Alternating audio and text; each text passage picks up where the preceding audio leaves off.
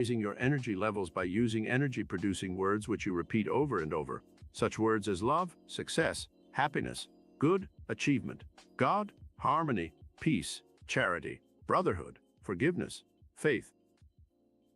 Great men in history have always used this theory for producing the positive chemistry of mind and body by using magnetically charged words that help them raise the creative energy levels of their consciousness. When Napoleon was preparing to become crowned as emperor, he strode back and forth before a full-length mirror, repeating over and over these words. I am Emperor Napoleon I. It is said of Caruso, the great Italian tenor, that when he was waiting in his dressing room to go on stage, he would stand before his mirror and sing, I am Caruso. He would sing this over and over, up and down the scales, fixing the image of his greatness indelibly upon his inner consciousness. 4.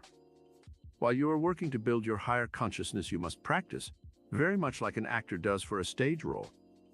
Stand in front of your mirror in the morning before going to your office and practice your dynamic word commands in a firm, confident voice. You can make up your own statements or use these. I command the forces of life to do my bidding. I demand the best that life has to offer. I expect respect from everyone I meet. I request from invisible sources my supply and abundance to meet all my needs in life.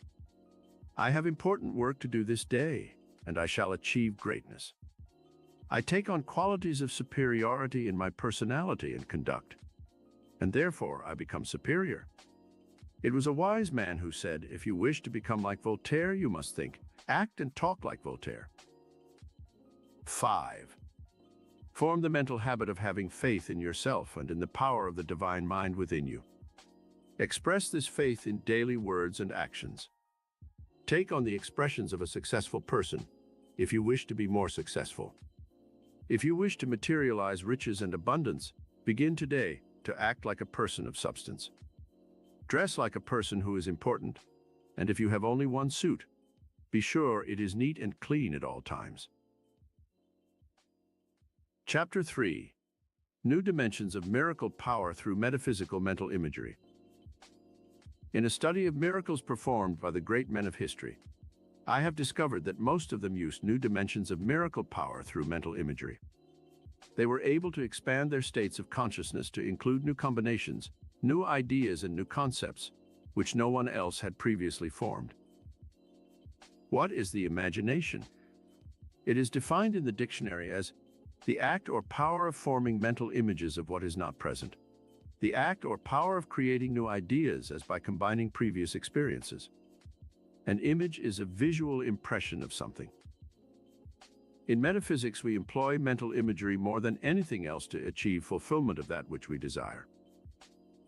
The first place where the Bible speaks of mental imagery is in the story of creation in Genesis, where it says, let us make man in our image, after our likeness.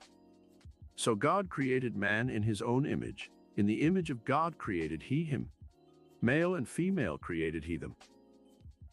The imagination is a God-given function with which man may perform the same miracles as God himself. It is within man's imagination that this divine function exists, and which man may use to create in the image and likeness of his innermost thoughts. Mental imagery as a spiritual function. Joubert said, imagination is the eye of the soul.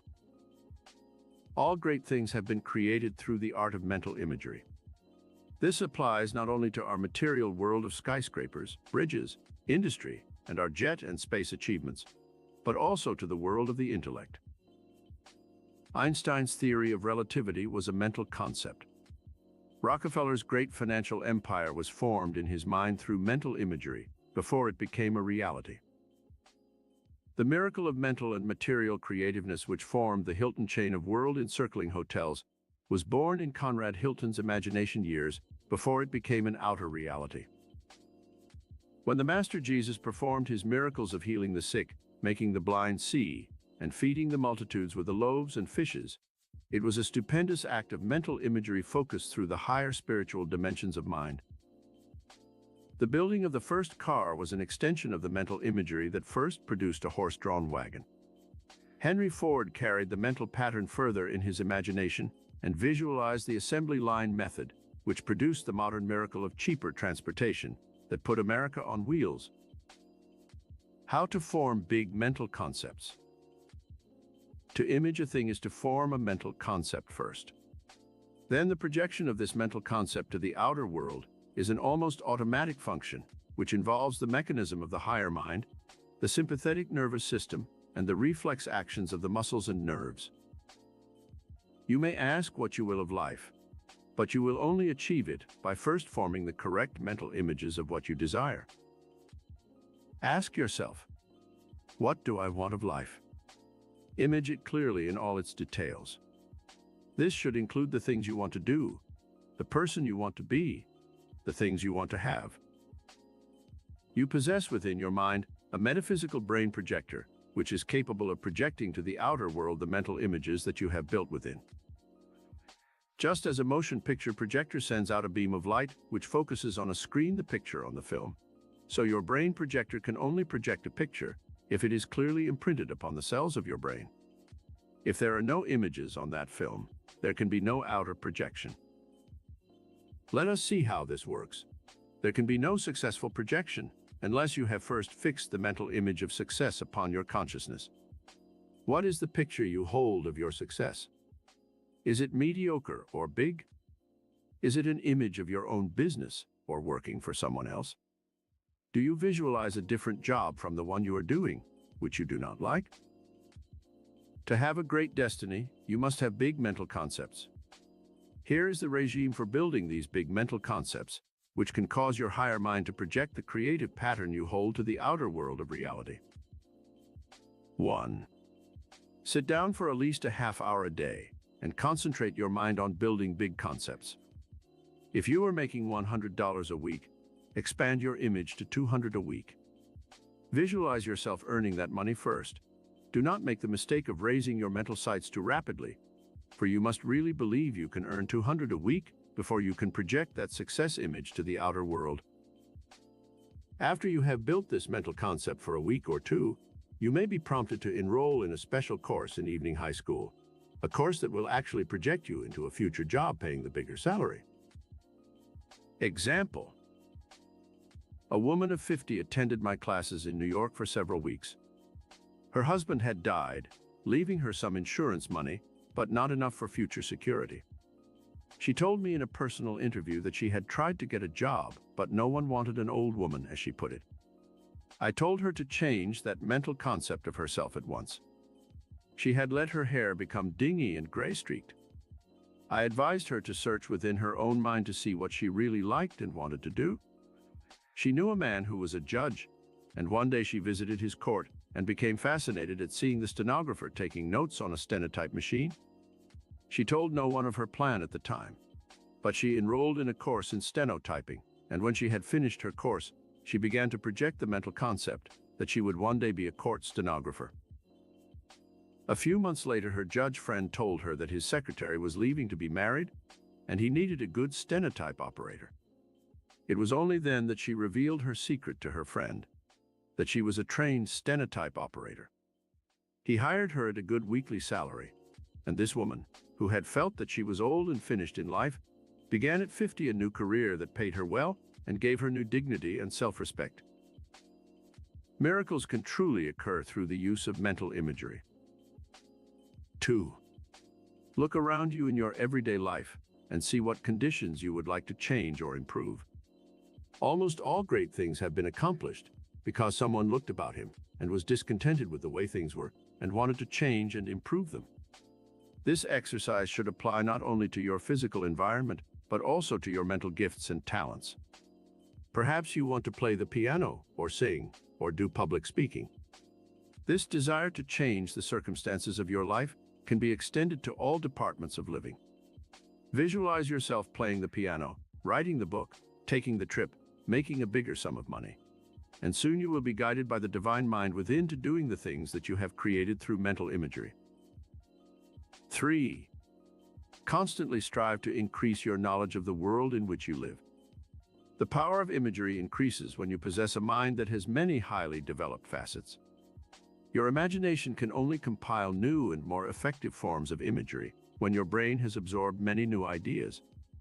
It is true, he who has imagination without learning has wings but no feet. The imagination must be developed through knowledge and solid facts. Make it a point to study all branches of knowledge so you will be well read and will have an appreciation of the better things in life. The Chinese say, "Man with good education seems to have much luck." 4.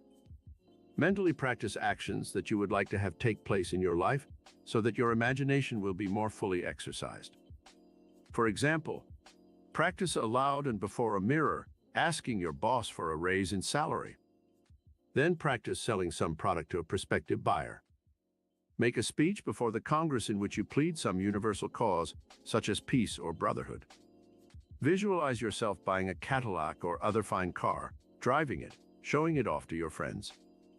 Do the same thing with buying your own home, investing money in the stock market, or taking a trip to some place you want to go. The ability to create mental images depends on exercise, just like physical development of a muscle. If you can pass a series of such mental images through your mind daily, you will soon find yourself reflecting these mental images in your daily life and doing the things you have held as mental concepts. 5. Mentally set some high goal for yourself and let this goal constantly inspire you to make bigger efforts to achieve your goal. You might, in your mental imagery, plan what you would do if you suddenly inherited $1 million. You might laugh at the thought that you would ever come into so much money, but remember, you are using a metaphysical miracle power that can work its miracles for you, as it has for thousands of others in the past. Examples. Here are 4 examples of students in my classes who used this power of mental projection through the imagination and who came into unexpected sums of money. One young lady received money through a large insurance policy that a relative had made out in her name years before. A man had a sum of money come to him from reparations paid by Austria to those whom the Nazis had robbed when they occupied Austria during the war. A third member of our lecture group came into a large sum of money through the settlement of a court case involving a patent infringement. Another lady in our group sold her first novel, which she wrote after learning how to exercise her imagination. She was given a substantial advance payment for the book, and later received thousands of dollars from a movie company that bought the book. 6. Do not accept the limitations that might exist at the present moment in your life. In your mental imagery, see these circumstances changed by time into the new conditions that you hold in consciousness. If you were a shoeshine boy in Texas and someone told you that you would one day become president of the United States, it might almost appear laughable. And yet, a boy named Lyndon Baines Johnson made that type of amazing transition in a period of a few short years. He used these principles of mental imagery to amass his vast fortune, and even if he had not become president through chance, his life still would be counted a successful one. 7. Talk to your higher mind, just as you would talk to a person, telling it your secret aspirations and desires, and then sit quietly in the silence and let it guide you to taking the right steps, which will fulfill your destiny. Sammy Davis Jr. had every known limitation in his early life, but he kept telling himself, "I can do it," and visualizing and imagining his future success, until he finally won through and became a great star. Another instance of a man of the same race who has amazed everyone in the boxing world, who has used this principle of imagination and mental projection, is Cassius Clay. Some people might consider his confident statements about victory in the ring as mere braggadocio, but the fact remains, he has up to this point fulfilled every promise he made to himself. 8. Perhaps you are not living the life in this moment that you would like to live in the future. You may be in the wrong work, and you may not be able to make a change at present. You may not have enough money to do the things you desire, and you may feel that you can never change these negative circumstances of your life. Should you let your situation depress and discourage you? Indeed not. By using the metaphysical miracle power that your higher mind can release in your everyday life, you can soon alter these negative conditions and create a positive, happy, successful future for yourself. In the meantime, make it a point to see your present environment through rose-colored glasses, and in your imagination, see the perfection you dream of in your inner world. How a child saw spiritual reality. I remember I once visited a place on the Pacific called Balboa. There were charming white stucco houses on the side streets facing the ocean, with purple and red bougainvillea spilling over their trim roofs. Suddenly I found myself at the end of the street, and there was a shabby little house that had been built of packing cases and odds and ends of lumber. It was obviously inferior to the other cottages that lined the streets. Playing in the yard of this shabby house was a little boy of 8 or 10, with blue eyes and a shock of golden hair. I pointed to the shabby shack and added, "Does anybody live in that house?" The boy looked up at me with a big smile on his bright face and said, "Yes, I live there. Ain't I lucky?" This child was seeing the true spiritual reality behind his life, not the ugly, limited shack, which had caught my attention. He had the blue Pacific at his doorstep. The golden California sun bathed his world with beauty. He had the unlimited vision, beauty and spirit of youth to buoy him up, and to him, this little shack in which he lived was a palace, and he felt himself fortunate to be living in it. This is the mental attitude that you must bring to your own life. You may not live in the most perfect home at present. Your job may not be to your liking, and you may not have all the money you would like to have, but don't let your discontent with your present situation blind you to the metaphysical miracle power within your mind, which can change these negative conditions, if you will, but hold the right mental images and concepts in your consciousness. Chapter 4. The Master Key that opens doors to metaphysical miracles. There is a master key which you may use to open miraculous doors to the secrets of the entire universe. This key is desire. In metaphysics, we call desire the divine emotion, for it is the master key which the Creator used to evolve the entire universe. When everything was created, God placed this divine emotion into all living creatures, and it serves as the motivating power that stirs all things into creative action.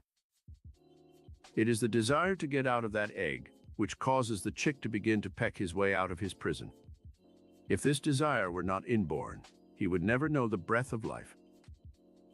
It is your desire for life that keeps the life force pumping through your body, propelled by your heart and glands. It is your desire for success that drives you on and gives you the motivation to seek out the means for making a fortune. It is the desire for happiness that causes people to overcome all kinds of discouraging obstacles and strive to achieve this desirable goal. This one master key alone can help you unlock doors to the mysteries of the universe. The Master Jesus knew of this master key principle. He said, "Ask and ye shall receive, seek and ye shall find, knock and it shall be opened unto you." There is a metaphysical miracle in this great spiritual formula which can help you unlock the doors to the invisible treasures of the universe. Do you recall the story of Ali Baba in the fairy tale? Before the door to the hidden treasures would open for him, he had to first learn the magic word. When he said the magic word, the door swung open, and he found unlimited wealth. The magic word, ask. Now let us analyze the metaphysical principle involved in the words ask, seek, knock. The first letters of these three words spell ask. You can only ask for something that you desire first. This is the beginning of creating any kind of a miracle. You must use the master key of desire before you can motivate the invisible forces of cosmic power, which work through your divine mind. Your mortal mind asks, and the higher divine mind within you answers. It knows all the secrets of the universe. It is the divine power which formed your body in 9 short months' time. If you are sick, isn't it natural to go to the master physician within who knows all the chemicals and elements from which your body was created? The miracle of healing through desire. If you want a miracle of healing, isn't it logical that the mastermind that rules the entire universe should know how to bring about the miracle of health? Think of the mystery of your heart alone, that little organ about as big as your fist, which pumps night and day, sending your bloodstream throughout your entire body, carrying the impurities to the kidneys, then pumping fresh, clean blood with its load of life-giving oxygen once again to your cells. Think of the miracle of your digestion. Solid food is broken up into liquids, that are easily assimilated by a process known as osmosis through the walls of your intestines. The bloodstream is then able to carry necessary nourishment to all parts of your body. As if this weren't enough of a miracle, think of the even greater miracle when your body sends out a cell to the bloodstream for a particle of iron, or magnesium, or sodium. And the blood brings that element or mineral to the exact place where it is needed, be it in a brain cell or in a toenail. It is the master key of desire at work in your body and brain cells which makes possible this great miracle of life and of healing. Desire as a dominant and divine emotion. Desire is a powerful emotion within your brain. It is able to set up magnetic wavelengths, which reach out into time and space and attract the very things that are desired for fulfillment and growth. The cactus plant isolated in the desert must have moisture to live. In its desire for moisture, the plant sends its roots deep into the desert sand and causes it to attract any moisture that exists below the surface of the soil. Many a desert traveler, dying of thirst, has been saved because he knew that the cactus plant had a reservoir of life-giving moisture within its leaves, and by cutting leaves open and drinking it, he lived. Your emotions, working through the master key desire, can set up wavelengths of magnetism to attract to you all the elements you require for a healthy, happy, successful life. Let us learn more about this master key, which all the great teachers and prophets have used since time immemorial to produce their great miracles. The reason why such great teachers as Moses, Buddha, Confucius, and Christ were called masters is because they had completely mastered life by knowing of and controlling this master key emotion of desire. Ye shall ask what ye will, and it shall be done unto you.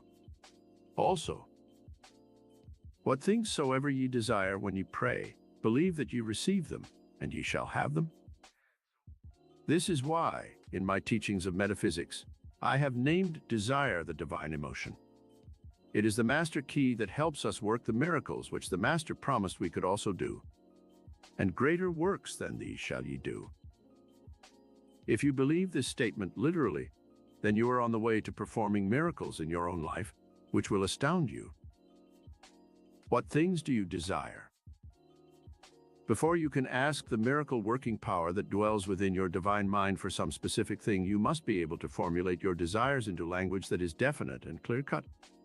Someone has said, metaphysics is the language of the soul. In any form of communication, there must be words that set up patterns of action and reaction. To reach the higher mind within your divine mind for some specific thing, you must be able to formulate your desires into language that is definite, and be shown how to make out a blueprint of destiny, which can help you consolidate and concentrate these desires through your emotions. 1. Desire for a better life. 2. Desire for good health, youth, and vitality. 3. Desire for success, fulfillment, and riches. 4. Desire for happiness. 5. Desire for friends and social recognition. 6. Desire for love, marriage, children, a home. 7. Desire for cultural achievement. 8. Desire for the right work and creative expression. 9. Desire for spiritual and cosmic fulfillment. 10.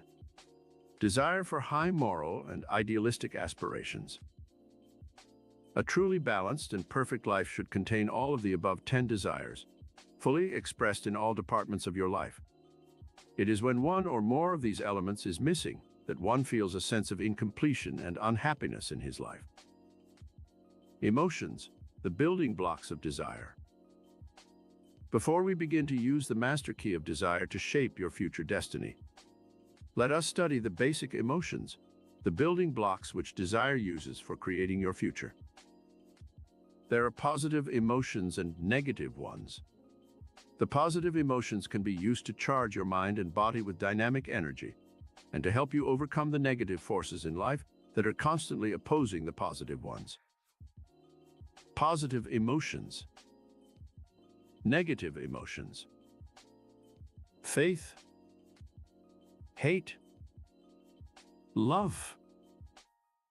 fear, hope, worry, expectation, jealousy, enthusiasm, envy, anticipation, revenge, self-confidence, resentment, charity, despair, goodness, avariciousness, unselfishness, discouragement.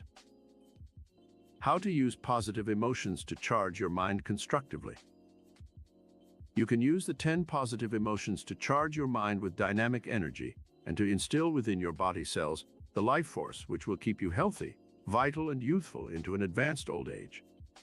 In fact, through this metaphysical method of implementing the master key of desire with the positive and constructive emotions, you can learn how to live to a useful, creative, and energetic old age of 100 years or more.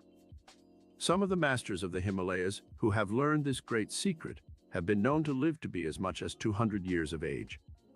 With our modern scientific study of geriatrics, which has to do with the processes of aging, it has been found that if we could entirely remove the poisons and fatigue acids caused by the negative emotions and insulate the mind and body only with positive emotions, man could live to an incredible old age.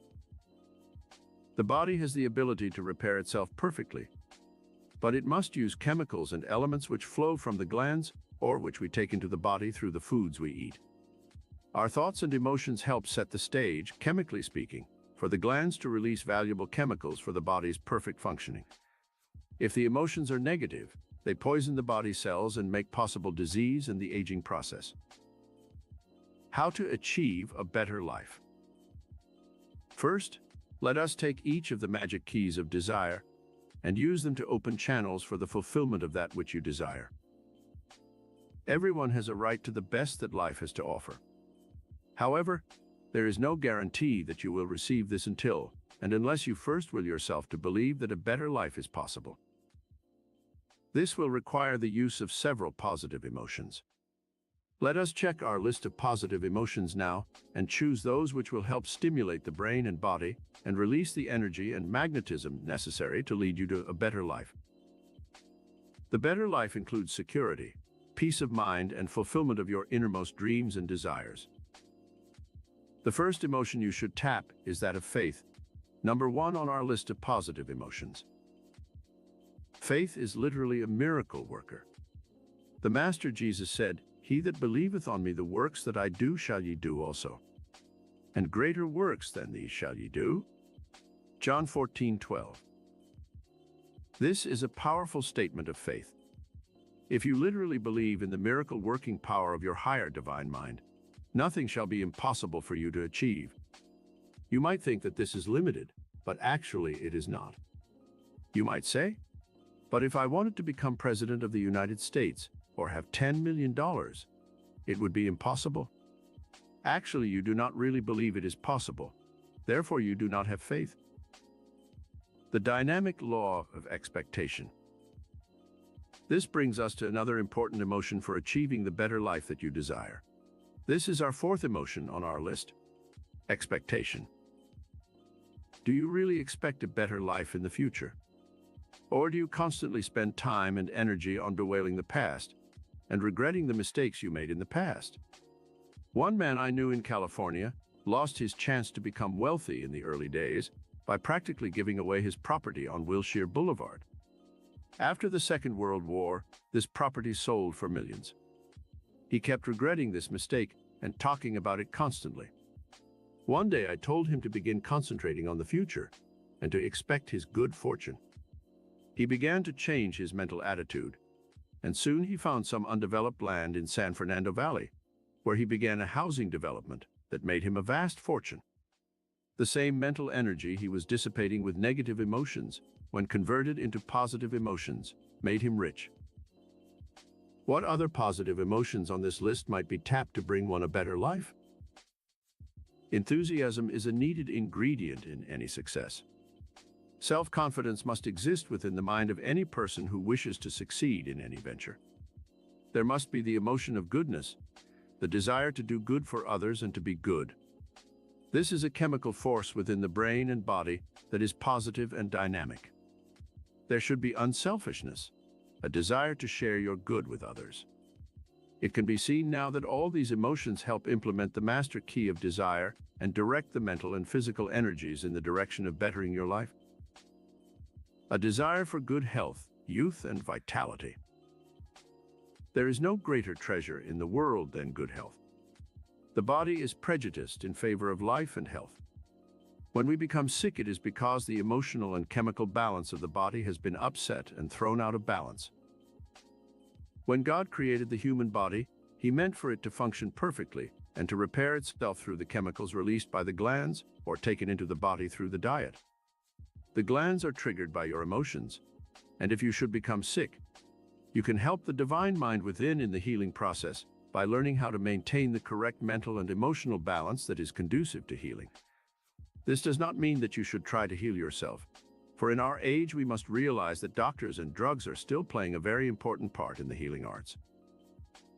However, even doctors know that very often the right mental and emotional attitude of the patient can bring about a healing when other things fail. The emotions that create sickness. It is now known in the science of psychosomatic medicine that diseases can be created by negative emotions.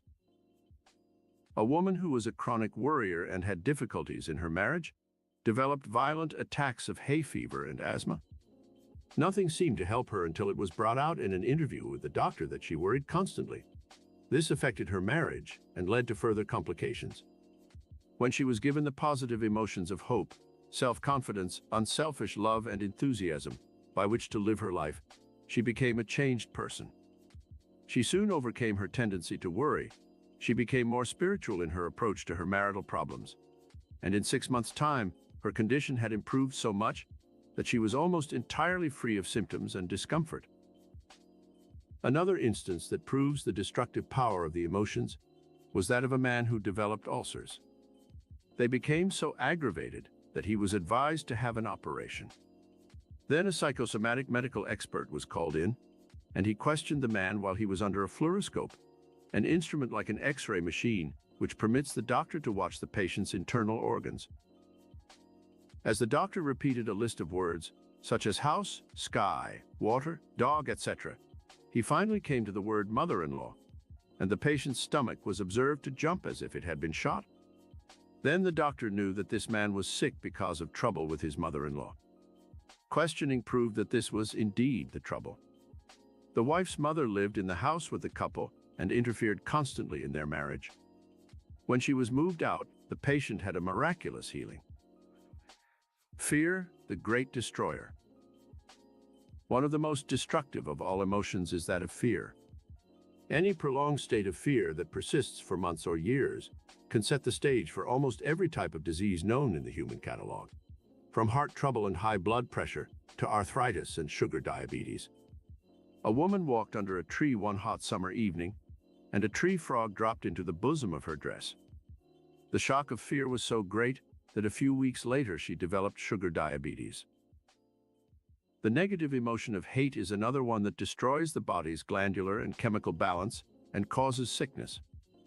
Hatred, worry, jealousy, greed, and selfishness are all high on the list of those destructive negative emotions which destroy the body's health and produce every known type of ailment.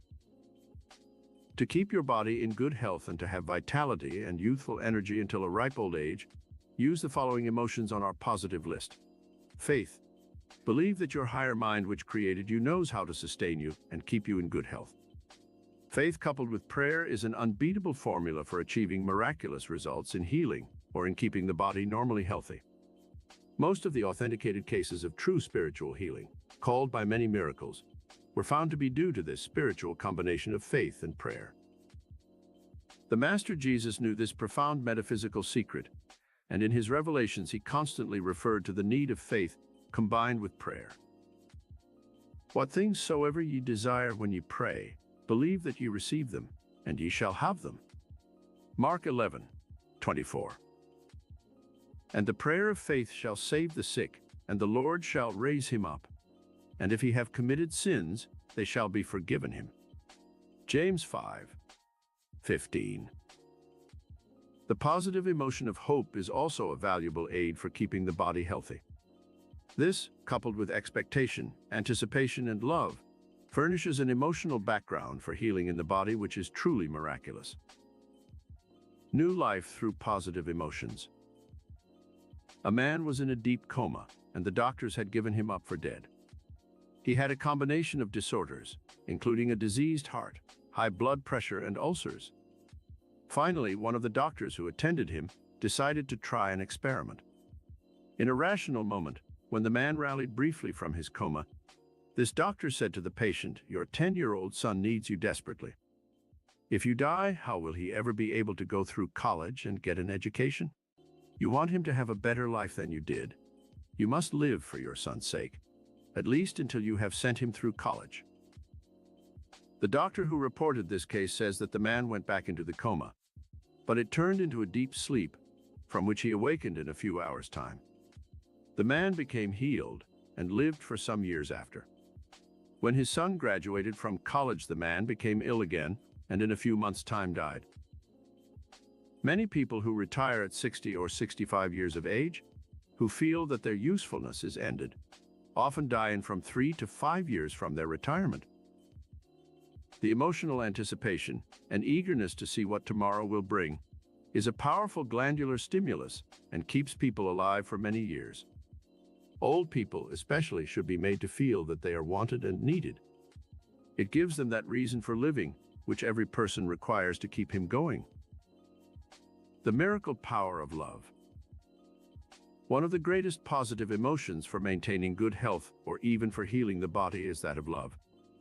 This is the emotion that makes the world go round, and it helps release magnetism, electricity, and healing power in every cell of the brain and body. In cases where people are unhappy and frustrated in love, it has been observed that they develop every known type of ailment. Just as the negative emotion of hatred seems to create all kinds of ailments, so too, an absence of the positive emotion of love can cause the body to literally shrivel up and die. Love as an emotion can be made to work its miracle for you in many other forms than romantic love or marriage.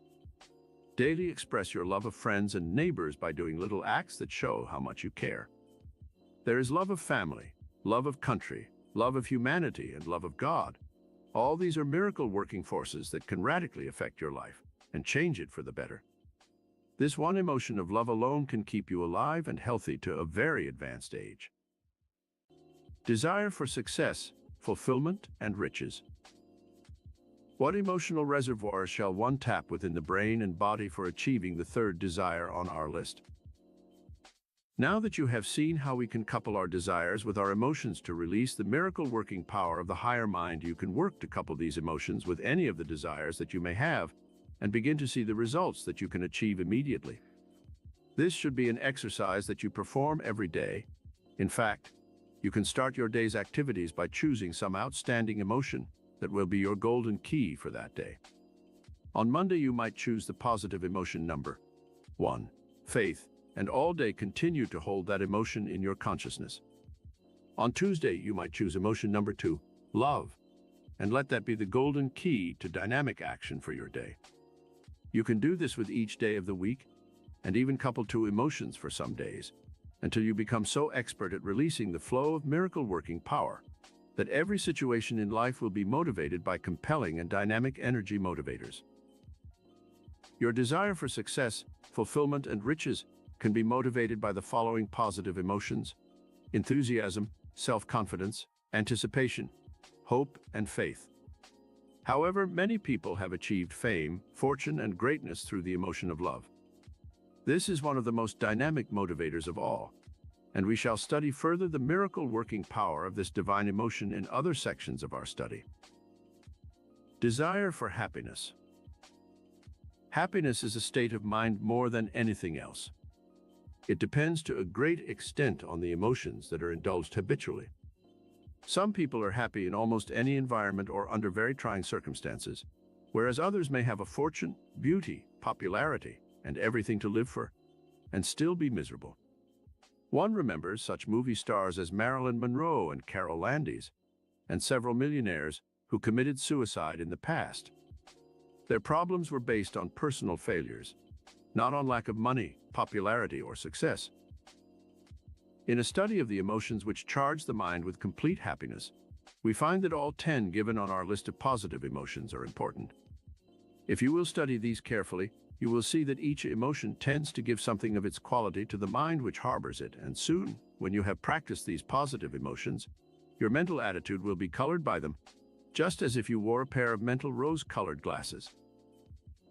Desire for friends and social recognition. No person can live his life isolated from other people. You must be able to indulge the social reciprocity that brings other people into your life, and this can be done by bringing into play the following emotions: love, enthusiasm, anticipation, charity, good, and unselfishness. We shall have much more to learn about this desire for friends in another section of our study, but you can begin immediately in this important department of your life to do something about ending loneliness and personal unhappiness, and building the magnetic aura in your personality that will attract friends into your orbit of activities and give you the feeling that you are loved and desired by others. Desire for love, marriage, children, a home.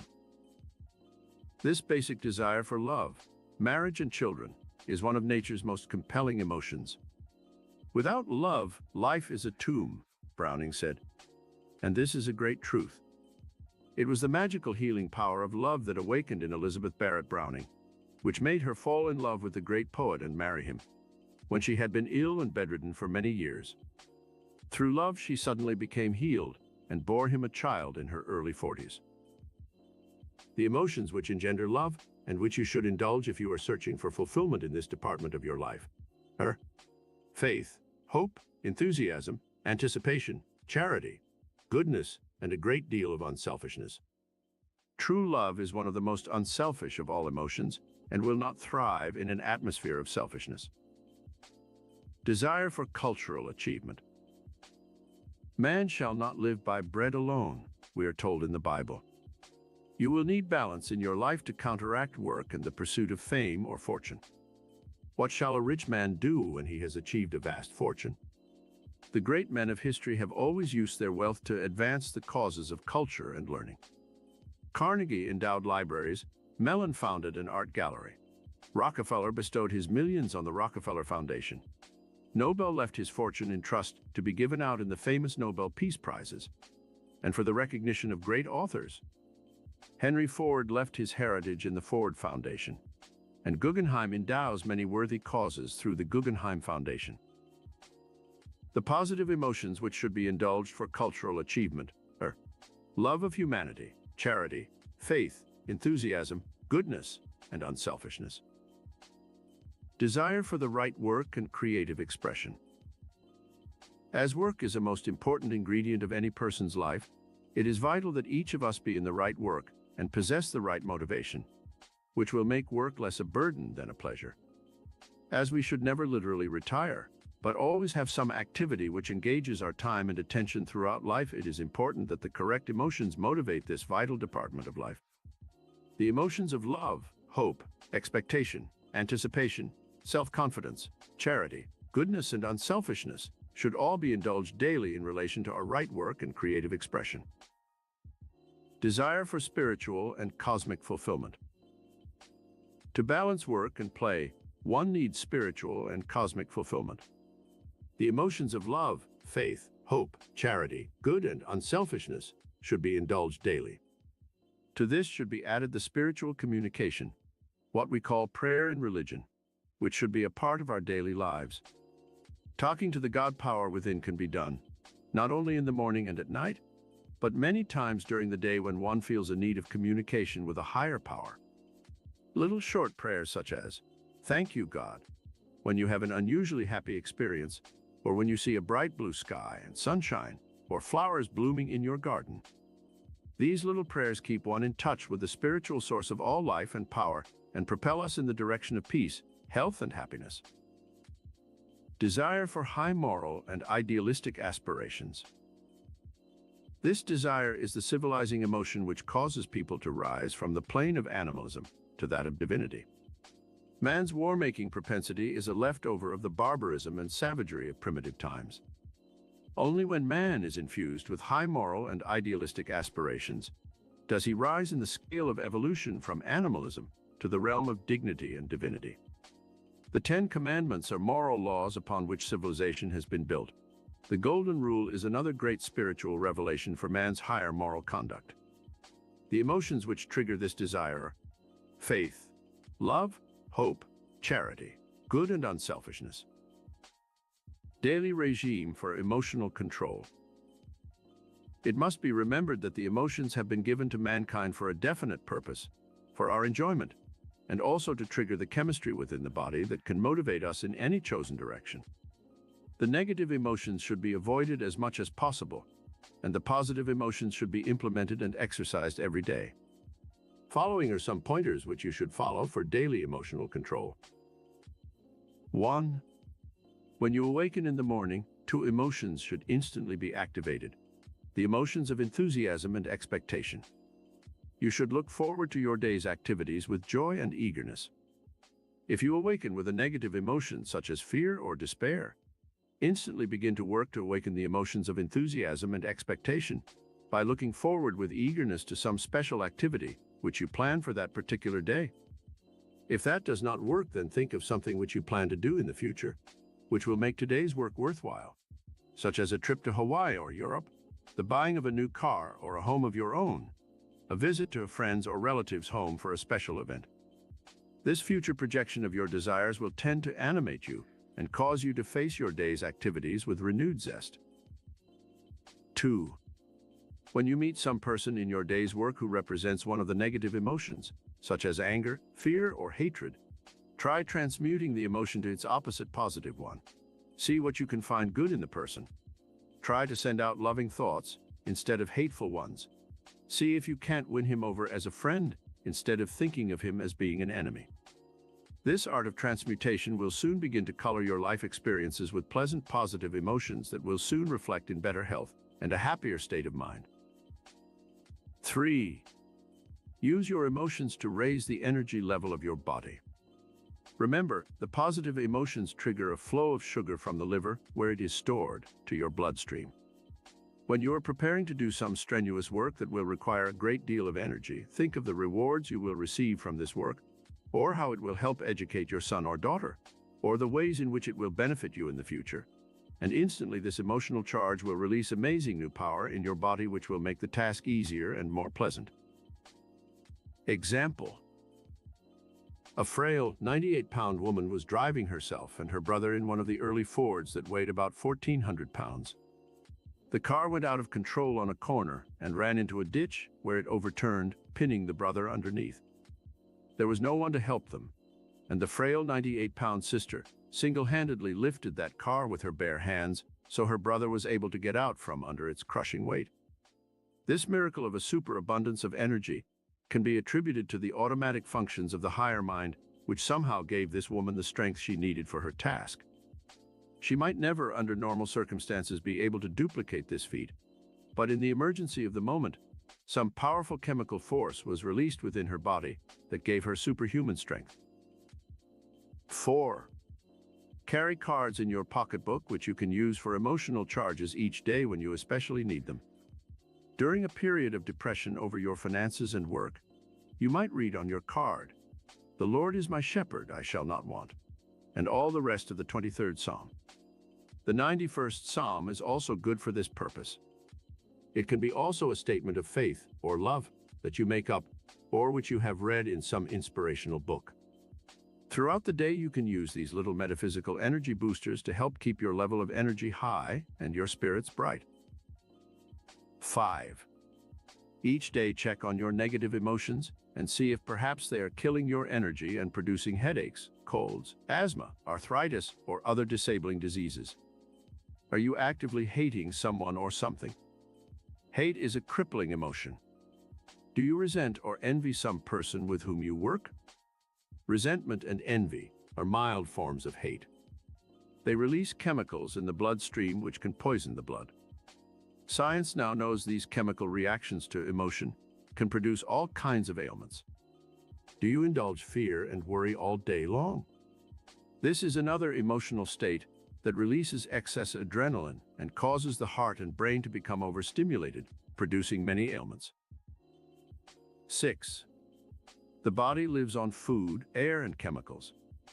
You can change the body's chemistry by changing your thoughts from negative to positive. You can learn how to eat the right foods, which will give you good chemical balance. There are many wonderful books written by experts in this field. But what about your breathing? The breath helps purify your bloodstream and remove the toxins and wastes that accumulate all day long. With the positive emotions that you indulge, be sure that you stop several times a day. Go to an open window and take deep, long breaths of fresh air. The lungs of most people are only partially developed because they are shallow breathers. Later in our study, we shall talk more about this important subject. God has placed in the air about you the most necessary ingredients for maintaining health and vitality. Chapter 5. How to get miracle power through dynamic concentration. The life force which motivates the entire universe is a concentrated dynamic force, which you may tap and use as a miracle working power in your own life. This life force is in every atom and molecule of the created universe, from the microcosm, man, to the macrocosm, the universe. When this atomic power is concentrated into a little 2-inch cube, it can set into motion a chain reaction in the atmosphere, which can level an entire city. When this same atomic power is concentrated in an electric dynamo, it can furnish electric power, heat, and energy for the entire human race and change the course of civilization. Concentrated atomic power is the secret force that all the great mystics and masters throughout the ages have taught for working miracles of every kind. Concentration focuses attention. The main reason why most people fail in life is because they are not able to focus the power of their higher minds on the achievement of their life goals. The miracle working power is within them, as we have already learned, but they do not know how to concentrate it in a steady, radiant, and dynamic stream of energy that can dissolve all obstacles and bring them the complete fulfillment of their life dream. An example of how concentration of the sun's rays can dissolve the hardest known substance is this. An emerald is one of the hardest of all known minerals.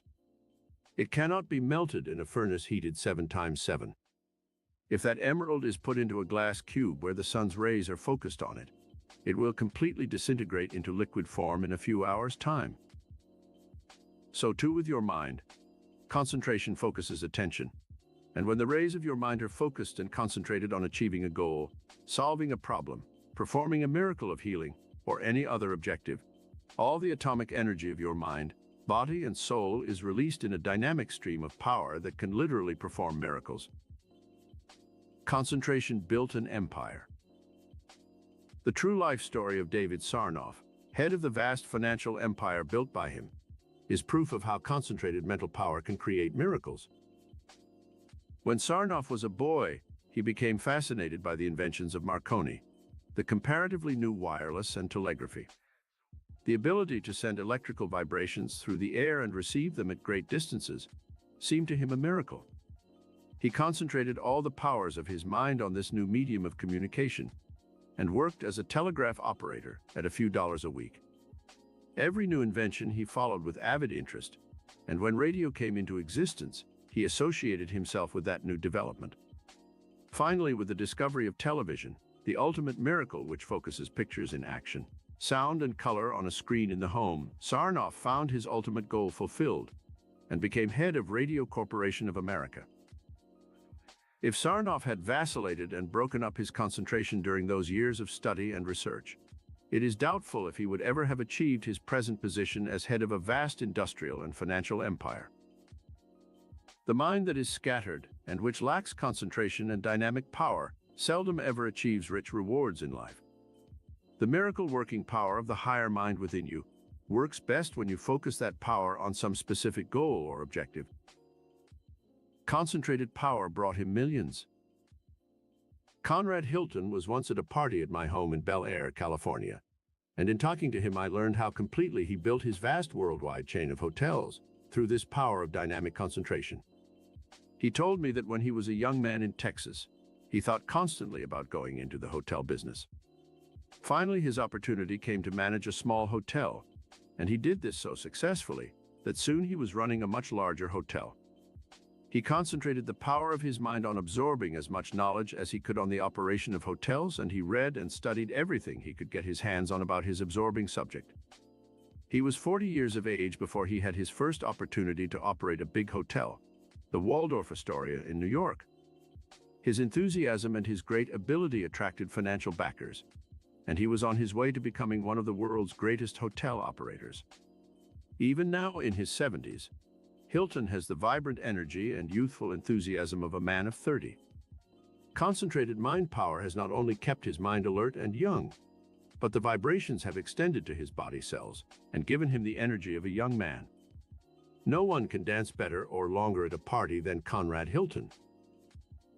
Let us define what concentration is, so we will better understand why the higher mind can release miracle power through dynamic concentration. Concentration is the ability to focus the attention on some specific object, or on some state of mind, or an emotion at will. Most of us are able at times to so focus the power of the mind, and we occasionally feel a spurt of energy and power, but we lack the ability to focus this power through concentration at will. This is the difference between those who perform seeming miracles and those who live in a world of failure, frustration, and fear. Everyone has this power to focalize the higher mind on the achieving of a great goal in life, but most people lack the ability to do so at will. Atomic power within your mind. The atomic energy which is dispersed throughout the universe is also within your own human brain. When you think, you use atomic power. When you send your thoughts out into the universe in a radiant stream of concentrated energy, you can stir the atoms and molecules of space and in the minds and bodies of other people, and actually motivate them into action. Sometime try the simple experiment of looking at another person whose back is turned to you with the concentrated thought that in a few moments he will turn and look at you. The atomic energy emanating from your mind is so powerful when it is concentrated that it can lodge in another human brain and motivate it into some form of action. Dr. Rhine, in his experiments at Duke University, proved that mankind is on threshold of great new powers through control of the higher centers of his brain. He proved that some people can actually transmit thought patterns and images to another mind. Some of his experimenters were able to motivate cards and dice to such an extent that it was beyond the laws of chance.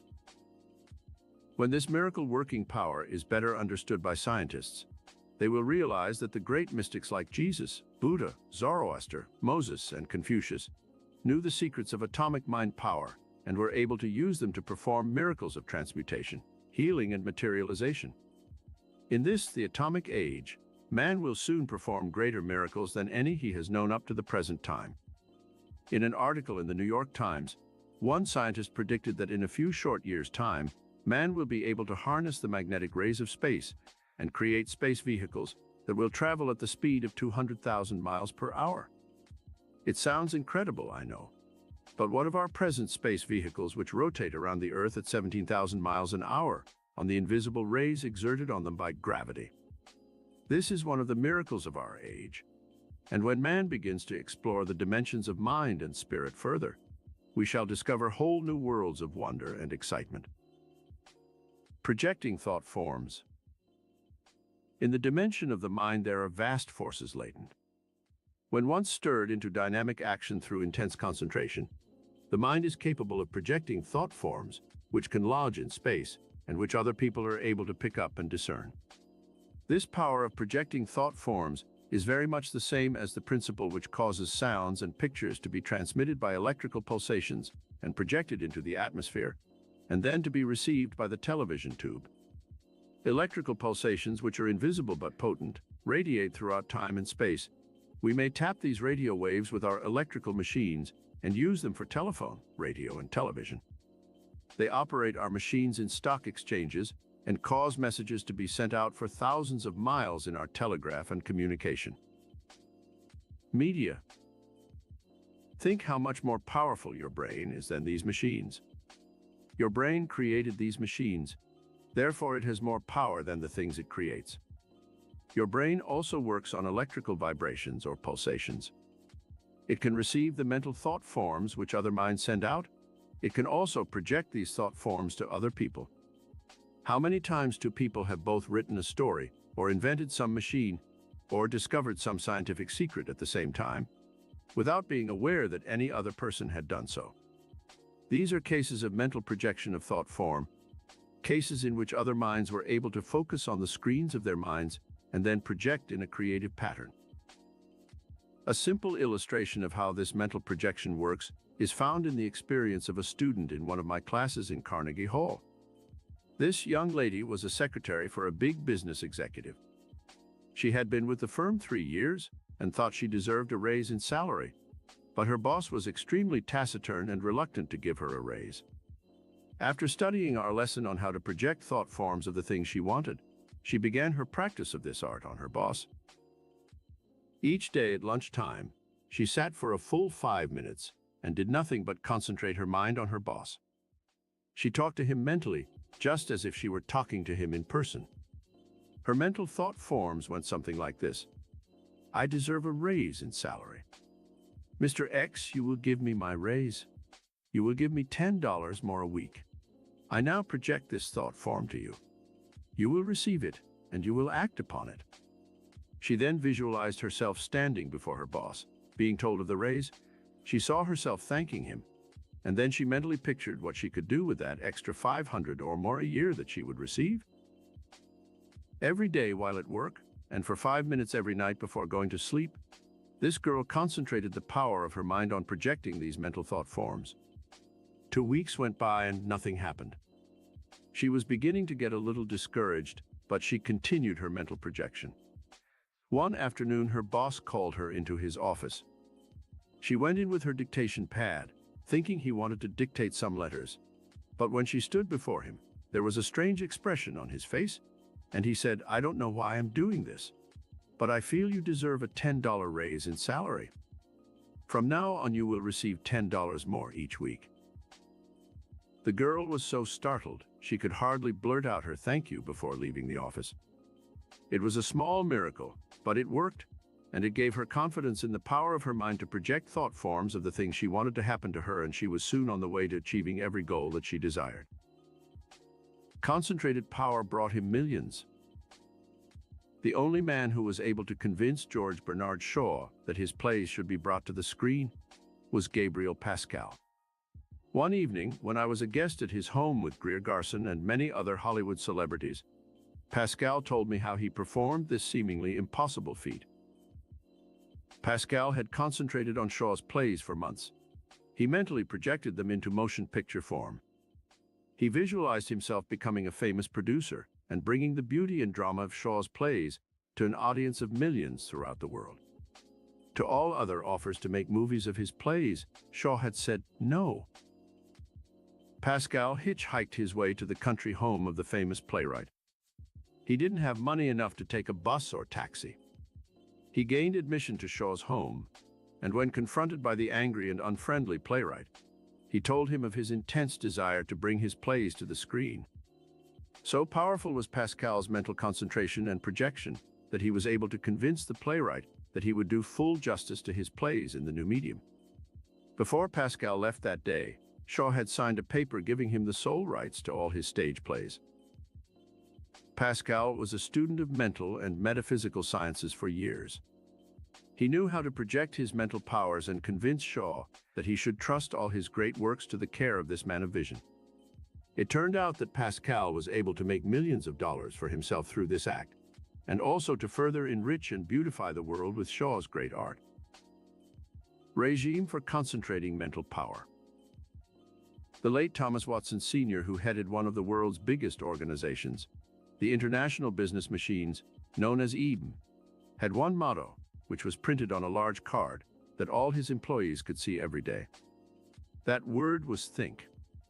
The concentrated power of many minds, infused with this idea, built a great organization. The miracle power PF, your higher mind begins to be released to their outer world when you begin to think. But how shall you think? There are many different ways, but the great men of history all used the same mental principle and technique. They concentrated all the power of the mind on one single thought or objective at a time. This ability to concentrate your mental power in a dynamic pattern of thought can be deliberately cultivated. Most people think in a vague and confused pattern of thought. This scatters the mental and physical energies of the mind and body and achieves nothing except restless action. Columbus would never have discovered the New World if he had not concentrated all the powers of his mind on selling this new idea to Queen Isabella. He never gave up this one obsessing thought, no matter how discouraged he was. Even when his men rebelled and mutinied, he continued holding the mental image in mind that there were new worlds beyond the known horizons of his time. Joan of Arc was a peasant girl, with no previous military experience, but her visions of conquest and her intense concentration on achieving victory for the armies of France won for her the opportunity to prove the truth of her visions. Mère Curie and her husband concentrated for 20 years on discovering radium, and they never faltered once in their search for the precious element which they finally discovered. Marian Anderson, the great singer, once told me after a concert in Carnegie Hall that when she sings, she concentrates her voice in a great golden magic circle of love, which she projects to her audience. In the vibrancy and beauty of that voice, there is love for the entire human race. This is what has made her one of the great singers of our time. Jascha Heifetz, the violinist, whom I once visited backstage at that same Carnegie Hall, told me he had concentrated for 20 years for 8 hours to 10 hours a day on creating beautiful music with his violin before he gave his first big concert. You can easily see that these great men and women have used the miracle power of their higher minds to perform the miracles they have achieved in their life work. You have the same power, the same ability, if you will use the higher divine mind within your mind and concentrate all its dynamic force upon the objectives you are trying to attain. These 10 concentrated steps can make you a genius. 1. Sit down for half an hour each day and be conscious of your mind. Ask yourself questions such as, who am I? What is my purpose in life? What is the goal I am trying to achieve? What steps should I take to achieve that goal? Are my thoughts concentrated, or are they vacillating and diffused? 2. Sit down at least once a week and write down your life goal or goals. You can have more than one, but you should take each goal up in turn and concentrate on it exclusively for several moments in your periods of concentration. Don't just write down, I would like $1 million. If you use the power of your higher mind, you will undoubtedly attract all the money you will need for everything you wish to do in life. The written desires might be something like this. A. I desire a better job where I can make more money. B. I desire a higher education and would like to be able to finish college. C. I desire a romance with someone I can love and marry. D. I want a home of my own and enough money to live comfortably in security and peace. E. I would like to own a car. F. I would like to travel to foreign countries. G. I desire friends and an interesting social life. H. I want greater wisdom and knowledge. I desire gifts and talents. I want to play the piano or guitar or violin, etc. I would like to sing, or act or paint pictures or write stories. The above is a sample only of the type of concentrated desires many people have. You can make up your own list. When you once write it down, look at it every morning when you arise, and every night just before you go to bed, and read it carefully. You will carry these thought forms with you while you sleep, and your higher mind will project them to the outer world, where they will begin to take on a life of their own and clothe themselves in the form of reality. 3. Practice for 15 minutes before your mirror with this exercise in concentration. Visualize yourself before the Congress in Washington, D.C. making a speech on some special subject. You can choose any subject and you can say anything you wish, for no one will have the power to stop you from talking. You can talk out loud or talk to yourself, whichever you wish. Or you can go into the office of the President of the United States and talk to him on some subject you wish him to act upon. The purpose of this exercise in concentration is to give you greater power in thinking new and original thoughts, so you can project thought forms that are vivid, dynamic, and interesting. Later, when you wish to use this same concentrated power to project your thought images for some specific thing, you will be able to do so with greater ease. 4. On another day, concentrate for 15 or 20 minutes on memory recall.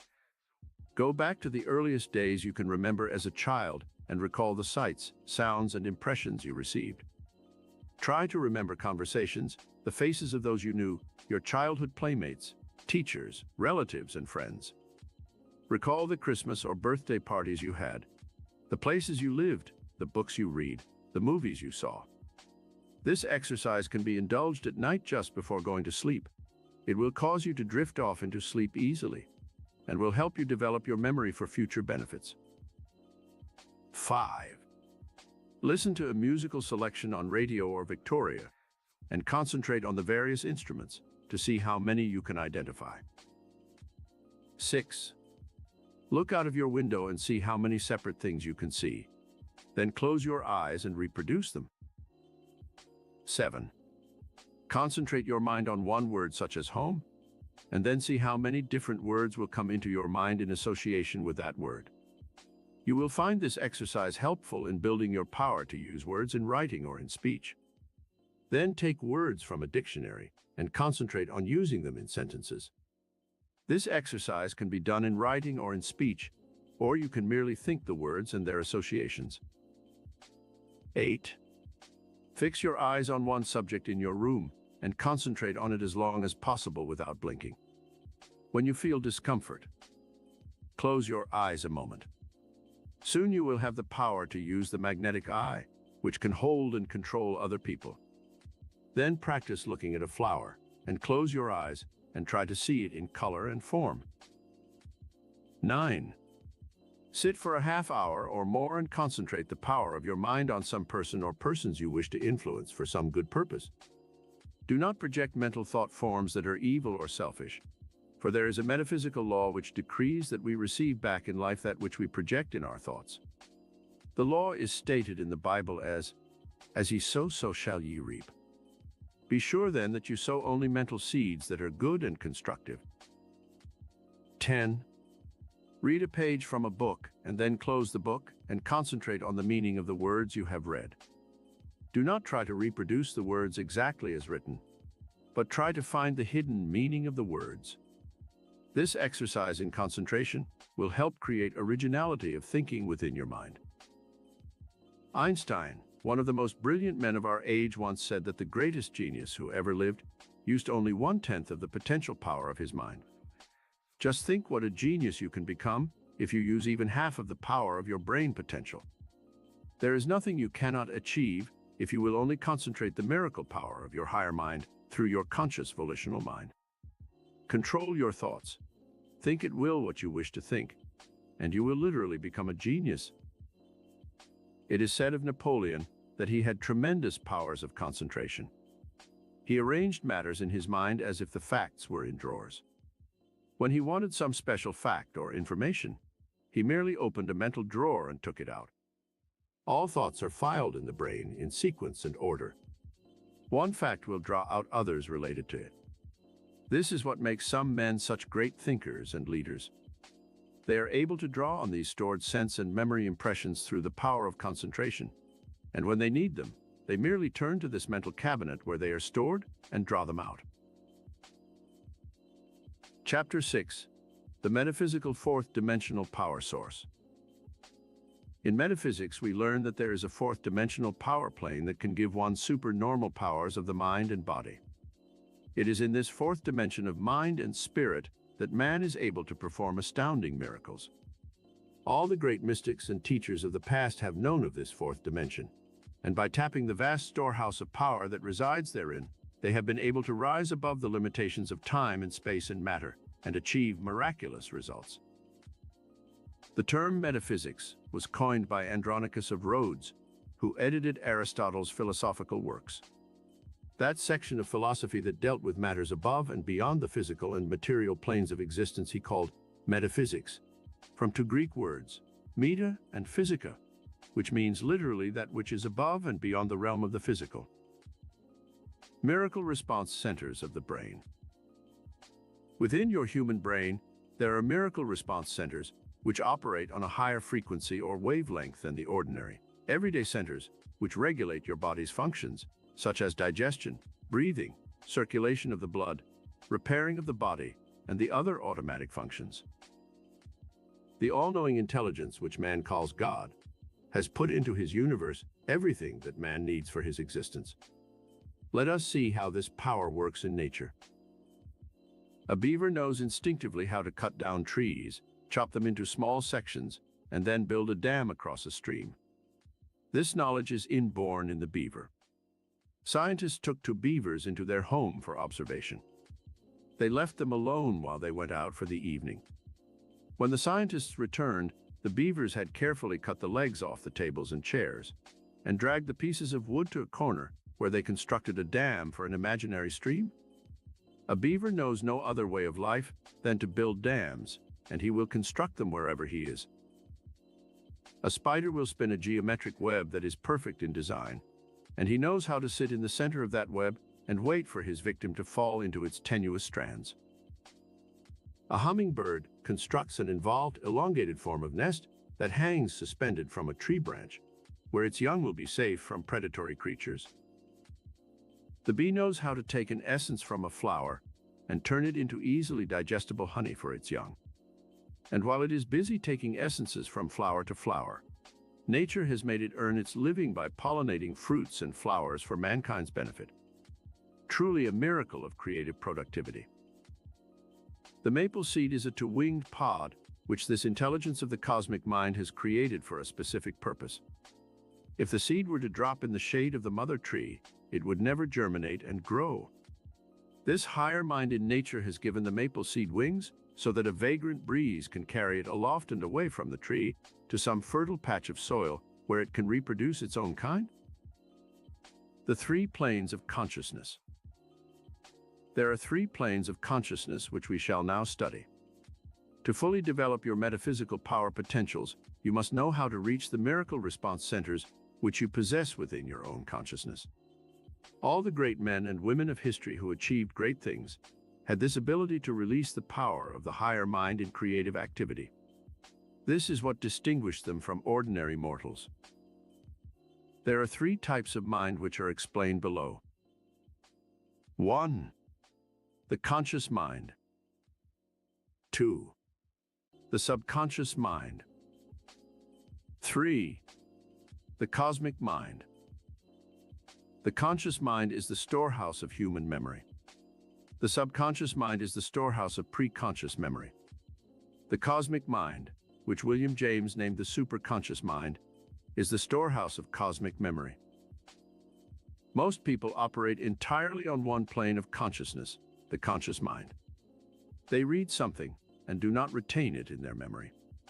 They see physical and material objects, but they do not fully comprehend what they see. They live a one-dimensional life that is purely physical and material. They lack sensitivity to the higher pulsations of the universe, and their lives are marked by poverty, unhappiness, and limitation. Such people settle for a job and a small income for the rest of their lives. They seldom broaden the horizons of consciousness by exploring the wonders of the universe. They complain about the lack of opportunities in the world. They grumble because their lives are drab and lack excitement and fulfillment. They do not realize that they create their own prisons in which they are confined for a lifetime. A prison or a palace. The story is told of a man who was sentenced to prison, and when he was put into his cell, he found another man sitting there writing by the light of a candle.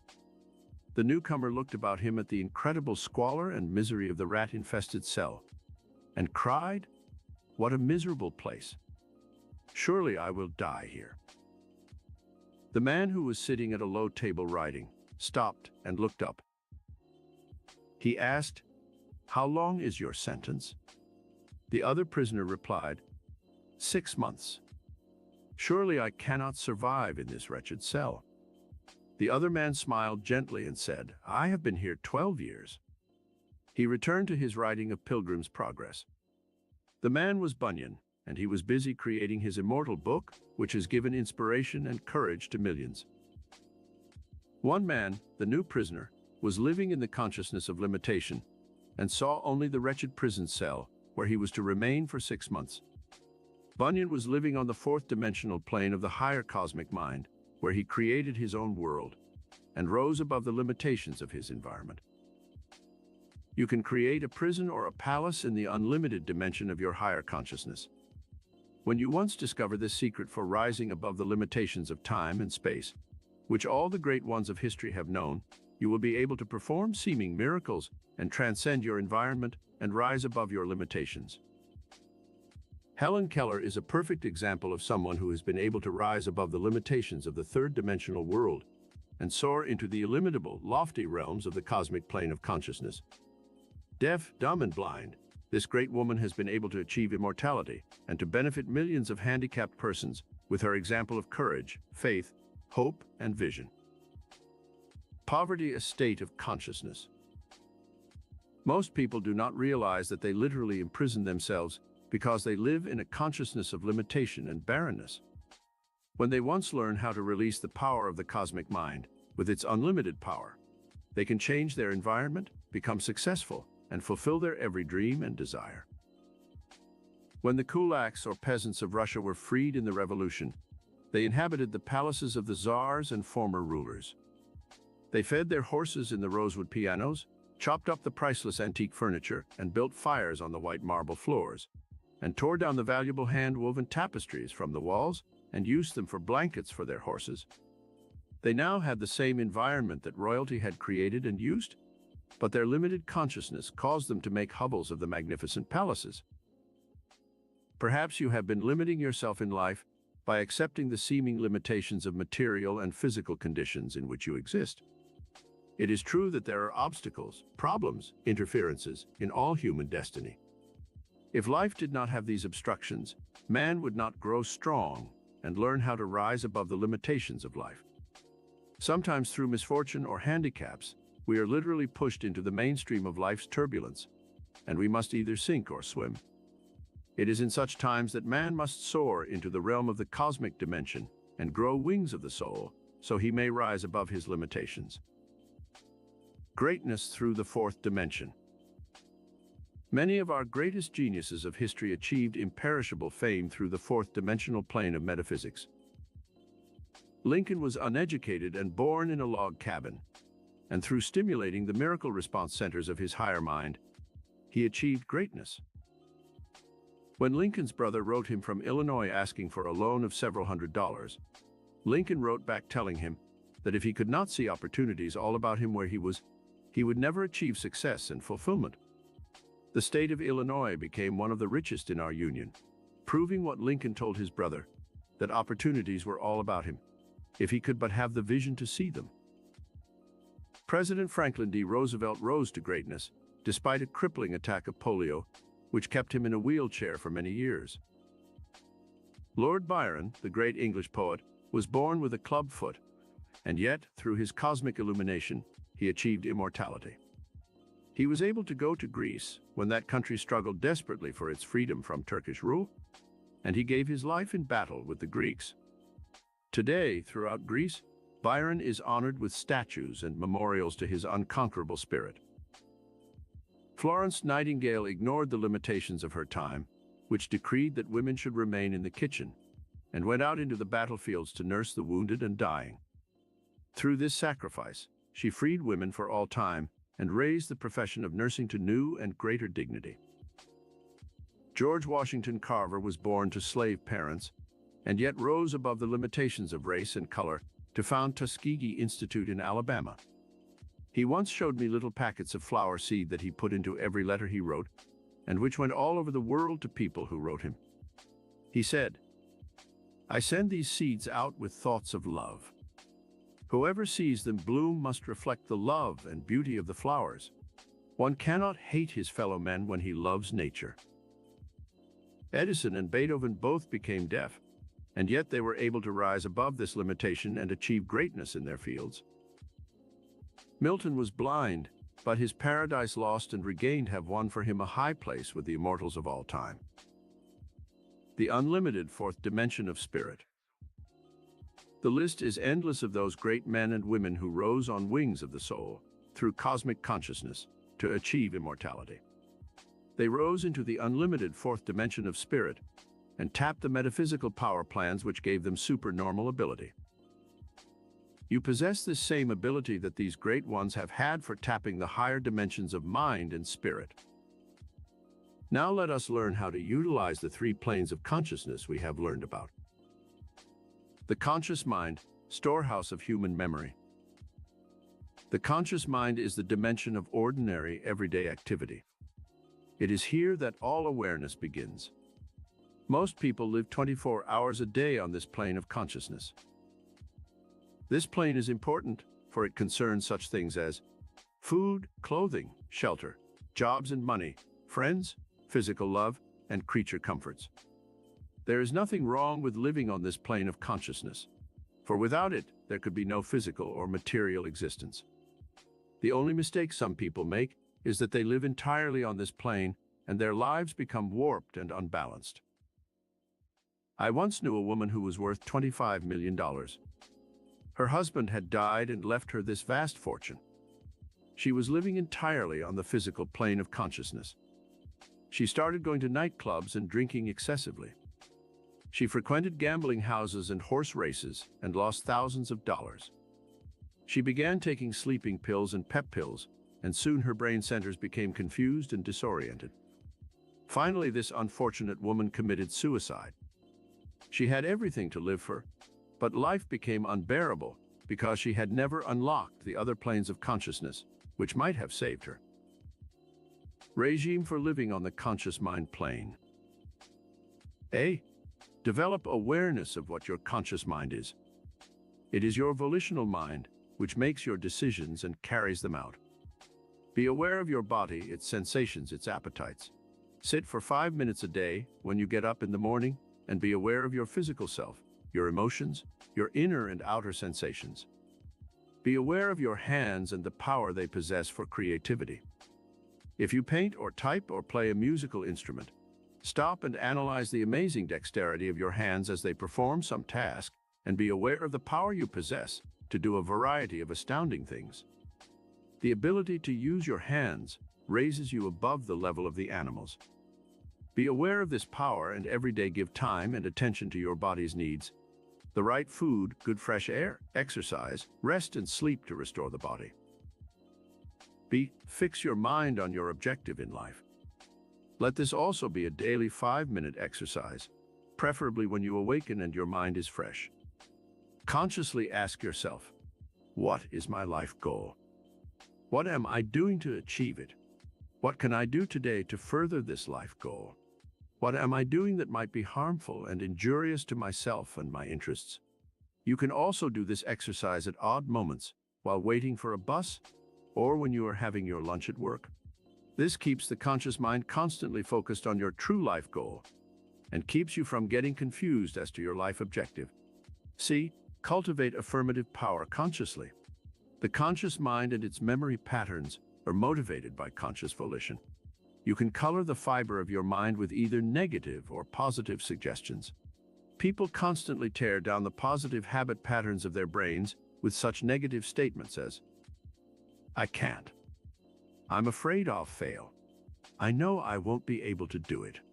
I'm unlucky. I was born to lose. I once met a man who had tattooed on his right arm the words, born to lose. He began to tell me a story of defeats, disappointments, failures, and frustrations that was truly awesome. Early in life, his father had deserted the family, and he had never known security as a child. His mother took to drink. He ran away from home at an early age, and soon he was also drinking excessively. He went from job to job, and finally, as a seaman, when he was drunk one night, he had the words, born to lose, tattooed on his arm. From that time on, his bad luck increased, and he wound up by telling me that he was doomed by fate from the moment he was born to an existence of misery and poverty. Unfortunately, my acquaintanceship with him did not extend beyond the moment, so I could not show him that his own conscious volitional mind was the cause of all his misery and bad luck. Affirmative power is cultivated by giving yourself conscious suggestions, which lodge in the miracle response centers of your mind and produce the equivalence of that which you affirm. Change your statements of I can't to I can. Change I won't to I will. Begin to think affirmatively. I can be healthy, strong, youthful, and radiant. I will succeed in my work. I shall attract money enough to meet all my needs. People will like me and be friendly with me. I attract only that which is good. Soon you will begin to form mental habit patterns by using these affirmative statements that are positive and that will shape your life in the image of what you most frequently think. D. Develop conscious control of your brain centers. Concentrate for a few moments each day on your 5 centers of touch, feeling, taste, sound, and sight. Be aware of the physical world around you through these 5 senses. Soon you will store vibrant, live, emotional experience in the memory patterns of your brain, which will help shape your entire future destiny. E. Learn 3 new words every day to exercise your memory centers. You can vary this by learning poems, biblical quotations, or some other positive statements that will help you fix images within your brain. F. Practice memory recall of past scenes and events. Be sure to recall only those memories which are pleasant and positive. Most people recall operations, sicknesses, disasters, and failures, and each time they recall such negative memories, they are imprinting them more indelibly upon the sensitive convolutions of the mind. G. At least once a week, for a full half hour or more, be conscious of your memory. Write down a list of words and see what associations come to you from the past. Such words as home, mother, love, baby, country, flag, office, people, ocean, glory, happiness, beauty, good, and friends might form such a list. You can make up your own. Then write down all the words or thoughts that your mind recalls. You may unlock some valuable vein of memory, which will lead you to some great accomplishment in your present life. The subconscious mind, storehouse of racial human memory. The subconscious mind has often been confused with the superconscious or cosmic mind by students of metaphysics. It is true that tremendous power resides within your subconscious mind, and that you can use it to great advantage by knowing how to release its stored-up power. The subconscious is where all the racial memories are stored. When nature wants to create another human being, she releases the pattern which is held in the racial memory of all human beings. This is stored in the subconscious mind.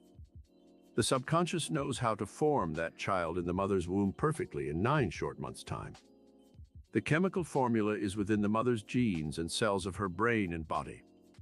The cosmic mind, which we shall study shortly, holds the secret pattern for all creation, but it is the subconscious mind which is the tool within man that nature uses for evolving that pattern.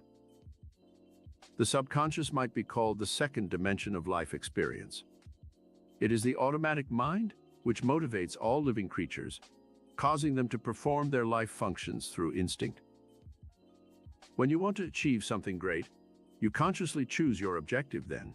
By stimulating the subconscious mind, you set into motion the higher forces which create that image you hold in your consciousness. The Master Jesus, who knew how to unlock this tremendous power of the subconscious mind for healing, spoke of this power as the Father within, who doeth the work. Again, he said, the Father and I are one. In our modern study of metaphysics, we know that the subconscious mind within man can make him sick or keep him healthy. Let us learn how to tap this dimension of the subconscious mind. Emile Coué first discovered the tremendous power that existed in the subconscious mind for healing the sick. Use the system he taught for giving your subconscious mind the right, positive auto-suggestions it needs when you go to bed at night. Repeat over and over the suggestions you want to incorporate in your subconscious mind. You may use the following or make up your own. I desire better memory, so I can recall anything from the past that I choose. I wish to change my personality so I will be more magnetic, compelling, and attractive. I would like to attract a better job where I can use my creative gifts and talents to best advantage. I need $1,000 to accomplish my present objective. I want to attract this money from unexpected sources. I wish to find a home that I can afford. It is to be located in the country and will have a small garden and 5 rooms. I would like to play the piano or sing or type or write stories or songs. Whatever creative gift you desire, ask for it. I want better health, more energy and vitality, and a healing of the condition that I now have. It is important that you be specific when you command the forces of your subconscious mind. You can say your auto-suggestions aloud or to yourself as you lie in bed preparing to go to sleep. Say each auto-suggestion over at least 10 times, and repeat this process every night and every morning for the rest of your life. The habit patterns of your subconscious mind will be built in about 3 months' time if you conscientiously do this exercise. And soon you will be able to command this power at will, and it will sometimes work instantaneous miracles for you. Write some of your auto-suggestions down on small cards that you can carry in your purse or pocket, and several times a day, look at them and repeat them. These can be suggestions for specific things you desire, or they may be pep statements such as, "I feel wonderful. Everything I do today will be successful. I radiate love to everyone I meet. I am life. I am youth. I am love. I charge my mind with power. I have faith that only good will seek me out. I am a dynamic center of cosmic light, peace and beauty, and become a magnet for all good." C. Read, memorize, and absorb positive knowledge from self-help books to keep you constantly charged mentally in a positive way. Avoid reading destructive and negative books and magazines that deal in horror, sadism, and degeneracy. D. Choose programs on television and movies that are inspiring, uplifting, and constructive. Avoid those programs that dwell too much on bloodshed, violence, and disaster. E. Charge the batteries of your brain by giving yourself tasks to perform that are creative and positive. Example, when a magnet loses its power to attract to itself iron filings, it is given work to do by placing a piece of iron on it until it is once again charged. You can use this same process to charge your brain. By associating your mind with some uplifting and inspiring thought, you automatically charge its electrical and magnetic power. The emotions and thoughts which help charge the subconscious quickest are a desire to unselfishly help others, a love of people, and a desire to do something good for them. The emotion of love manifested on any of its various planes: love of family, love of humanity, love of friends, love of country, love of God, forgiveness to those who have harmed you in any way. Example, a woman who suffered from crippling arthritis for 20 years finally confessed that she had hated her sister all those years for taking her boyfriend away from her and marrying him. She had remained a spinster all those years, hating her sister. When she was told to forgive the sister and send her loving thoughts, she changed the mental charge of her subconscious mind from hate to love, and within 6 months, her arthritis disappeared. F. At night, when you retire, give your subconscious mind a list of the things you want it to do for you. The subconscious may send through the thought for making $1 million while you sleep, as it did to Edison when he invented his electric light bulb. He had been trying for weeks to invent a filament that wouldn't burn out immediately. Everything he tried failed. Finally, he gave his subconscious mind instructions that he wanted a filament that would last for many hours. One night he awakened as if someone had nudged him, and he hastily wrote down the idea that came through. The next day, he hastened to work out the details of the idea, and the electric light was born. The cosmic mind, storehouse of cosmic memory. The third dimension of mind is that mind which seems to be above the physical and material universe, and which in metaphysics we call the cosmic mind. It is within the cosmic mind that all universal consciousness exists. When you once learn how to tap this vast repository of universal memory, you may consort with the immortals of all ages and share their thoughts, emotions, and creative genius. Let us now study the method by which you may tap this cosmic mind and enjoy unlimited freedom of movement in the vast universal realms of great art, music, literature, poetry, and philosophy. A. Study the lives of the great geniuses of history and mentally take on the luster of their minds and the greatness of their profound thoughts. For example, choose Burbank and from him take the essence of his creative genius. This was made up of curiosity about the workings of nature, patience in his many experiments with growing plants, faith in the inherent miracle of all life that infuses all living things. Vision, the ability to see new forms and create them through imagination. Courage, to be able to continue in the face of numerous failures and obstructions. You can see how you can borrow cosmic greatness from a genius like Burbank by knowing his life and his work, and then emulating the pattern of greatness as established by him. From Carnegie, you can emulate the qualities of imagination, persistence, desire for a better life, unselfishness, which caused him to give to America 1,200 public libraries and that great cultural institution, Carnegie Hall.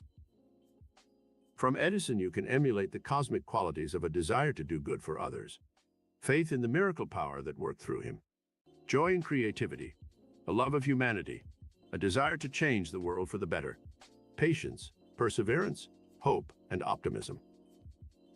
From Beethoven and Mozart, you may emulate the cosmic qualities of beauty, harmony, joy, and rhythm. Also their creative patterns of hard work, diligence, patience, and love of humanity.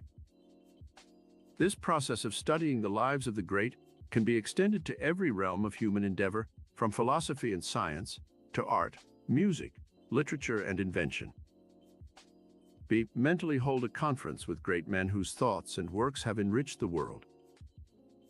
Example, you might have a business problem which you do not know how to work out.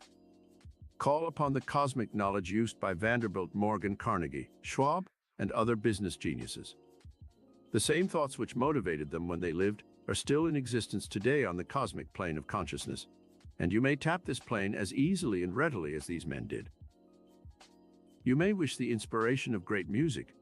Turn to the recordings of such geniuses as Beethoven, Mozart, Handel, Bach, and Strauss, and when listening to their living music, you can recreate the inspiration and emotional beauty that caused them to create their vibrant masterpieces. You may require the transcendental wisdom and beauty of words, which were created by such great men as Shelley, Keats, Milton, Dante, Shakespeare, and Hugo. Turn to the works of these or other great authors and rekindle once again the cosmic flame which burned brightly for them, and which through them inspired the entire human race. You may require the cosmic knowledge of a man of science for some specific task in your life.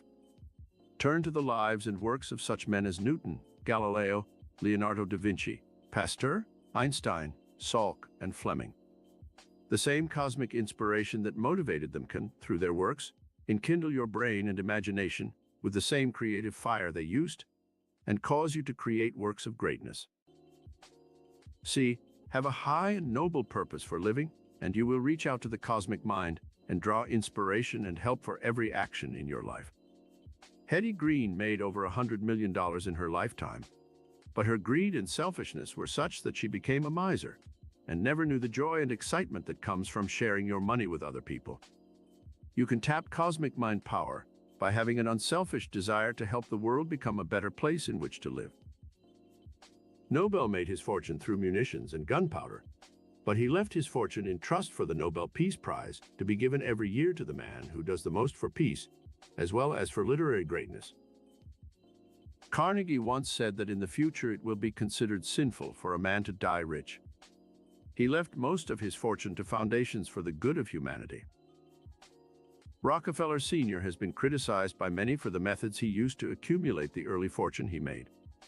However, after his death, he left his money to the Rockefeller Foundation, which has discovered some of the great advances made in science and medicine, which can help all of humanity.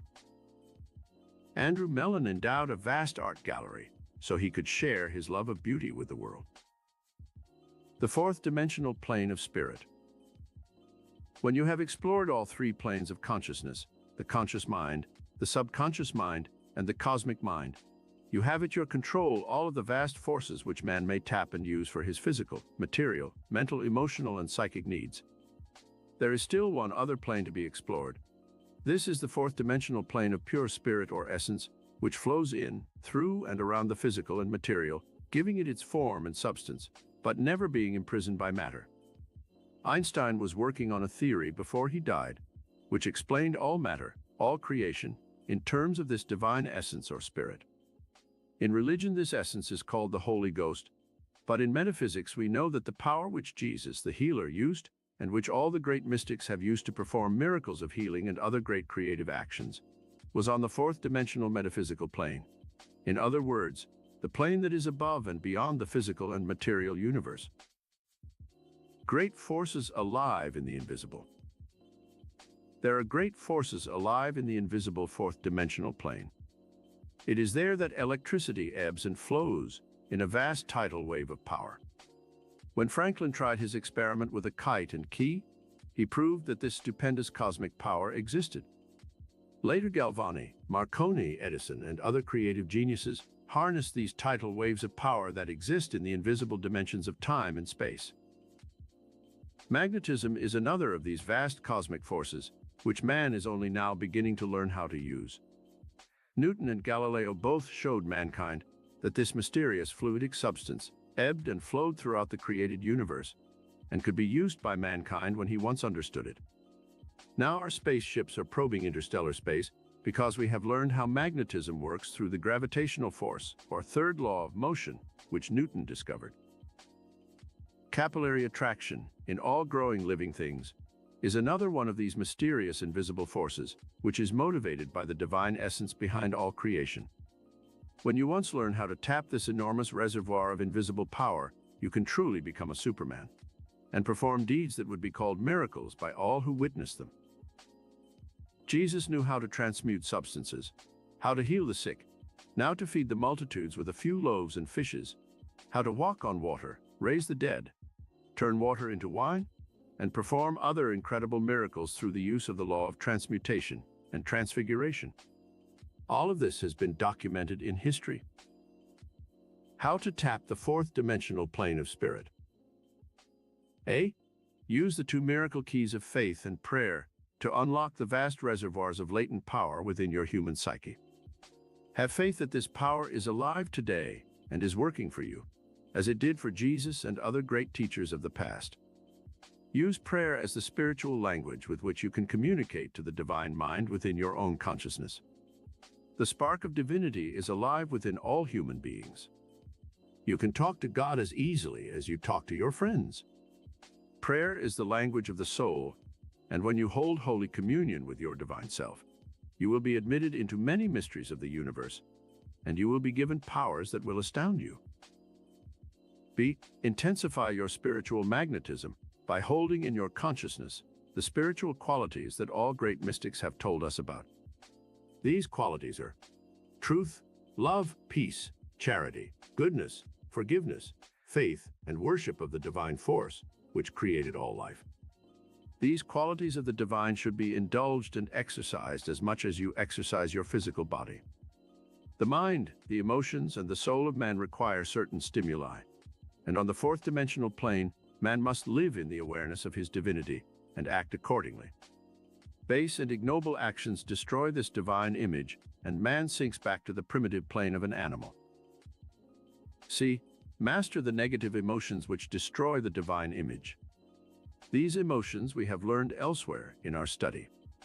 They are fear, hatred, anger, revenge, envy, jealousy, greed, selfishness, and malice. The only way that you can really master these emotions is through substitution of a positive emotion in place of the negative one. D. When you wish to stir the miracle response centers of your consciousness, use the secret that the Tibetan mystics have used for centuries. Visualize a golden cord tied to the forehead. See this golden cord reaching out into infinity, where it contacts the cosmic mind of the Creator. When you practice projecting your spiritual essence to the divine, breathe deeply 10 or 15 times, and then close your eyes and visualize the divine essence flowing from the cosmic mind to your mind. Slowly say the mystic words, Om Mani Padme Om, 10 or 15 times. Breathe deeply before saying the words, and then hold the Om a little longer than the other words. You will feel a sense of exhilaration when you perform this mystic ritual, and it will give you great power and endurance when you need it. E. You can tap this high plane of the fourth dimension of spirit when you perform charitable acts. This is one of the reasons why all the great mystics and prophets stress charity in their teachings. The spirit of outpouring is a divine act, as the sun pours forth its rays to nourish the earth and to give life to all mankind. The cosmic mind is a generous and loving force that bestows its treasures lavishly on mankind. Duplicate this generosity of the divine mind in your own life, and you will see immediate changes in your own life affairs. Being charitable does not mean that you must give money to others. Giving takes many different forms. You can give kindness, love, beauty. You can share your life experiences with those less fortunate. You can give smiles and kind words to those with whom you work. The spirit of kindness and generosity can become a mental habit which infuses your entire personality. It will win friends for you and cause you to be loved by everyone you meet. Chapter 7. All riches possible using miracle power consciousness of metaphysics. You can use the miracle power consciousness for many different purposes in life. You may want to become an outstanding success in the business or professional world and build a vast fortune. You can use this power for this purpose. There is nothing wrong with utilizing the riches that are in the universe. They were given to man by the Creator and should be used intelligently. The Bible speaks of the love of money being the root of all evil. It does not say money itself is evil. It is the greedy, selfish person who accumulates a fortune for his own self-aggrandizement who is sinful. If you use the miracle power consciousness to attract a fortune and use your money intelligently, you can be as rich as you wish to be. How to build the rich consciousness. There is a law in metaphysics which is called the law of cause and effect. It is also referred to as action and reaction. There can be no effect without a predisposing cause. If you want to become rich and successful, you must set the causes into motion, which will lead to the effect of producing riches. This is a law in everything in the mental and physical worlds. What is consciousness? It is the state of being conscious, of having awareness. It is the totality of one's thoughts, feelings, and experiences. A rich consciousness must first be created before you can truly enjoy the blessings of life. This consciousness can be built even if you are poor and do not have any material resources. Example: a man who has never been exposed to any artistic or cultural experience might go to the Metropolitan Museum in New York City, where there are magnificent art treasures from all over the world. He might enjoy the experience a great deal, but it is unlikely that he will really understand what he sees or fully appreciate the works of art. Why? Because his consciousness has never been fully developed in relation to art. A person who has studied art, who has read books on the lives of the artists, and who knows something about symmetry, composition, form, and color, will appreciate the beautiful paintings more than one unversed in this knowledge of great art. The rich consciousness must first be built before you can truly enjoy the free riches of life, or attract the material abundance which riches represent. If you were rich, what would you do? Let us ask a hypothetical question. If you were really rich, what are some of the things that you would do? You would buy magnificent paintings for your home. You would probably have expensive, leather-bound volumes for your library. You would own a luxurious car with a chauffeur to drive you anywhere you wanted to go. You would travel to foreign places and seek out the pleasures and amusements of nightclubs, horse racing, and yachting. You would frequent the best hotels, eat the finest food, and go to the opera and theater to see fine shows. You can actually live the rich life and enjoy the same things that millionaires enjoy without being rich. When you once build the rich consciousness, you will enrich your life. And then, if you want a fortune, the miracle power within you can show you how to attain it. Here is how the rich consciousness is built. 1. Be aware of the priceless treasures of life that are all about you and which you can enjoy with very little money. For instance, you cannot own a Rembrandt painting, which would be worth $1 million or more, and which few millionaires can afford to own, but you can buy magnificent reproductions of the greatest art treasures in the world, such as the Mona Lisa, the Blue Boy, the Last Supper, and other great paintings, which can adorn the walls of your home. If you are not near a great art gallery, like the Metropolitan in New York, you can purchase books which reproduce the world's great art treasures and enrich your consciousness by studying the lives and the works of the great artists of the past. 2. You may not have a fine library of leather-bound first editions in your home, but you have access to a public library, which is a repository for the world's greatest literature. Here you may borrow books which you can read and fill your consciousness with the noblest thoughts and inspirations of the greatest literary geniuses of the past and present. Also, most of the finest books are now being reproduced in paper-bound volumes, which almost anyone can afford. 3. Study the lives on great and successful men of history through reading biographies and autobiographies. Then emulate their lives and thoughts. Learn from the mistakes of these men and try to enrich your consciousness by absorbing as much knowledge as you can from their examples and life works. 4. You may not have your own limousine and chauffeur, but what about your local forms of transportation? You can have, for a small sum, a vast streetcar or subway or bus with a liveried chauffeur who does the driving for you. Isn't this as much yours as if you owned it? Then, too, think of how little bother it is. You need not take care of it or put gas in it or worry about repairs. It is all done for you by a vast network of employees that you need never contact. Instead of lamenting the fact you do not have a car, build first the consciousness of riches, which can eventually lead you to owning your own car. 5.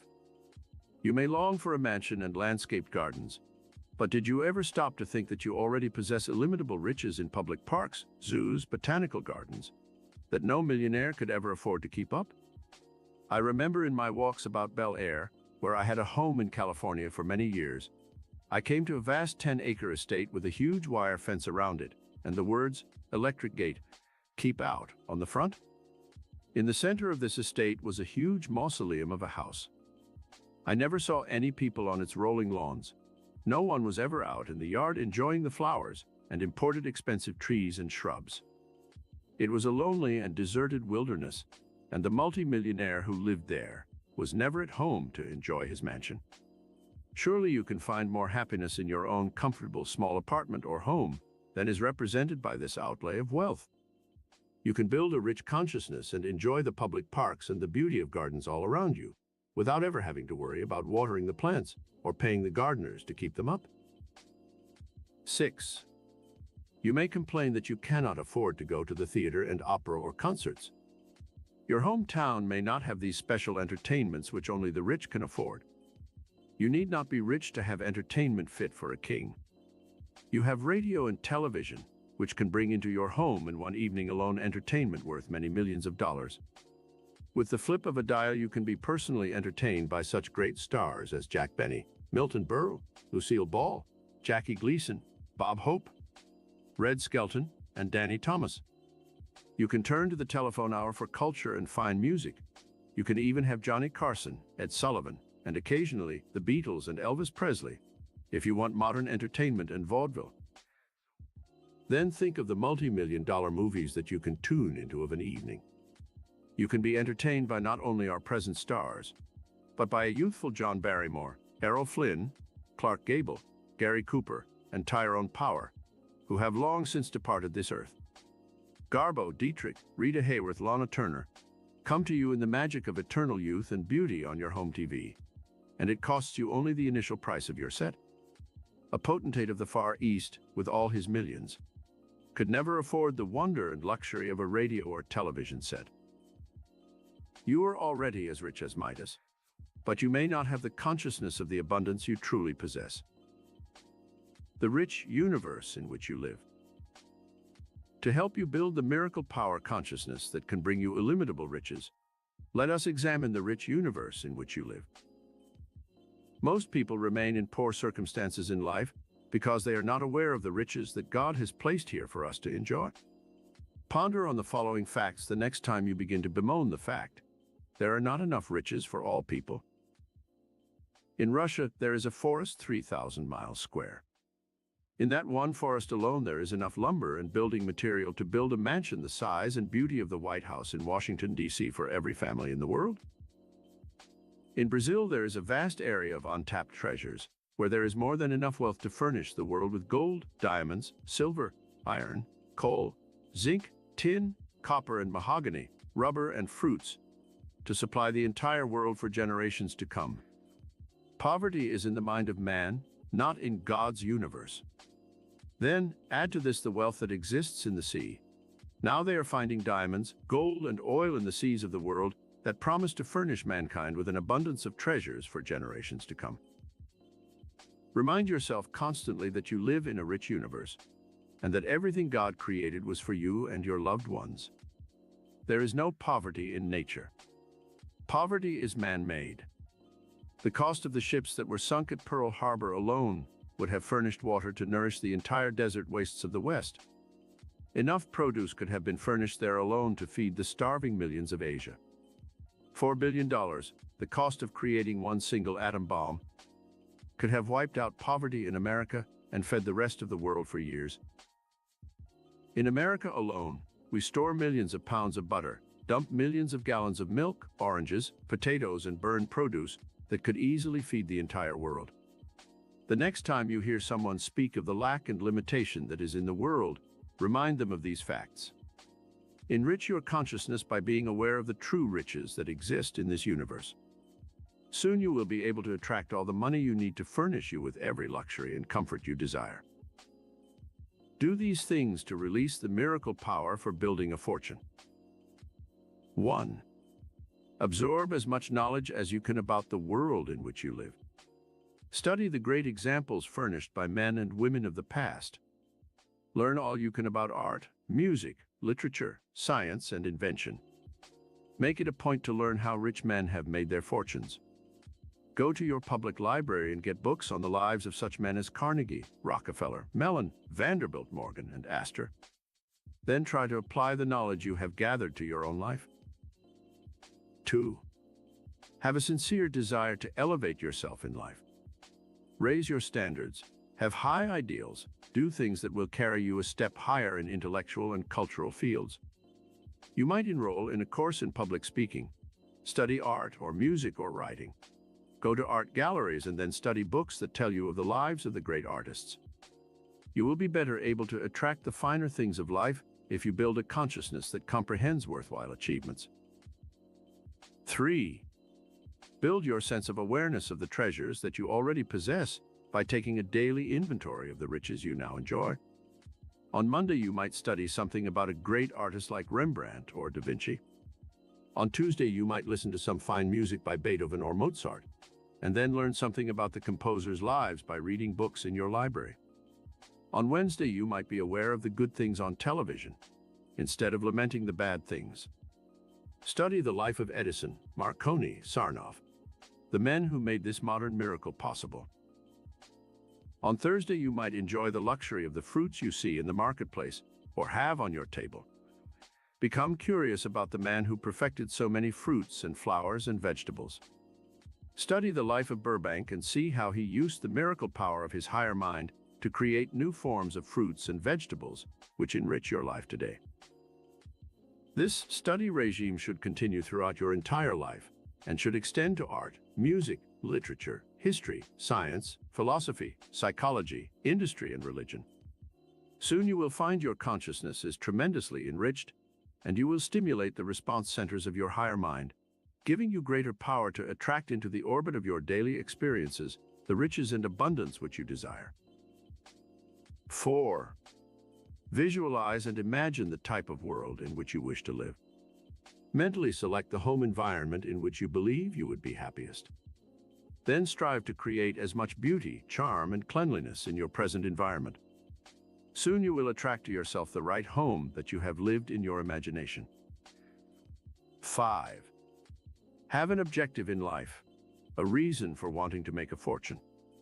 You may want a beautiful home, a car of your own, a college education for your son or daughter, a fur coat, a small boat. Whatever it is, have the objective clearly in mind.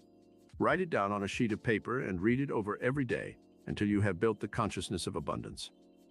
Then have the patience to wait for fulfillment of your dream. 6.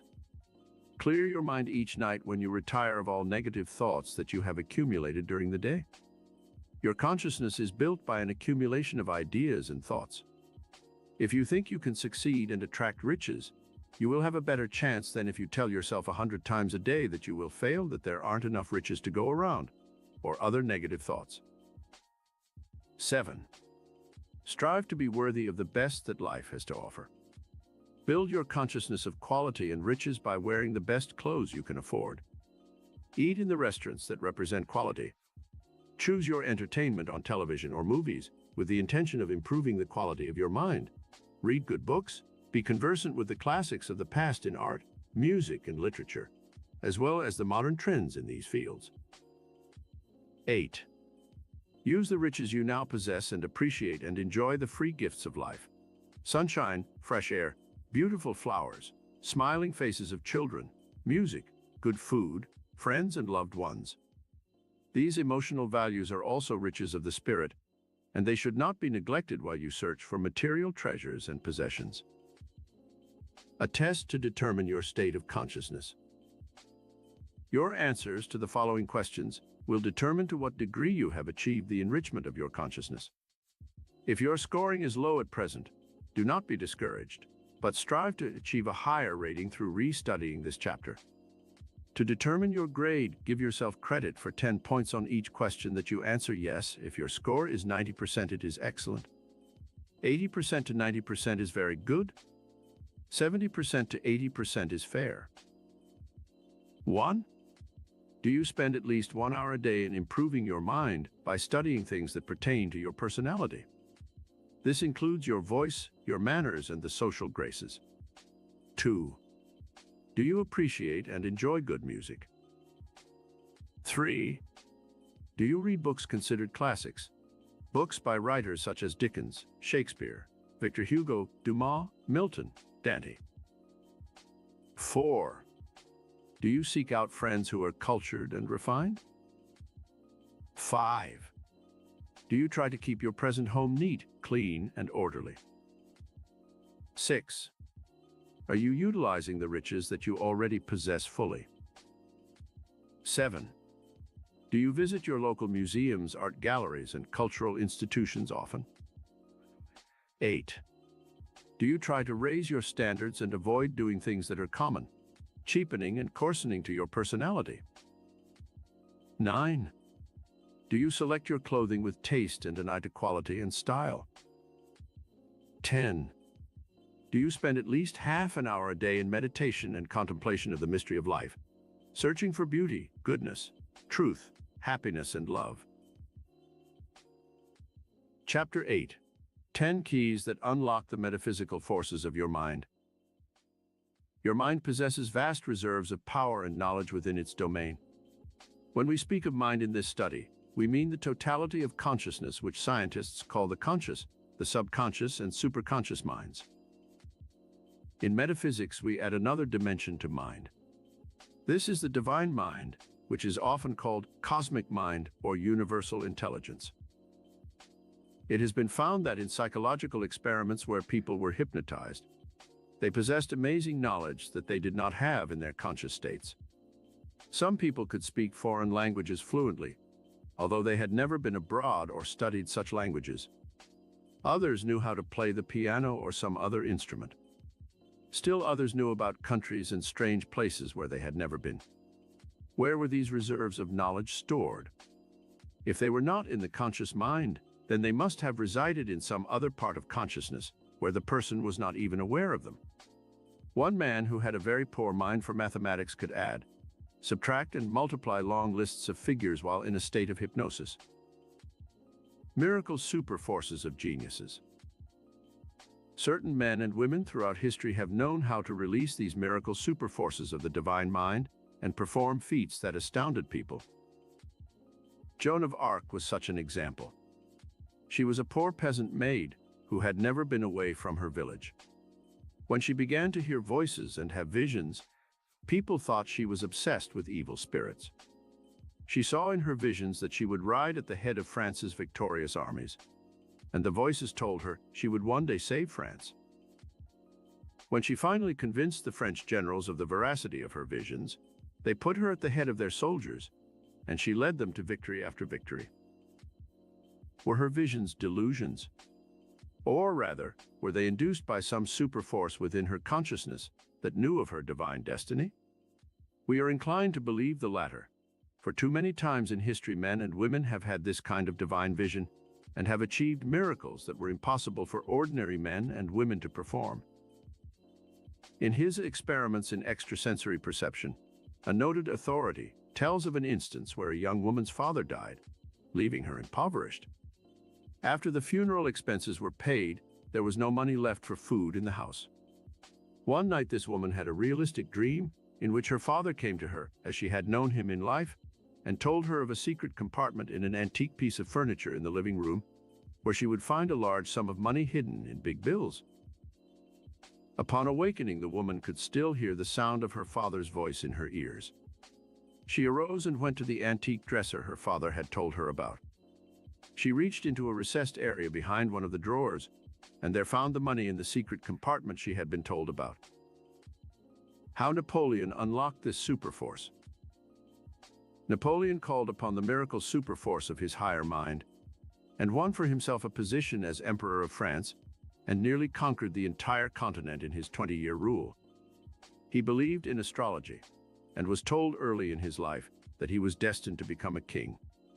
He believed that he was destined to liberate the people of France from tyranny and poverty and to unite all of Europe in a great confederacy over which he would rule as emperor. When he consulted mystics and seers, they confirmed his own inner conviction that he was born to rule. This idea became an overpowering, magnificent obsession in Napoleon's mind. He began to study the art of warfare, of political and diplomatic strategy, and finally, when he felt the stars were auspicious, he set out on his rendezvous with destiny. There is no doubt that Napoleon tapped some higher power, another dimension of mind than his own conscious mind, to rise to the heights he ultimately attained. What were the miracle keys that he used to unlock the superforce of his mind? The 10 miracle keys to all greatness. In a study of metaphysics, we find that there are 10 keys that unlock the miracle superforce of the mind. We shall study each of these keys in turn and see how to apply them to your own life.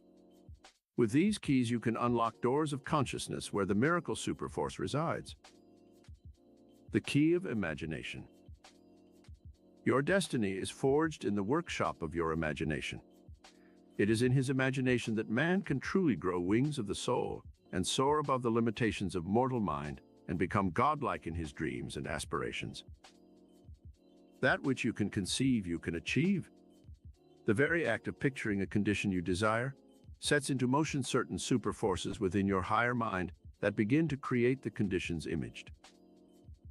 Einstein gave the world a mathematical formula which perfectly states the metaphysical law for using creative imagination to materialize the destiny we desire. Einstein's formula is expressed mathematically as E equals mc2. What this formula says is that energy and matter are convertible. Mental energy possesses its equivalent in matter and is as real as so-called material energy. All physical and material things are actually manifestations of energy. The energy in a thought produces its own materialization. An idea is as real and solid as a bridge or a skyscraper. The concept of love is as real and permanent as the sun or the earth. The fact that mental energy cannot be seen or felt does not argue that it has no existence. Let us examine this metaphysical concept further below. I have reduced it to a practical formula which utilizes the imagination as the energy-producing miracle force. It is dream, dare, and do. What is your big dream in life? It is through your imagination that you must picture what I call your big dream of life. There can be no actual achievement of your dream, the daring and the doing of our metaphysical formula, until you first have the picture in your imagination of the things you want to attract in life. The dream stirs into action the miracle superforces of your higher mind, and the mental and spiritual energy that it sets into motion externalizes in creative patterns. Do you dream of achieving some high goal in life? If you do, it must be specific and clear-cut. Otherwise, the superforces of your higher mind are not activated sufficiently to bring it into being. I remember in my first year in high school in biology class when we were studying the sprouting of plants, we were given home study work where we were told to plant bin seed and then watch them mature. I was so anxious to see the miracle of growth and evolvement that I kept digging up the poor bean seed until it gave up in discouragement and died. The picture of the mature bean, the sprouts, the roots, the final edible vegetable inherent in the seed, were all there in the invisible dimensions of time and space, waiting for the final creative pulsation in the soil. But the law of growth could never work when it was constantly disturbed. This same law applies to your life. In your imagination, you plant the seed of the crop you wish to reap. The super forces of your higher mind are ready and waiting to mature the destiny you want. But you must hold the picture firmly in mind. Then let the higher power mature your dream and externalize it into its physical and material equivalent. One man's imagination changed the world. One of the most imaginative men in history was Jules Verne, who lived between 1828 and 1905. He wrote more than 100 books, and in his imagination created the first submarine, helicopter, radio, television, and dirigible. Simon Lake invented his submarine from inspiration he received when he read Verne's story 20,000 Leagues Under the Sea. Verne's imaginative pictures were fanciful, but they were converted into rational and productive products by men who read his literary works and were, in turn, inspired by them. Eli Whitney invented the cotton gin when he saw his pet cat trying to reach through the bars of a cage to get at his canary. In his imagination, Whitney visualized steel bars holding back the cotton seed, while iron claws drew out the fluffy white cotton between the bars. This one invention revolutionized the industry of the South. The miracle superforces of man's higher mind were stimulated by the power of the imagination to produce such modern great things as the printing press, wireless, radio, television, automobile, typewriter, harnessing of electricity, the splitting of the atom, and the creation of such miracles as the electronic microscope, the 200-inch telescope at Palomar, and now, man's ultimate triumph of mind over matter, the creation of spaceships that are on their way to the moon and distant stars. How to stimulate your imagination. 1. Read a scene in a book or magazine, and then in your imagination try to project that scene in all its details. Add to it what you wish and make the scene come to life vividly, trying to see the characters, the environment, the action, and any other details that are described in the story. 2. Think back to your childhood and recall some scene that you enjoyed, such as a Christmas, Thanksgiving, or birthday. In your mind's eye, try to recall the people who were there, the things they said and did, the food you ate, and any other details that you can remember. 3. Picture your perfect dream home. Cut pictures out of home decorating magazines and let them serve as a stimulus to your imagination. Visualize a party in the dream home. See the friends you have invited, work in the garden, and do any other activities in your mind which you might perform in such a home in reality. 4. Stand before a mirror and imagine that you are speaking before a vast audience in an auditorium. You can speak aloud or to yourself. Make up a talk on some subject with which you are conversant. This speech can be a short one of 2 minutes, or it can be longer. The brain centers are stimulated by such an exercise and make it possible for you to speak more fluently when you need to express yourself. 5. Imagine yourself having $1 million. This mental exercise will help you stimulate the miracle response centers of your brain for building a fortune. If you cannot imagine yourself being rich, it will be difficult to ever attract a fortune. 6. Imagine yourself standing on the prow of a boat headed for some exotic land like Hawaii. You can use pictures from travel magazines to help stimulate your imagination in relation to this exercise. Some people have used travel pictures and literature to stimulate the miracle response centers of their brains, and soon they found themselves actually visiting the places they had imaged in their minds. The second key, curiosity. It was curiosity that caused Columbus to sail the seas in search of new lands. If he had been satisfied with the popular belief that the earth was flat, he never would have embarked on his voyages of discovery. It was curiosity that caused the scientist Fleming to wonder why green mold on bread in a test tube killed germs. His curiosity led him to the discovery of the life-saving penicillin, which is called a miracle drug. and which has saved the lives of millions of people. It was curiosity that led Galvani to experiment with his galvanic battery, from which so many inventions have come. Curiosity has been implanted in the consciousness of man for a specific purpose. This divine emotion makes him discontented with the world as it is and causes him to search for new ways to change things, to improve them, and to give man greater comfort and luxury. How to develop curiosity. 1. Look about you in your work and see how you might improve conditions. Many an invention has been born because man's natural curiosity caused him to wonder if he couldn't improve on the methods being used in his business. A man sitting at a lecture was disturbed by a woman's big hat. He became curious as to how to convert this obstruction to something positive, and before he left the auditorium, he had an idea for a new hat pin, which made him a fortune. 2. Look at some invention such as radio or television, and try to figure out the principle involved in its mechanism. 3. Look around you in your garden and see the fruit, vegetables, and flowers, and try to reason out the method by which they draw the nourishment from the soil to create their products. It was this type of curiosity that led Burbank to develop so many new types of fruits, vegetables, and flowers. It was curiosity that led George Washington Carver to convert the lowly peanut into plastics, insulating materials, fodder for cattle, varnishes, oils, paints, and many other products, which helped revolutionize the industry of the South. 4. When it thunders or lightnings, try to understand the reason why.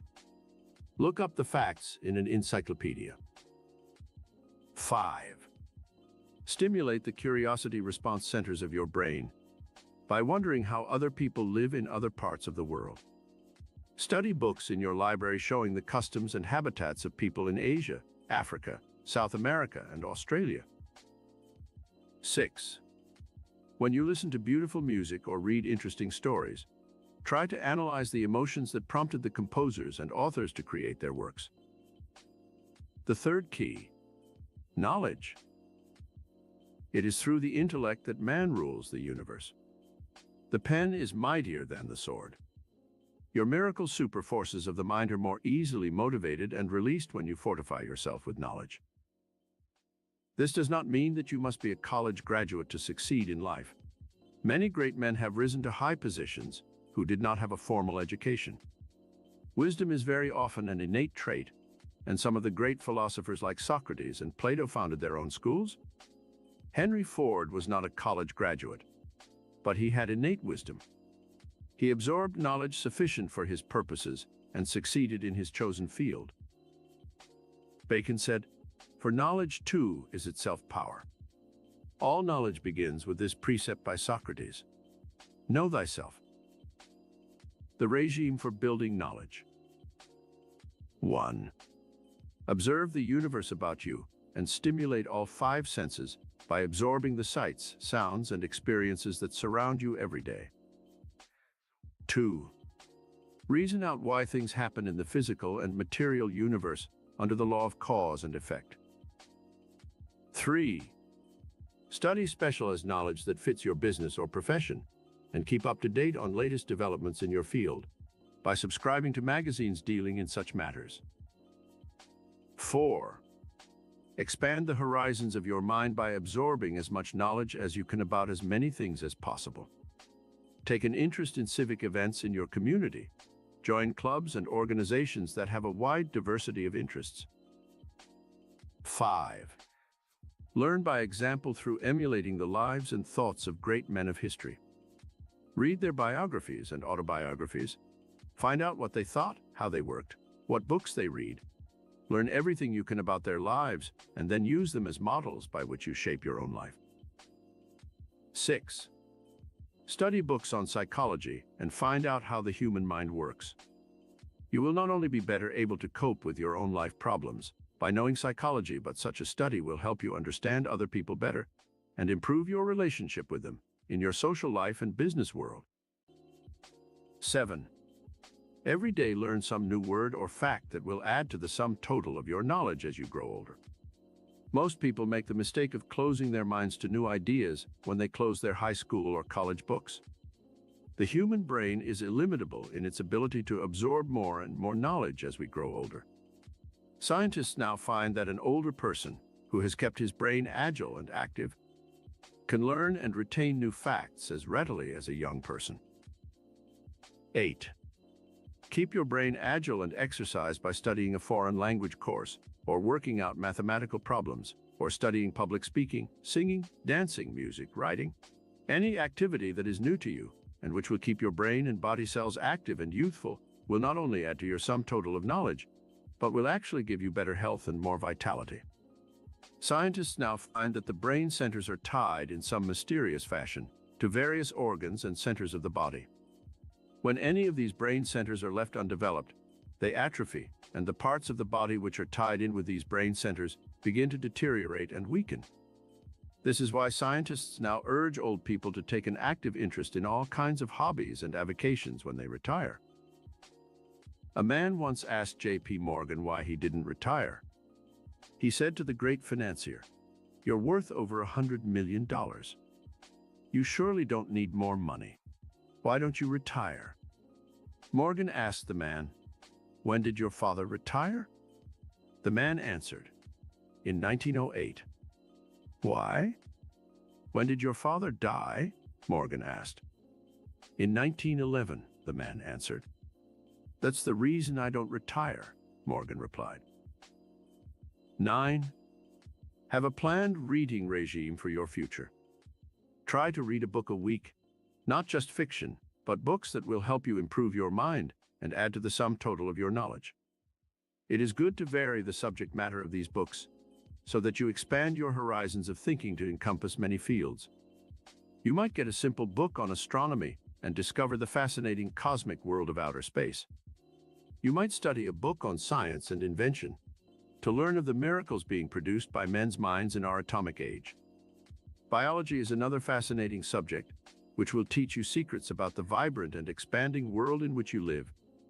You might also study the various philosophies of the ages, beginning with the Greek philosophers and then going into the teachings of the Far East and the comparative religions of the world.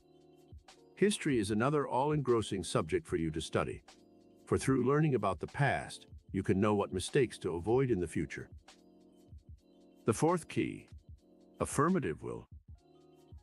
The miracle superforces of your mind are unlocked by this fourth key, affirmative will. Most people are buffeted by the forces of life. They vacillate back and forth between two possible courses of action, not knowing which to do until it is too late. They are very much like the mule which hesitated between two piles of hay, not knowing which to go to, and starved as a consequence of his vacillation. Affirmative will summons all the super forces of your conscious and subconscious minds into a positive, dynamic focal point which drives you towards your objective without hesitation or hindrance.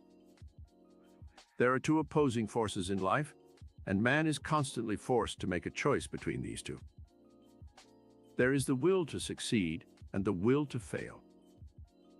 The will to be healthy and the will to be sick. The will to live and the will to die. The will to be rich and the will to remain poor. The will to happiness and the will to misery.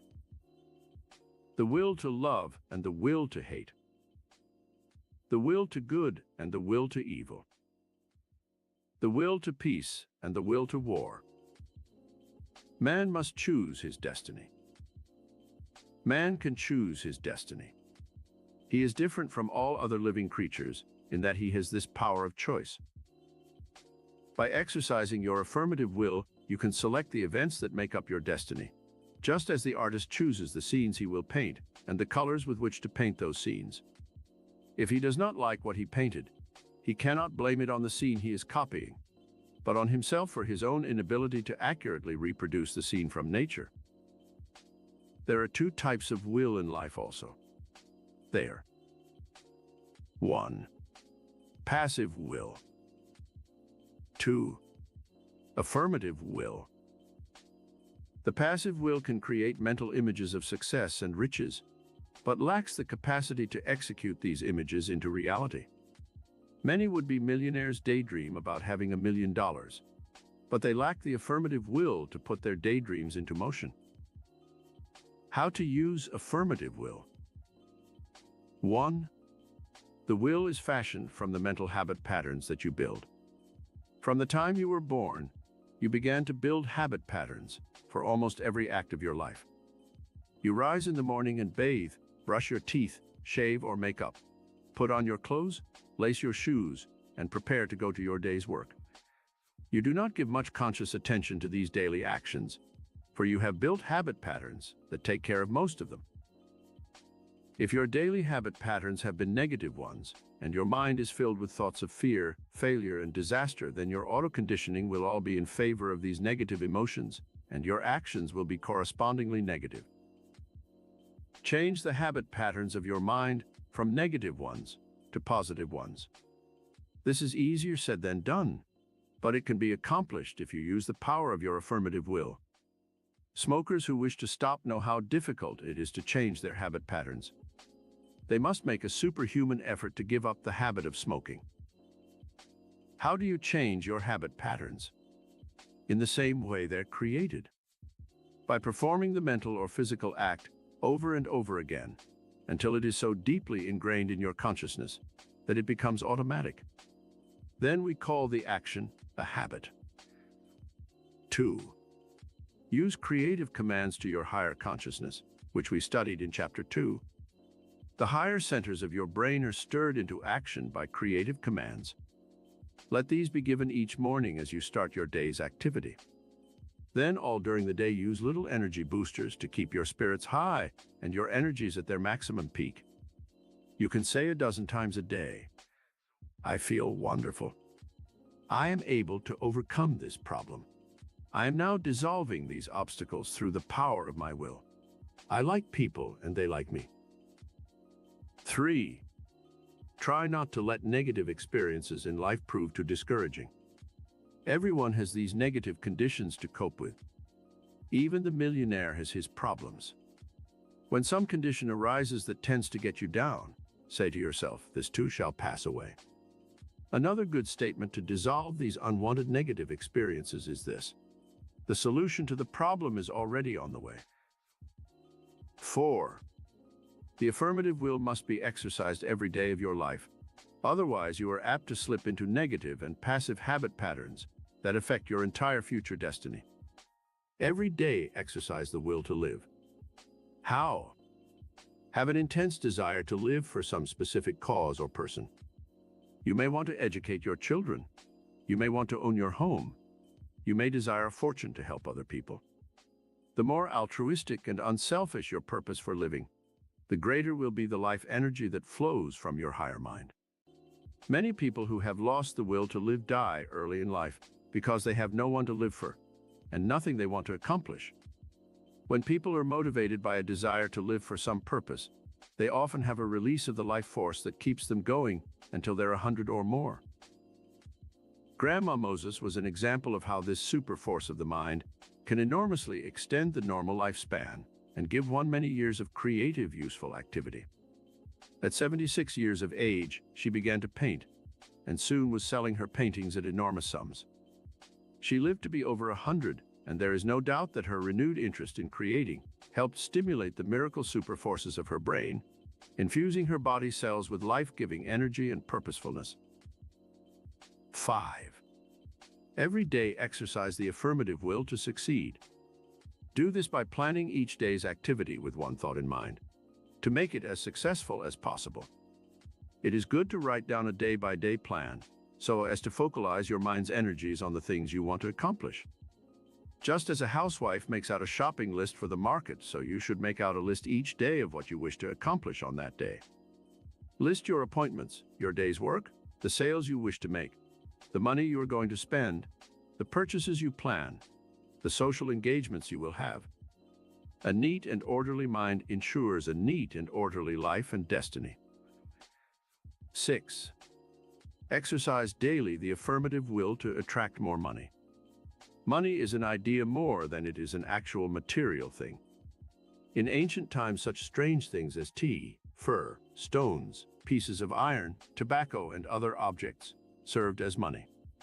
You can only attract more money when it becomes a habit pattern in your thinking every day. The reason 60% of all college graduates achieve their goal in life is because they were trained in college to think in terms of being successful in their chosen professions. They formed the mental habit patterns of success. Every time you spend $1, think of its value. It is said that John D. Rockefeller Sr. never tipped more than a dime. One day someone asked him why a man as rich as he was didn't tip more. Rockefeller replied, "Why a dime is 10% interest on $1 for a full year." Money works under the law of the harvest. When you plant a seed in the ground, it usually produces 10 to 20 times the yield of the original seed. When you give money out, make it a point to bless it and know that it will yield you abundance. The fifth key, divine ego. Most people who fail in life do so because they are using the wrong type of ego power. They are so obsessed with excessive self-interest that they lose their perspective and ignore the rights and interests of others. Such people are called egotists. This type of egotism is destructive and causes people to dislike one. Do not misunderstand me. We need some ego, a great deal of self-interest for purposes of self-preservation. But in our metaphysical studies, we convert this power of the psyche which consciously controls the impulses of the id, as it is called in psychology, into the divine ego. The changes in your personality and ego drive will be miraculous when you once institute this method of unlocking the miracle super forces of your mind. How to build the divine ego. 1. Realize that you were created in the image and likeness of God, as the Bible tells us. This is a spiritual idea, not a physical one. When you once accept the premise that you are divine and immortal, then you will begin to be godlike in your thoughts and actions. Voltaire said, "To be a hero, think heroic thoughts." To be divine, you should pattern your thoughts and actions after the divine image. What are the godlike thoughts and actions which you should emulate? God is described in the Bible in two ways. God is good and God is love. If you pattern your thinking after goodness and love, with all their ramifications, you cannot help but reflect goodness and love in all your relationships with others. 2. Cultivate the habit of unselfish actions in relation to others. Share your good with other people. Share your happiness. Instead of talking about yourself and your problems when you meet other people, make it a point to show interest in them and their activities. 3. Work in community projects such as the Boy Scouts or Girl Scouts. Enter into charity drives for such worthwhile organizations as the Heart Fund, the Polio Fund, the Lighthouse for the Blind, American Legion, and veteran organizations. Volunteer to work a few hours a week in foundling homes for orphans, in veteran hospitals for soldiers, in prisons and other public welfare groups. Such expanded interests do more than merely help the unfortunate. They help you in building the divine ego, which can enrich your life and give you blessings of health, happiness, and prosperity by releasing the miracle super forces of your higher mind. 4. Have a high master motive in life. Desire success and money not only for yourself and your family, but also so you can help better the world through your creative efforts. There are many master motives which propel man towards his destiny. Desire for power, desire for money, fame, glory, a desire for wisdom, a desire for material things, a desire to bring peace to the world, to work for brotherhood and tolerance, a desire to spiritualize your mind and find new dimensions of the soul. The higher your master motive, the greater the drive for success and fulfillment. 5. Overcome the animalistic emotions of greed, hatred, selfishness, and envy. The divine image within your consciousness cannot flourish in such an atmosphere of negativity. 6. Implant in your consciousness the positive forces of charity, beauty, truth, justice, faith, and love. And soon you will see the divine inspiration that flows through your consciousness from the divine mind within you. 7. Spend a few moments each day in spiritual contemplation and meditation. In such mystical periods, search within for life's true meaning. Try to find the divine prototype within your own immortal soul. Pray to God for guidance and inspiration every morning when you arise and every night when you go to bed. 8. When you feel the gravity pull of Earth's problems, fears, and worries, stop whatever you are doing and retire for a few moments into the stillness of the cathedral of the soul, and say to yourself, "Peace, be still, and know that I am God." This powerful affirmative spiritual statement from the Bible reaffirms your sense of divinity and will help you once more restore peace and tranquility within your consciousness. Write down on a small card these words. Carry them with you in your pocket or purse and look at them several times. Let each man think himself an act of God, his mind a thought, his life a breath of God. The sixth key, perseverance. Perseverance means the ability to continue doing something in spite of difficulties or opposition. Many times a person who wishes to succeed will stop making the effort because of the many obstacles that he has to face. If he persisted just a short time longer, in many cases, he would undoubtedly have won his goal. A miner in the Nevada desert had struck a vein of gold in his claim, which brought him a few $1,000s, and then petered out. The miner became discouraged and sold his equipment to a junk man for a few $100s. The new owner kept digging, and after a few hours, he broke through a wall of stone where he hit a vein of gold that produced $40,000 worth of pure ore. That gold mine brought the new owner $5 million in the next few years. You may be on the verge of achieving your greatest success if you but persevere a little longer and do not give up. About 20 years ago, I visited Lucille Ball on a set at RKO Studios in Hollywood. After lunch, we had a photograph taken together, and the young and radiantly beautiful star told me rather sadly, "This is my last day at RKO. My contract ends today, and they are not renewing it." I expressed my surprise and regrets, but the irrepressible Lucille said, "Oh, don't worry about me. Someday I'll come back and buy the joint." A few years ago, Lucille Ball returned to the studio that had fired her and paid about $15 million for the entire studio. Talk about miracles. This red-haired, talented young lady who went on to fame and fortune on television was able to stir the miracle super forces of her mind by her amazing perseverance in never giving up and by fulfilling the promise she made to herself in jest, to eventually buy the studio that had fired her. There is a powerful and stimulating force within your psyche, which works miracles when you respond to the challenges of life with perseverance and courage. How to utilize perseverance. 1. Work with the law of cycles in nature. There is a time in every life when fate presents a set of circumstances which can bring one success and fortune. Learn how to study and be aware of these cycles, and then take advantage of the opportunities that arise with confidence. Shakespeare spoke of these cycles in men's lives in these words: "There is a tide in the affairs of men, which, taken at the flood, leads on to fortune. Amid it, all the voyage of their life is bound in shallows and in miseries." 2.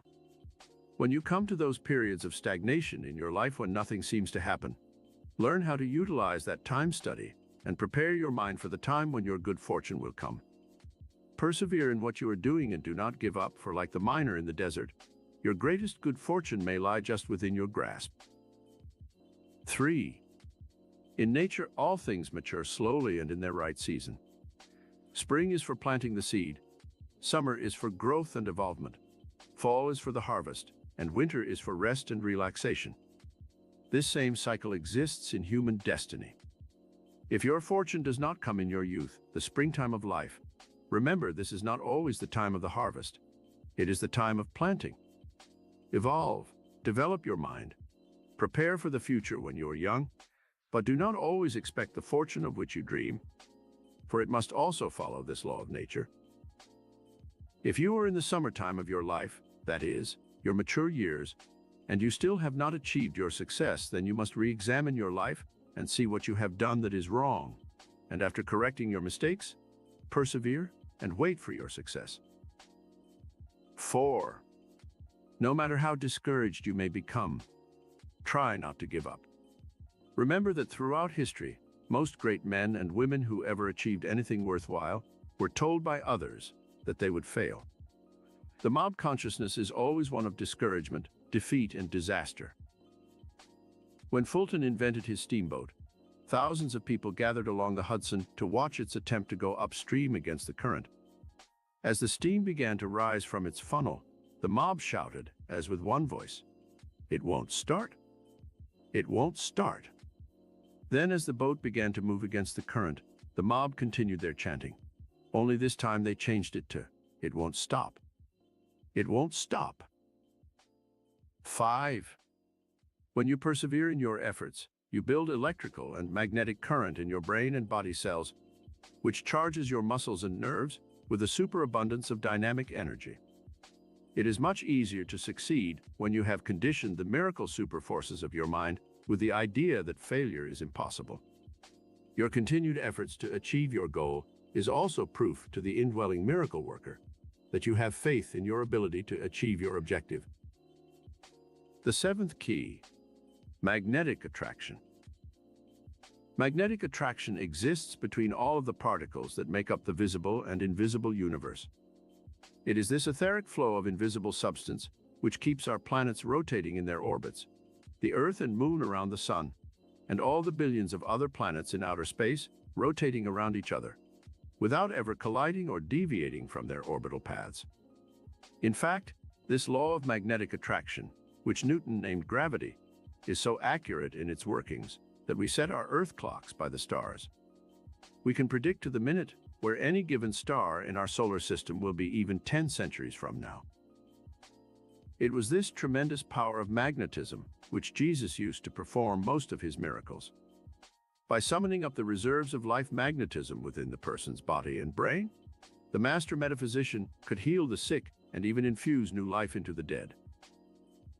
How to release magnetism. 1. Magnetism is in every cell of your brain and body, but it is scattered throughout the body. When you wish to summon it for any specific purpose, you must concentrate your mind on the act which you wish to perform. If you are trying to magnetize another person, you should concentrate on that person. Project your thoughts to him. Say his name over and over and direct your thoughts to him, just as if you were talking to him in person. The person need not be near you, but can be at a great distance. It has been proved that when people are apart, even as far as 3,000 miles, they can transmit their thoughts to each other. An instance of how the ether waves act as magnetic currents, which the human brain may tap, is that of a young lady who went to visit relatives in San Francisco in the days before planes were making the transcontinental trip. While she was on the lengthy train trip, her father had been taken seriously ill and was near death. The girl's mother frantically concentrated her thoughts on her daughter, sending her this message: "When you get off the train, call home. It is urgent." As the train approached San Francisco, the girl became more and more restless, with a vague sense of unrest and worry. As soon as she got off the train, she telephoned her home and learned of her father's serious illness. She boarded the next train for home. 2. You can use magnetism for many different purposes. To magnetize others, as we have learned above, to attract people to yourself that you like, or to attract money and material things.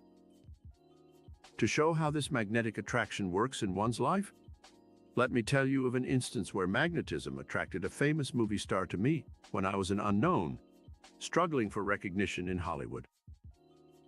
It was the year of the Great Depression, and I had gone to Hollywood, but could not find work. Finally, I took a job in a photographic studio with Edwin Bauer-Hesser, a famous photographer of movie stars.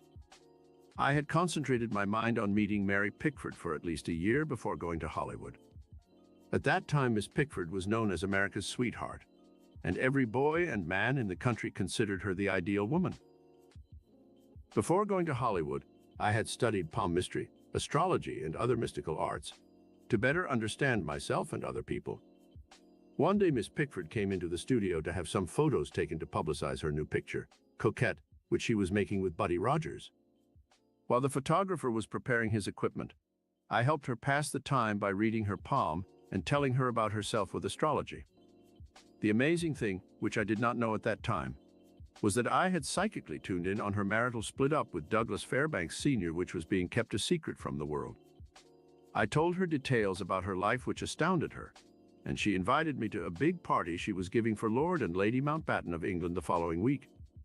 At that party, I met William Randolph Hearst, who later was to change the entire course of my life through worldwide publicity he gave my work in the mystical sciences. The magnetic attraction which I had created by concentrating on Miss Pickford undoubtedly brought about the series of incidents which led to our meeting and eventually helped fashion my entire future career. 3.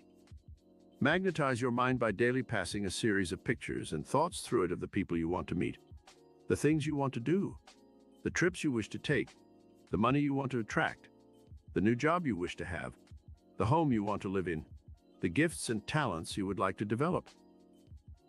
Of course, there is more to this miracle power than merely passing the pictures and thoughts of your goal objectives through your mind.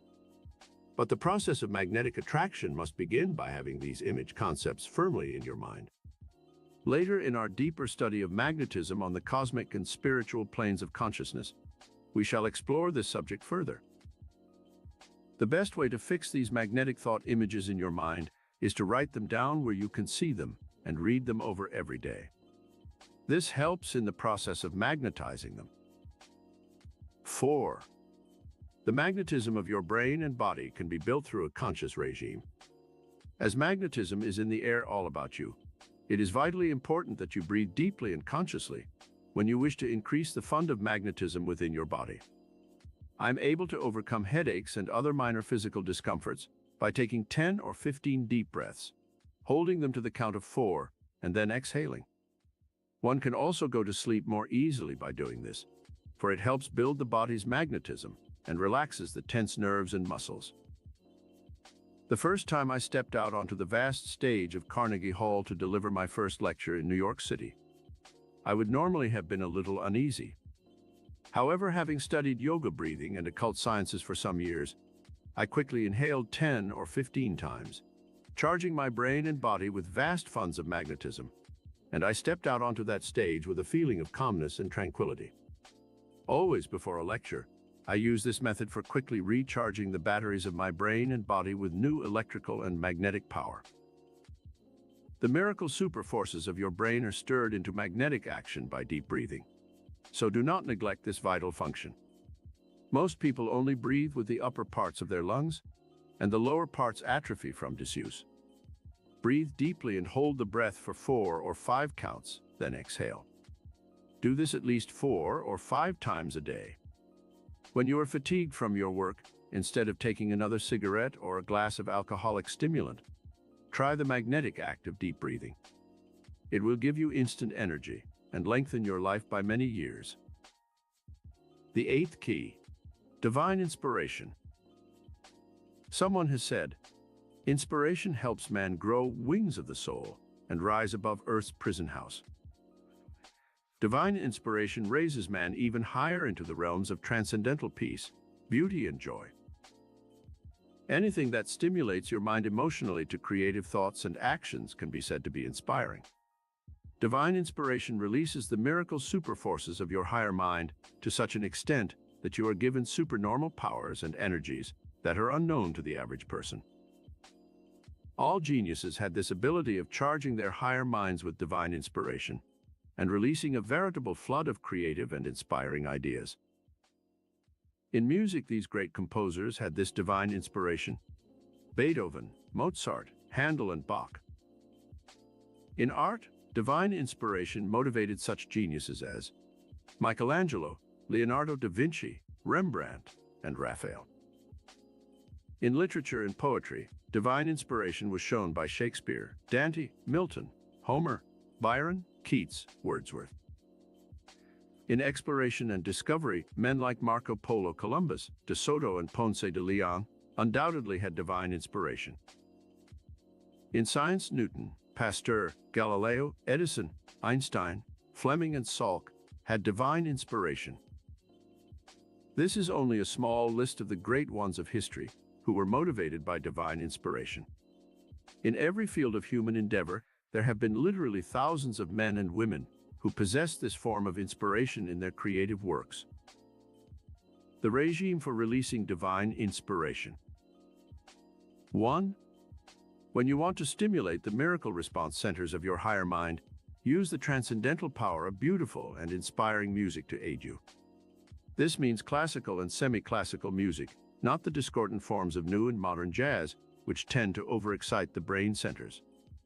Waltzes, Hawaiian music, and even modern ballads may be used to relax the mind and body.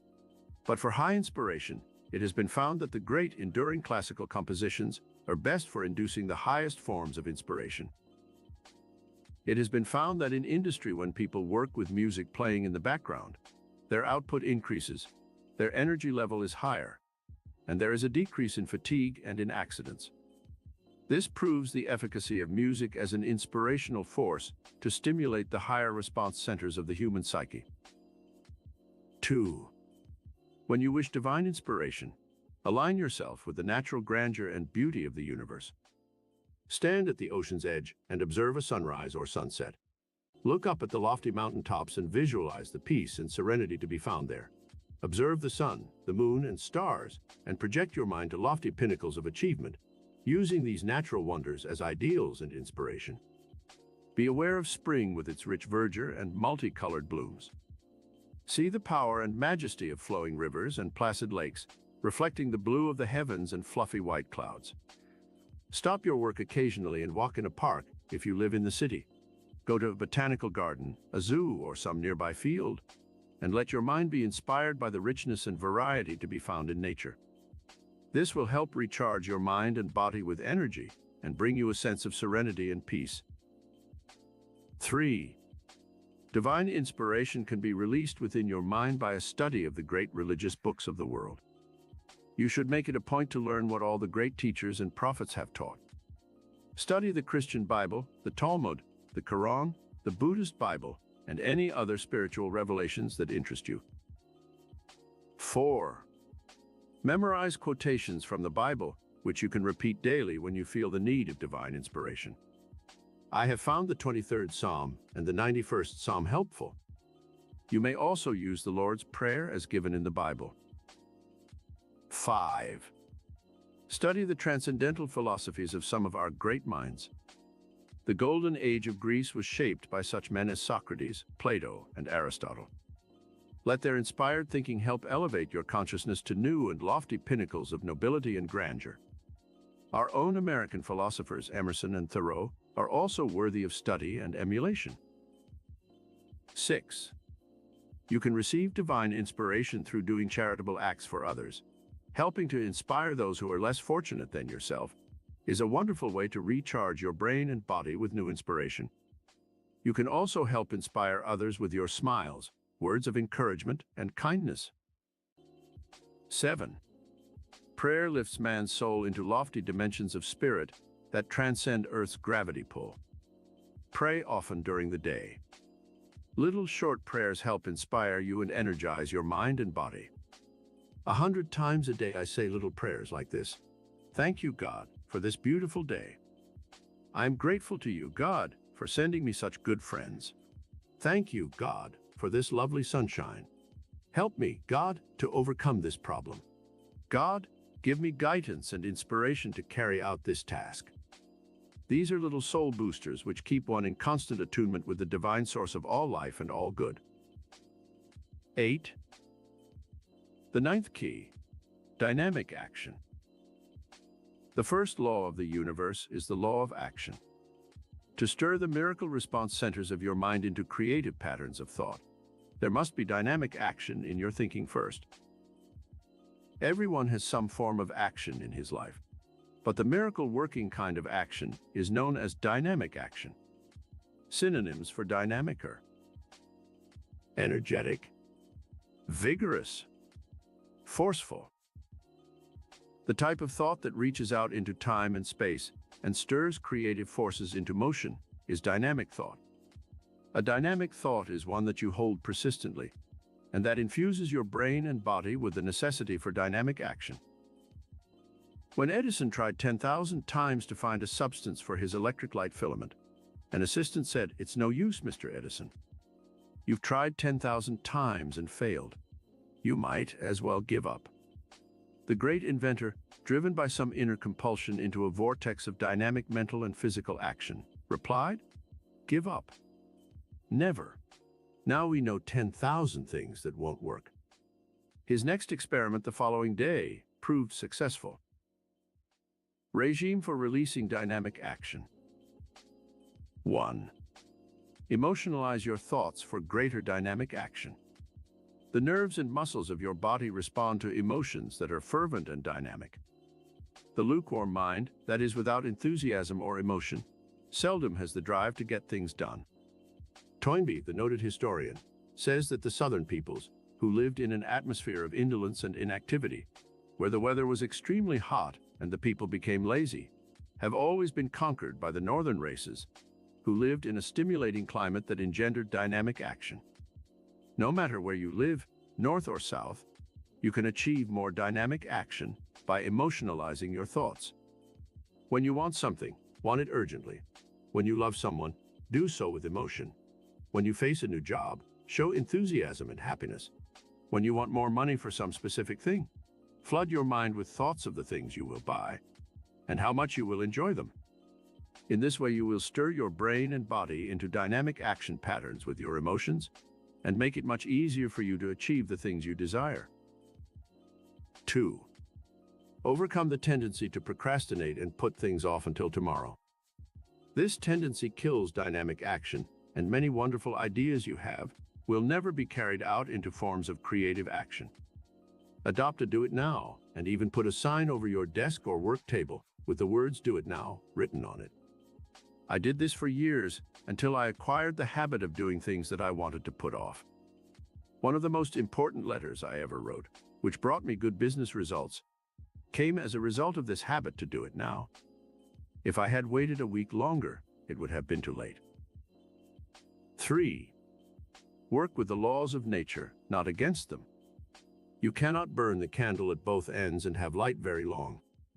If you dissipate your energies, stay up late at night, gamble, drink excessively or smoke too much, or overwork or overplay, you are upsetting the law of balance in nature, and you cannot have dynamic action. Your mind and body must be kept at a peak of perfection and high energy at all times. Otherwise, you will become inefficient and ineffective in everything you do. The law of balance in nature decrees that there must be balance in everything we do mentally or physically. Balance your work by having some fun and relaxing as often as possible. Balance physical love with the spiritual needs of man's soul, the need to worship and the love of God. This cross of balance will tend to give you more dynamic action in everything you do.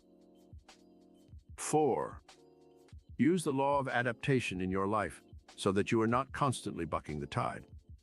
Some people spend all their time and energy opposing other people. They carry a chip on their shoulders and make enemies instead of friends. Others fight the elements or society's taboos and restrictions.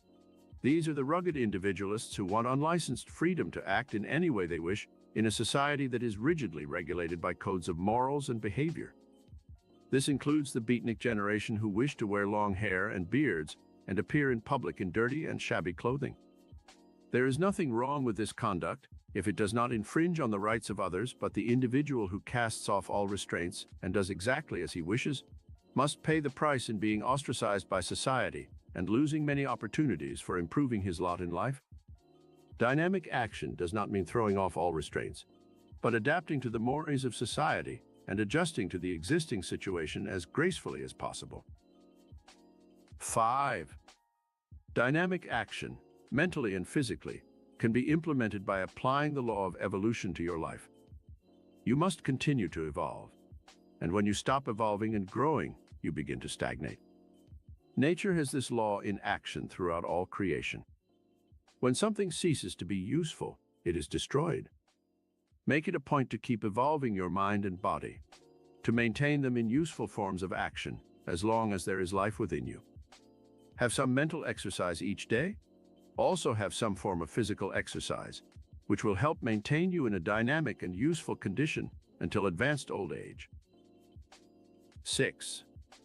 Love of humanity has been one of the great master motives which has stirred countless thousands of men and women into many forms of dynamic and successful action. Father Damien worked with the lepers of Molokai for years, bringing new methods of treatment to that dread disease, and finally gave his life in that work. He was stirred to such dynamic action by his love of humanity. Mia. Curie and her husband worked for 20 years in a miserable lean-to, where snow drifted through the cracks in winter, extracting minute particles from hundreds of tons of pitch blends to isolate a gram of radium. Their work was for the good of humanity, and now many people's lives are saved because of their loving sacrifice. Dr. Albert Schweitzer dedicated his life to serving the Africans in the jungles, where he brought healing to thousands. This dedicated man was inspired to dynamic action by his love of people. 7. To increase your flow of dynamic energy for all purposes in your life, have some definite goal which you are trying to achieve. This goal should be readjusted every 5 years or so, for our needs change as we grow older. With this fixed goal in mind, focalize all your thoughts and emotions on its achievement, and soon your brain and body will be flooded with dynamic energy that will inspire you to dynamic action. Elsewhere in our study, we have given some worthwhile goals which everyone is trying to achieve. The 10th key: metaphysical divine love. Master metaphysician Jesus said, "A new commandment I give unto you. Love ye one another." The old law had been an eye for an eye and a tooth for a tooth, a law of revenge and hatred. Undoubtedly, the profound changes civilization experienced after this law was released could be traced to this new philosophical concept of divine love. There are many different types of love. Elsewhere in our study, we learn of the healing power of love and also the need for physical and emotional love in our lives. The most potent type of love for stirring the miracle superforces of your mind is divine love. The human soul searches throughout eternity for its divine counterpart, God. Our earthly experience is a constant quest for our physical mate, for purposes of procreation and carrying on the race. However, the soul has its hunger and its need also. It is for divine love, the divine romance in which man, in the generic sense, searches for his lost half, the God consciousness in a cosmic love that extends throughout eternity. When man once discovers this divine love, he becomes complete and fulfilled. The love of God transforms and transfigures all humanity into the radiant divine image of God himself. How to release divine love. 1. Do little loving things every day of your life for your friends, relatives, and neighbors. These little kindnesses gradually build the habit pattern of divine love within your consciousness, and in turn, attract loving actions from others. 2.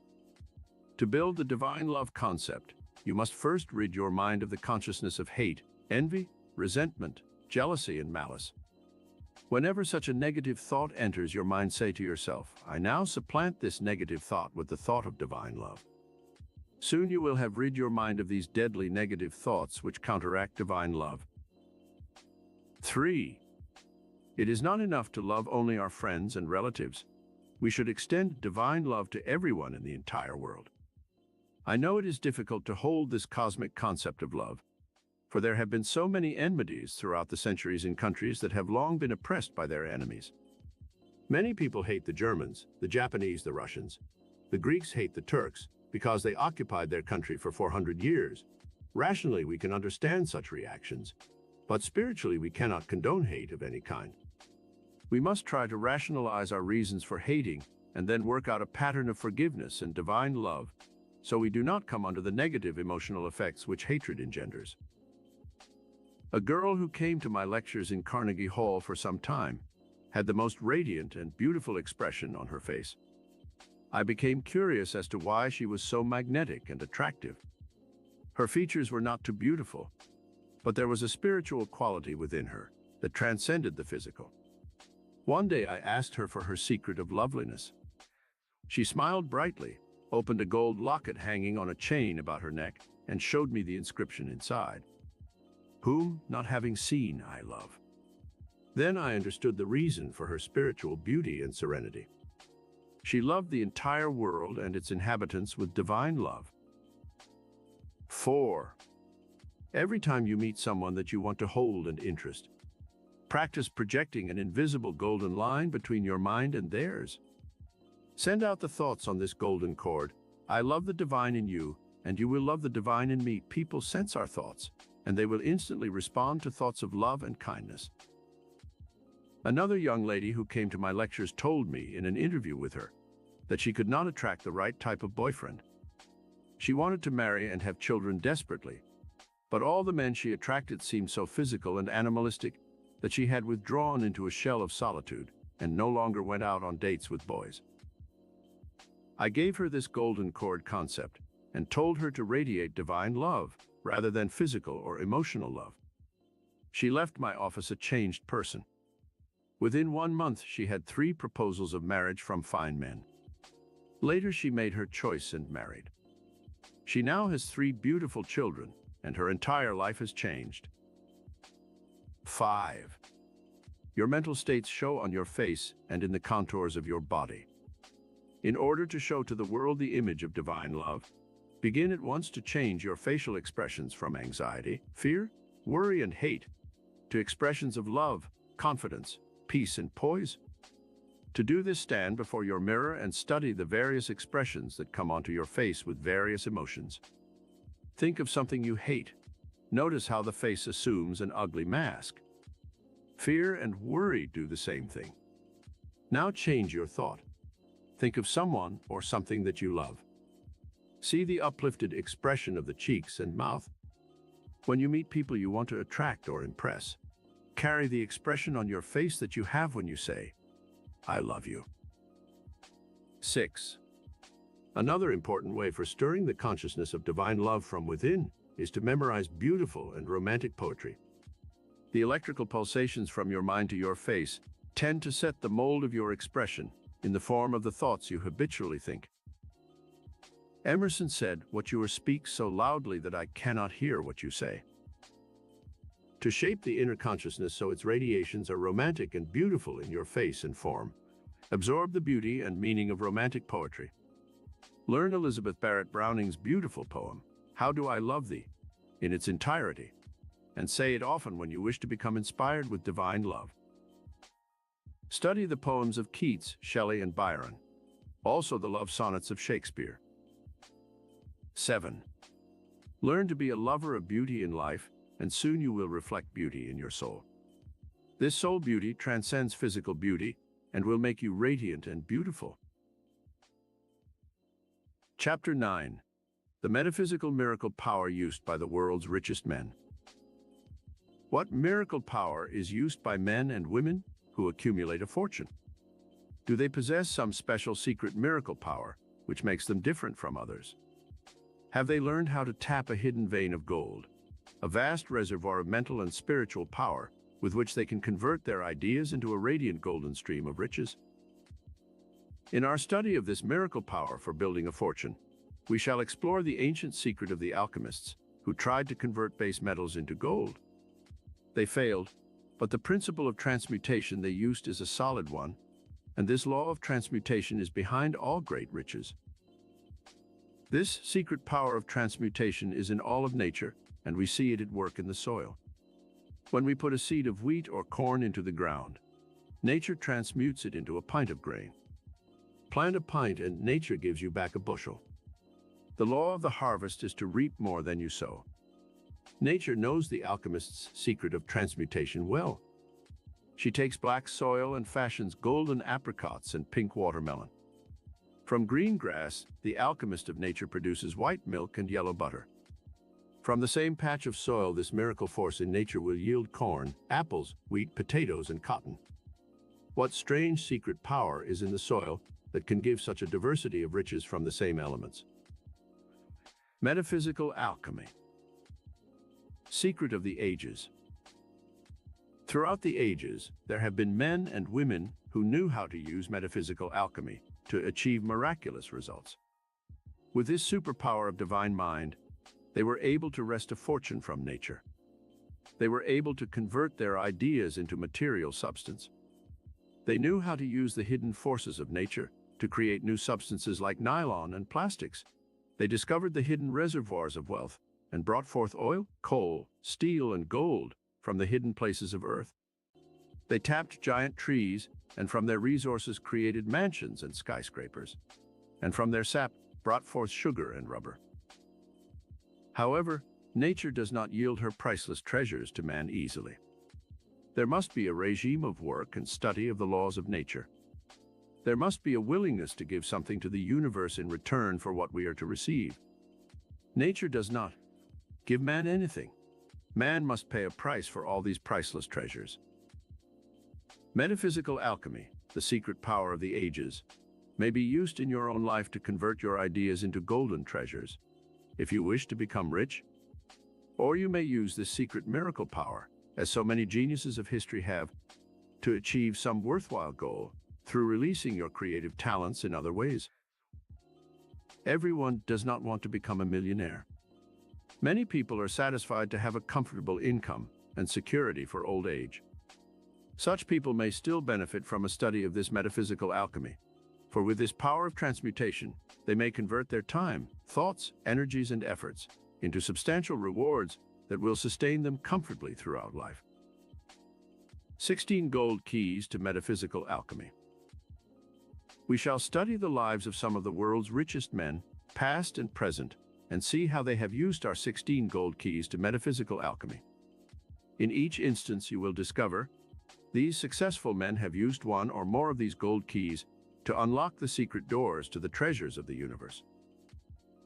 Vision, courage, organizational ability, willingness to take chances, an expansive mind, enthusiasm, sharing their wealth, thrift, integrity, loyalty, intensity of desire, good judgment, ability to make right decisions, determination, patience, persistence. Everyone has had an idea at some time in his life, which, if followed through, might have produced a fortune. The only difference between the richest men in the world and ordinary people is that these men followed through with their creative ideas and used one or all of the above 16 golden keys to riches. Let us study some of these successful men's lives and see how they applied the principle of metaphysical alchemy to their ideas and lives. The key to the Rockefeller fortune. Perhaps one of the most outstanding fortunes in the entire world is that of the Rockefeller oil empire. The late John D. Rockefeller Sr. transmuted his ideas into a vast worldwide financial empire that is still blessing millions with its productivity and products.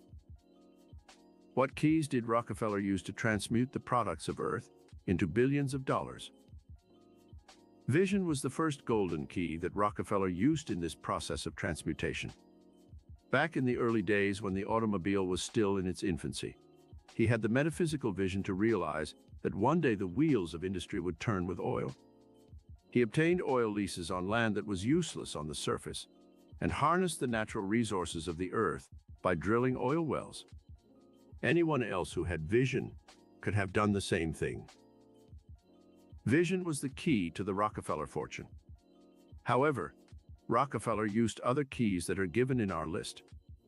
He had great organizational ability and formed a company which he headed.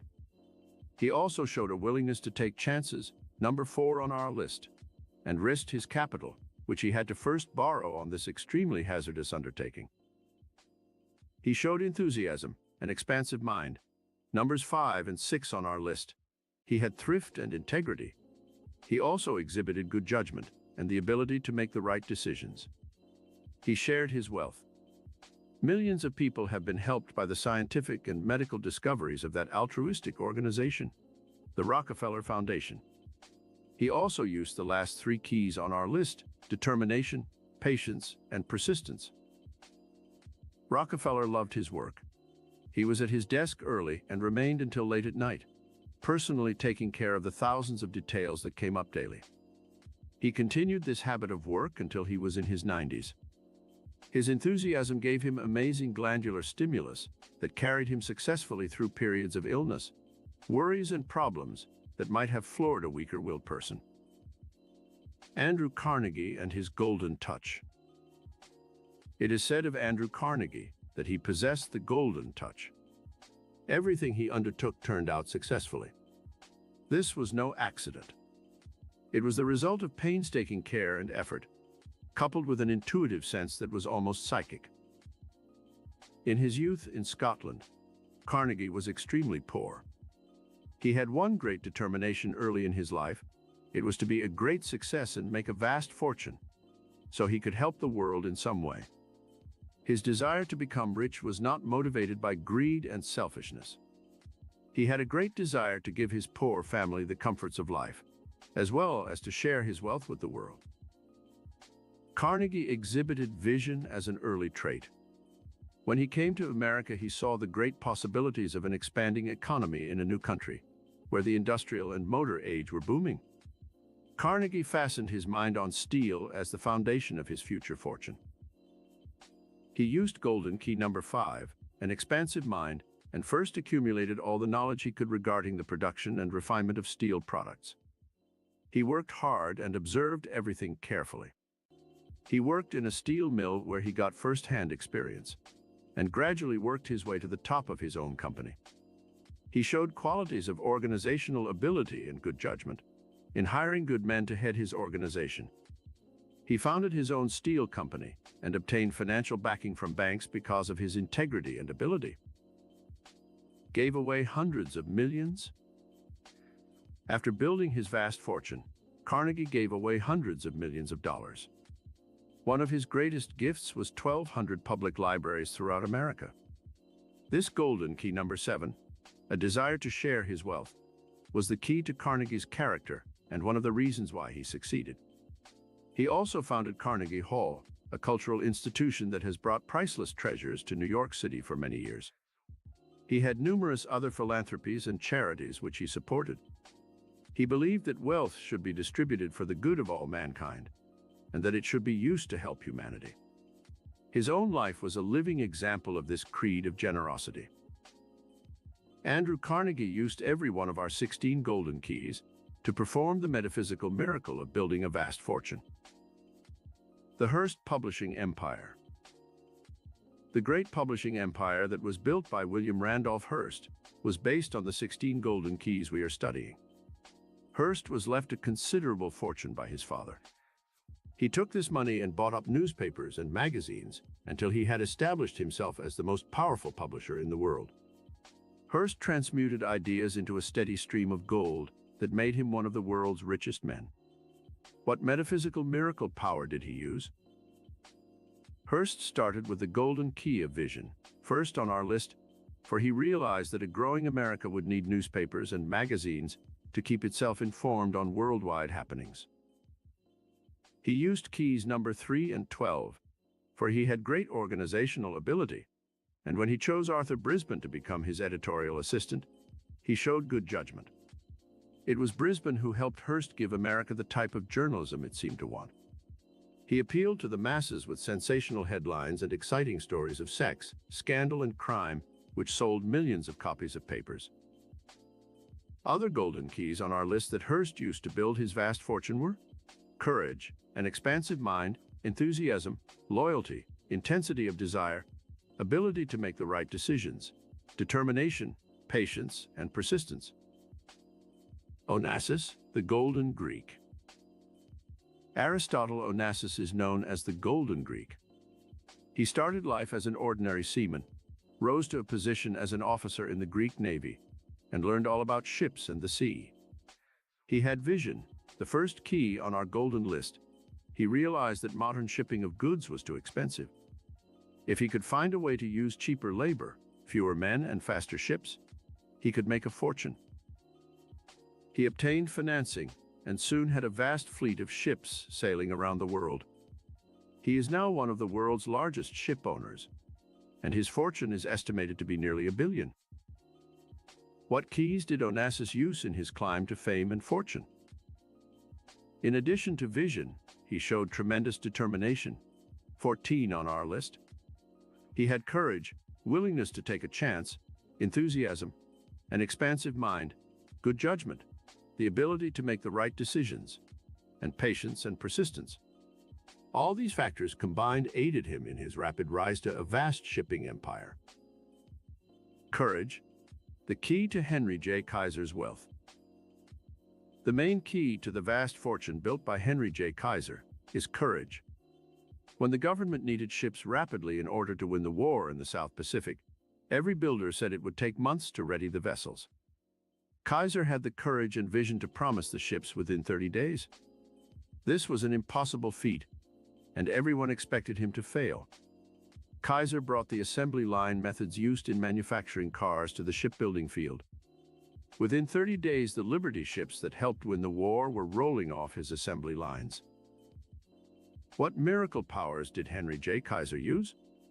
In addition to courage and vision, this creative genius used the metaphysical keys of organizational ability, willingness to take chances, enthusiasm, integrity, intensity of desire, good judgment, ability to make right decisions, determination, patience, and persistence. The new millionaires of Hollywood. Spectacular successes are the exception, not the rule. However, in the make-believe land of Hollywood, this same metaphysical miracle power of mental alchemy has worked to create new millionaires. In the old days, when movies first began, such people as Harold Lloyd, Charlie Chaplin, Mary Pickford, Griffith, DeMille, Goldwyn, Zanuck, Selznick, and many others rose to positions of fame, power, and riches overnight. In almost every one of these great careers, the golden metaphysical keys we have listed were used. The miracle power of mental alchemy is not dead today. It is as alive and powerful as it was in the days when the above made their fortunes. They say that Frank Sinatra is worth approximately $35 million. What golden keys did he use? He had vision, courage, a willingness to take chances, enthusiasm, intensity of desire, good judgment, determination, and patience. When his career as a singer had run its course, everyone thought he was a has-been. However, he persisted and had a great desire to become a dramatic actor. When the picture, From Here to Eternity, was being cast, he convinced the producer and director of that picture that he should play the leading dramatic role. His success in that part won for him an Academy Award, and he went on to become one of Hollywood's brightest stars and a very rich man. Today, he owns his own record company, a motion picture producing unit, and far-flung interests and properties, including his own private airplane. He is the friend and confidant of presidents and industrial giants. Truly, the metaphysical alchemy he used worked miracles for this unknown Italian boy who started life with 9 strikes against him. Bing Crosby's story is somewhat similar. The famous singer used most of the 16 metaphysical miracle keys we have listed, especially vision, courage, and persistence, to achieve a permanent spot in Hollywood's bright firmament of stars. Walt Disney's $1 million consciousness. One of Hollywood's most outstanding examples of how to build a $1 million consciousness through the principles of mental and metaphysical alchemy, which we are studying, was Walt Disney. Through the chemistry of his mind, he wove the warp and woof of a tapestry of dreams which poured a steady golden stream into his coffers. The metaphysical mixture he used was one of vision, courage, organizational ability, enthusiasm, an expansive mind, loyalty, intensity of desire, good judgment, ability to make the right decisions, determination, patience, and persistence. Not only did Walt Disney grow rich and famous, but he enriched the world with the magic he discovered, a magic which he infused in all his productions. He never knew a failure because he first built the consciousness of creative mind, and this in turn enriched his life, as well as the lives of millions throughout the world. The magic of a creative idea. Mental alchemy begins in the magic of a creative idea. When we say the name Sears Roebuck, we envision a multi-million-dollar organization, begun with the idea that was new in mail-order merchandising in the minds of 2 men, Sears and Roebuck. They used all of the 16 golden keys given in our study to build a most successful merchandising empire. When you think of rubber, you think of Goodrich or Firestone. When you think of drugs, you automatically think of Liggett. Revlon calls to mind Charles Revlon. Chrysler Corporation brings to mind the creative genius of Walter Chrysler. Lipton brings to mind tea, Ford automobiles, Hilton hotels, Wrigley chewing gum, Helena Rubinstein cosmetics, Arbuckle coffee. Always the vision of some man or woman has been responsible for a new product, or new methods of merchandising an old product. Each of these vast fortunes, represented by the products associated with their names, was created from the mental alchemy of an idea that was projected by the person for whom the product or company was named. In each instance of the above companies or individuals, our 16 metaphysical golden keys were used to create the product and the company. Can one become a millionaire today? Many people complain that in the old days, when most of the world's great fortunes were made, there were no high taxes and anyone could become a millionaire. Today, they argue, it is difficult, if not impossible, to become rich. Let us examine this theory more fully in our study of how to put to our own use the secret miracle power employed by the world's richest men. Let us briefly study 6 examples of new millionaires who were recently interviewed on David Susskind's television program, Open End. The program was called Money Talks. Edward Lamb began as a corporation lawyer early in his career. He ran for the Senate on the Republican ticket and was defeated during the Depression years. He became vitally interested in sociological problems during the lean years of the 30s and became associated with the labor movement. He has represented all 77 of the national and international labor unions. He believed that the road to riches lay in the direction of serving mankind. Later, Mr. Lamb went into the newspaper publishing business and gradually built a $50 million empire of many and diverse interests. When he was asked, "How does it feel to be rich?" he replied that one does not actually ever feel rich, for one's wealth is always measured by the size of one's debts. His incentive in life is the fun of accomplishment, the desire to serve humanity, and a natural instinct to want to be on the winning side. Mr. Lamb has used all of our metaphysical golden keys in his rise to fame and fortune. Tremendous responsibility of riches. Mr. Marvin Crater is president and chairman of an enormous brewery. He recently bought Ebbets Field and built the new Rupert's Brewery on the valuable property. Mr. Crater stated, 1, that wealth was a tremendous responsibility to the person who had it. What was Mr. Crater's incentive to wealth? He started life under humble circumstances, but he had a tremendous desire to advance his interests so he could afford the comforts of life. Wealth, he declared, is comforting, but you cannot stop easily when you have made the first million. Something in the human spirit, a desire for more power or an involvement in the destinies of others, continually impels one forward, no matter how many millions he has. Mr. Crater stated that a person who has made a fortune has a moral responsibility to his employees, his stockholders, and those who share in his products and profits. This responsibility extends to the public, the source of all wealth ultimately. Wealth, he believes, imposes restrictions and obligations which cannot be taken lightly. $60 million in assets. Louis Lesser is another new millionaire. He has control of assets which total $60 million. He rose from a door-to-door salesman of magazines to become the owner of numerous oil wells and chairman of the board of Lesser Corporation. His incentive to wealth came when he was a young man. He wanted to make $1 million so that he could quit and travel around the world and enjoy life. He explained that when he'd reached that goal and had made his first million, he became involved in so many ventures that he could not stop. He warns against greed as a motivating force to fortune, stating that this negative emotion often destroys those who exercise it. After he'd made his vast fortune, Mr. Lesser began to give his money to many charitable organizations, including the City of Hope and other groups. Mr. Lesser certainly used most of the golden metaphysical keys given on our list, especially those of vision, courage, determination, sharing his wealth, and persistence. From $250 to millions. Mr. Wallace Johnson, who runs 50 corporations, including the fabulous Holiday Inns, borrowed $250 when he was a young man. With this money, he went into his first business venture.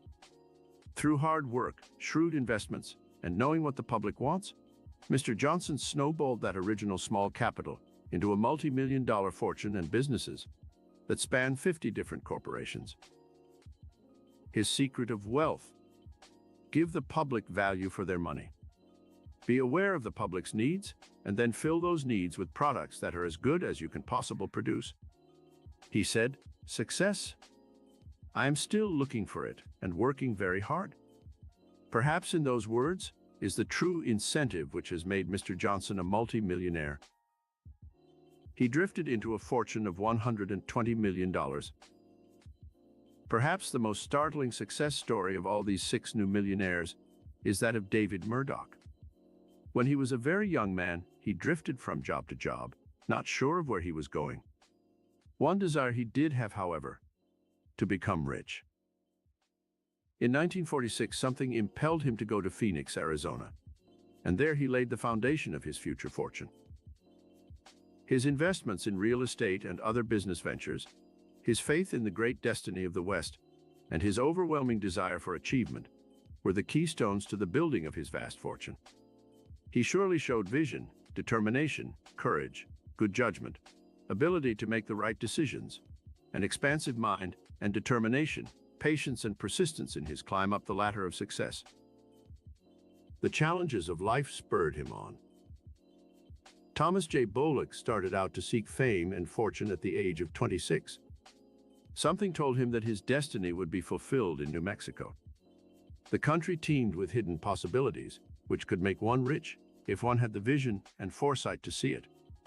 In the barren desert land of that arid state, Mr. Bullock discovered oil, and he was on his way to achieving his boyhood dream of success. Mr. Bullock wanted to serve the people of the state that had made him rich. He successfully ran for governor and added new laurels to his crown of success. All life is a challenge, Mr. Bullock believes, and one must be prepared to meet that challenge by facing life's obstacles and overcoming them. He also believes that one must utilize all one's gifts and skills in converting nature's free resources into usable products that will enrich and benefit humanity. He thinks of himself as only a trustee for wealth, and that he must use money to do as much good as possible for the people he serves. Only then, he said, is one worthy of such a high and sacred trust. How to motivate the miracle power to acquire riches. 1. First, unlimited your consciousness by having vision. Know that it is possible for you to become as wealthy as you wish to be. There is no limit except that you place on yourself. The Bible says, "Without vision the people perish." Have the vision to see yourself successful and rich. If you do not want $1 million or more, then ask the divine mind within for security for yourself and your family. 2. Go to your public library and obtain books dealing with the lives of such rich men as Morgan, Vanderbilt, Astor, Baruch, Ford, Carnegie, Hearst, Chrysler, Getty, and any other men who have built vast fortunes. Study their lives carefully, take copious notes, find out what mistakes they made, so you can avoid the same mistakes. Emulate their patterns of thinking and action. Become conversant with their methods and then try to apply them to your own life. 3. Turn your thoughts inward and ask the divine mind within you for ideas, formulas, inventions, stories, creative thoughts that you can use to become rich. One idea can bring millions. The law of transmutation can work for you to turn your thoughts into gold. Build your faith in your own powers of creative mind and search within until you find the key that will help you unlock doors to the treasures of the universe. 4. Sit for 15 minutes every day for 1 month and concentrate your thoughts on nothing but money. Mentally visualize yourself receiving a large sum of money. See yourself banking it or spending it for something you want. Go through the pleasurable emotion that such good news would bring you. Plan on all the things you would do with money if you had it. Walk on the streets and look in store windows and mentally put your mark on the things you will buy with your fortune when your dream ship comes in. 5. Use the money and the possessions you now have wisely and take good care of them. This will prove to your higher mind that you are capable of taking care of a big fortune and of spending it wisely. Many people waste their money, their food, and their time. Such wasteful habits prove they are not yet ready to assume the full responsibility of having a fortune or better homes or possessions. 6. Treat your present home as if it were a palace, to prove to your higher mind that you are worthy of a finer home. Decorate it as tastefully as possible. If it is even a small room, keep it clean and neat. Enjoy its comfort and be grateful for it until you are able to build your consciousness and can move into a new apartment or house that will fit your expanded consciousness. 7. Every time you spend $1 or some bigger bill, write in the white margin these words: I bless this. Under the law of the harvest, realize that every dollar you give out will return to you tenfold and enrich you. This is especially true of money spent to help others. The tithing principle used in church is an excellent one to bless your money and to multiply it.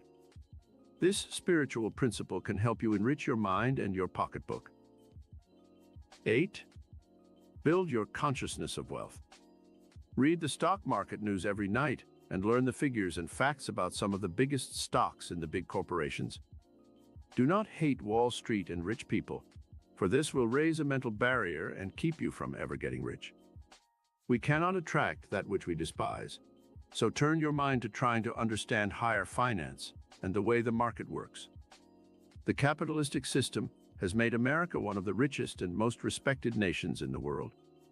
Millions of Americans have a part in American industry, and such big businesses as American Telephone, General Motors, Ford Corporation, Radio Corporation of America, Standard Oil, and Chrysler are really owned by the people who own the stock. Have a desire to become a part of this vast network of creative thought and learn all you can about industry and financing. Soon you will find the means to make investments that will pay you rich dividends in the future. 9.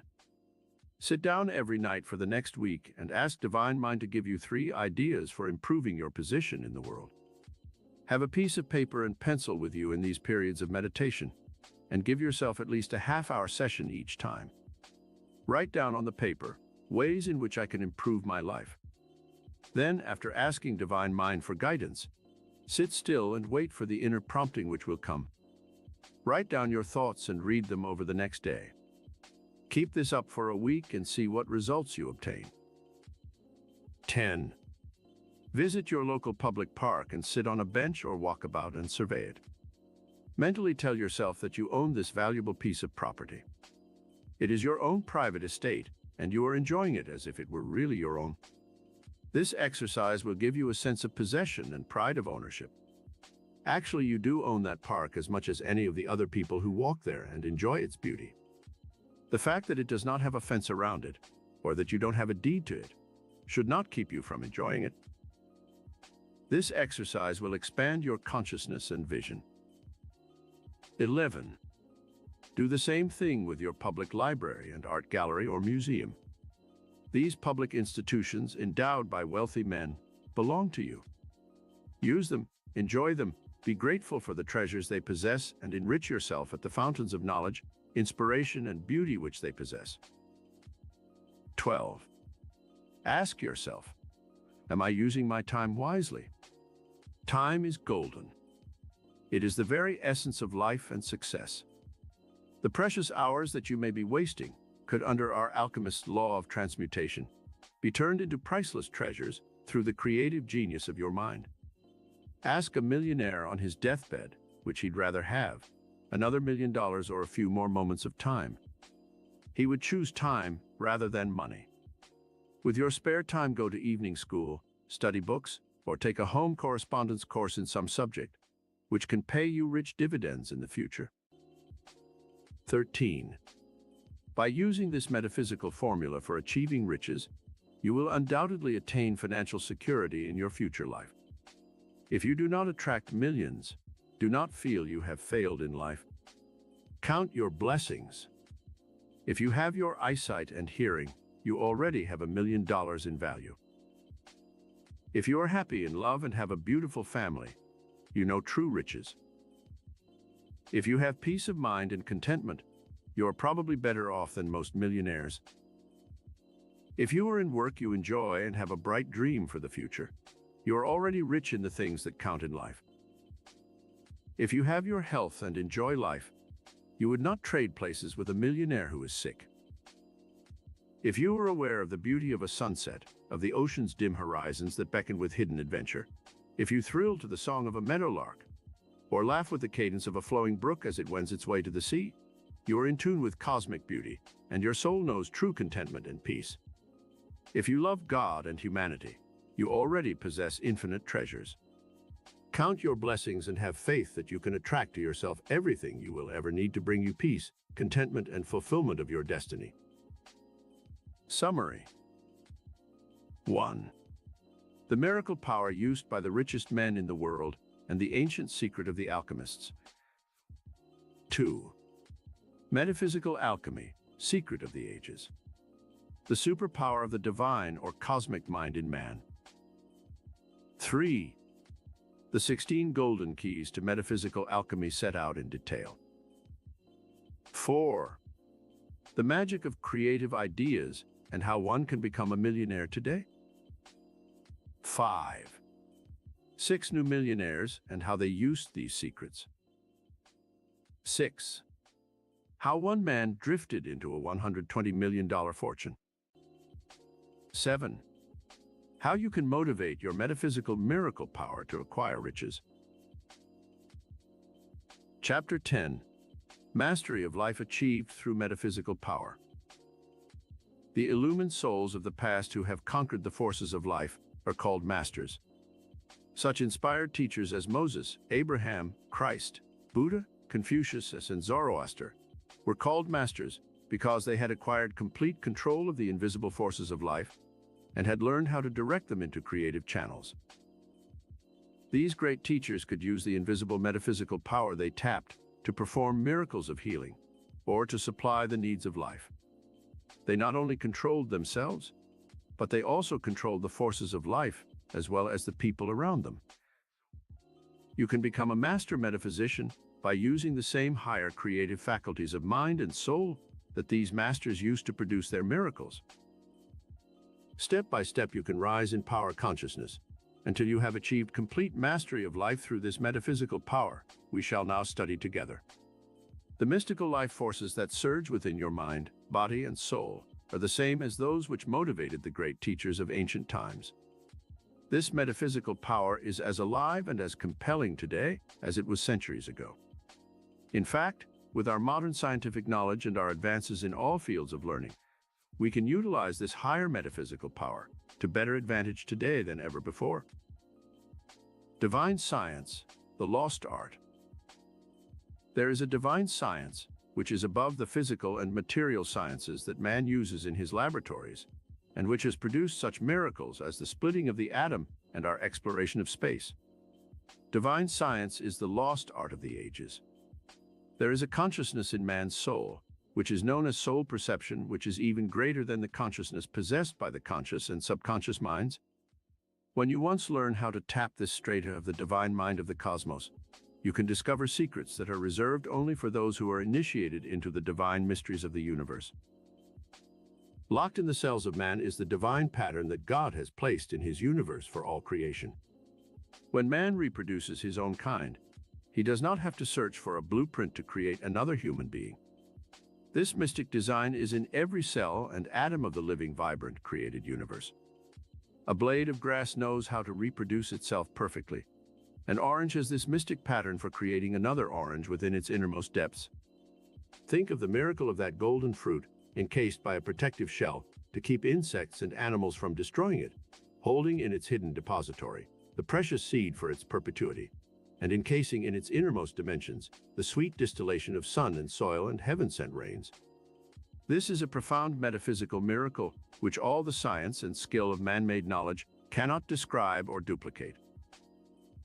God's secret power in the invisible. God has placed his secret power, the metaphysical creative principle of life, in the realm of the invisible. Here it is that all the forces of nature are at work. Here, in the realm of the invisible, man may work to control his life forces and the universe in which he lives. Great magnetic and electrical currents exist in the invisible realm where they work their magic in the sea, in the soil, and in the atmosphere in which man exists. Powerful forces of capillary attraction exist in the Earth. Gravity pull with its vast magnetic fields controls the tides of the oceans. Electrical currents touch off thunder and lightning storms and control our weather. Vast stellar forces exert a powerful influence on our Earth. Radio, cosmic, ether, and radioactive waves bombard our planet from outer space, and yet all these forces are perfectly balanced and sustain life on this Earth in perfect harmony. Man's mind exists in this universal dynamo of power, working in its own dimension of time and space, and it may channel any or all of these invisible dynamic forces and use them to perform miracles of all kinds. Mastery, the path of achievement. In order to achieve any goal in life, there must be complete mastery of the self and of the multitude of invisible forces which surround us on this planet. The regime of mastery must begin with the self, for it is through the self that consciousness of cosmic awareness. The great teachers could control and master the invisible and mysterious forces of life, because they first learned how to master their own thoughts, their emotions, their spiritual powers of meditation, concentration, and projection. The 6 realms of metaphysical control. There are 6 realms of metaphysical control. You can achieve complete mastery of your mind, your environment, other people, and the invisible forces of life when you once exercise these 6 realms of control. First realm of control. Mastery of your thoughts. All control of our life forces must begin with control of our thought currents. As thoughts are electrical and magnetic, they exert a powerful effect on our brains and on our bodies. They also go out into time and space and affect other people. The person who has control of his thoughts can direct tremendous forces and exert a powerful influence on his body, his environment, and on other people. The body's health is determined to a great extent by the thoughts one thinks. In modern psychosomatic medicine, which has to do with the effect of the thoughts and emotion on the physical body, it has been found that almost every type of human disease can be caused by man's destructive and negative thoughts. Just as disease can be induced by destructive thoughts, so too, health can be created in the body cells by the judicious selection of positive, life-giving thoughts, and healing can take place in the sick when their thought atmosphere is changed from a negative one to a positive one. Proof of the power of thought. A woman who had a benign tumor in her abdomen, which made her look as if she was pregnant, was given thought control through autosuggestion that her tumor would shrink and gradually disappear. This type of autosuggestion was given by the woman to her higher mind every night and morning for a period of 3 months. At that time, the tumor had shrunk to the size of one's fist. A man who had sugar diabetes and had to take daily shots of insulin to keep his blood sugar reduced was given autosuggestions telling his higher mind that his body would begin to secrete insulin. He kept up these autosuggestions, and within a month he lessened the amount of insulin taken. Within 3 months, his body was secreting enough insulin so that he could discontinue the injections of insulin entirely. Doctors always hasten to point out that all cases do not respond to this type of autosuggestion, but even if a few cases respond, it proves that there is some power within the mind of man which can be reached for purposes of healing under the right conditions. Rather than try to heal sickness, man can try to prevent it through a process of thought control and positive mental and emotional action. If thoughts can make man sick, dynamic spiritual action mentally can also heal him of sickness. Regime for control of your thoughts. 1. Sit for half an hour a day and meditate on your thought processes. Be conscious of your thoughts all during that time. At first, do not try to control them. Let them run rampant, but be aware of what is happening. You will see how uncontrolled they are, how they jump here and there without any order or control. The second day of your meditation, try to stop the rapid changing of thoughts and select one thought at a time. Fasten your mind on that thought and think exclusively of it, and do not let go of the thought until you choose to. From an Indian guru or teacher, I learned the secret method some Indians use to achieve mastery of their thoughts. He told me to mentally visualize my brain as a tree, and my vacillating thoughts as little monkeys jumping from branch to branch in that tree. Then, he urged me to mentally pick up each monkey and put him into a mental bag. He would kick and scream and fight, but one must forcibly eject him from his perch in the tree. This process is to continue until all the monkeys are safely in the bag and the tree is free of their screaming, jumping, and chattering confusion. This is a good method to use to clear your mind of unwanted, confusing, disoriented, and negative thoughts. You must force the issue at first and eradicate all unwanted thoughts. Gradually, you will choose only those positive, beautiful, and inspiring thoughts that you wish to dwell in your mind. You will find the release of tremendous power when you have once achieved mastery of your thoughts. You will not waste all your electrical and magnetic energy on useless thoughts. You will be able to overcome worry and fear and other negative emotions that erode your mind and decrease your physical vitality and energy. 2. Now you are ready for the process of selection of suitable thoughts that you want to occupy your mind. Your destiny is shaped by your thoughts. Choose every day what thoughts you want to accompany you in your business life, your social and personal life. These should be thoughts that are inspiring, good, healthful, beautiful, opulent, joyous, expectant, and friendly. If you want to motivate people to friendly action with your thoughts, send out the magnetic thoughts of love and friendship. Emerson's injunction of how to have friends is a good one. To have a friend, be a friend. Passive love treatment to control others. One lady who came to my lectures in Carnegie Hall complained that her husband nagged and abused her constantly. She could hardly stand being in his presence because of his constant negativity and criticism. I told her how to insulate her mind against this barrage of negativity by simply saying to herself every time he was negative, "I send you only thoughts of love and kindness. You are created in the image and likeness of God, and I see only the divine image within you." She held to her course of passive love treatment for a month. She came back and told me that for some mysterious reason, her husband had begun to change in his attitude toward her. One day he said, "What's the use of my screaming at you when you greet every word I say with that vacant stare and half-smile?" The magic of love gradually transformed her husband into a peaceful, understanding man. 3. Remove the negative charges that are in many thoughts and words. Refuse to entertain thoughts in your mind of things you read in the papers of killings, accidents, disasters, and robberies. These negative charges must be removed every night before you go to sleep, or they will haunt your conscious and subconscious minds and interfere with the free flow of electrical and magnetic currents to your body cells. One simple affirmative statement which you can say every night before going to sleep will help you clear your mind of these negative charges. I now discharge from my mind all negative thoughts of every kind that I have put into my consciousness today.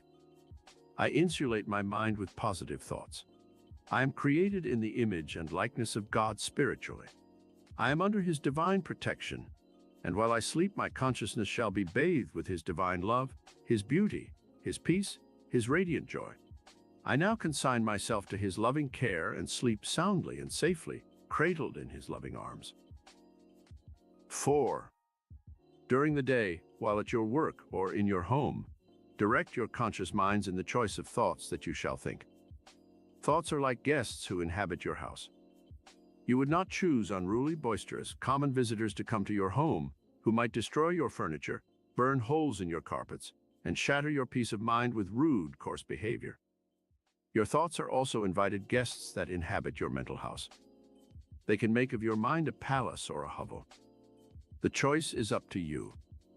You can choose thoughts that are lofty, beautiful, and inspiring, and these will give a coloration to your mind and your personality that will enchant everyone you meet. 5. Avoid saying words that are obscene or telling stories that are undignified and common. They may make people laugh momentarily, but every time they think of you, they will associate you with the obscene words you used. Maintain dignity and an awareness of your high quality, and soon people will have greater respect for you.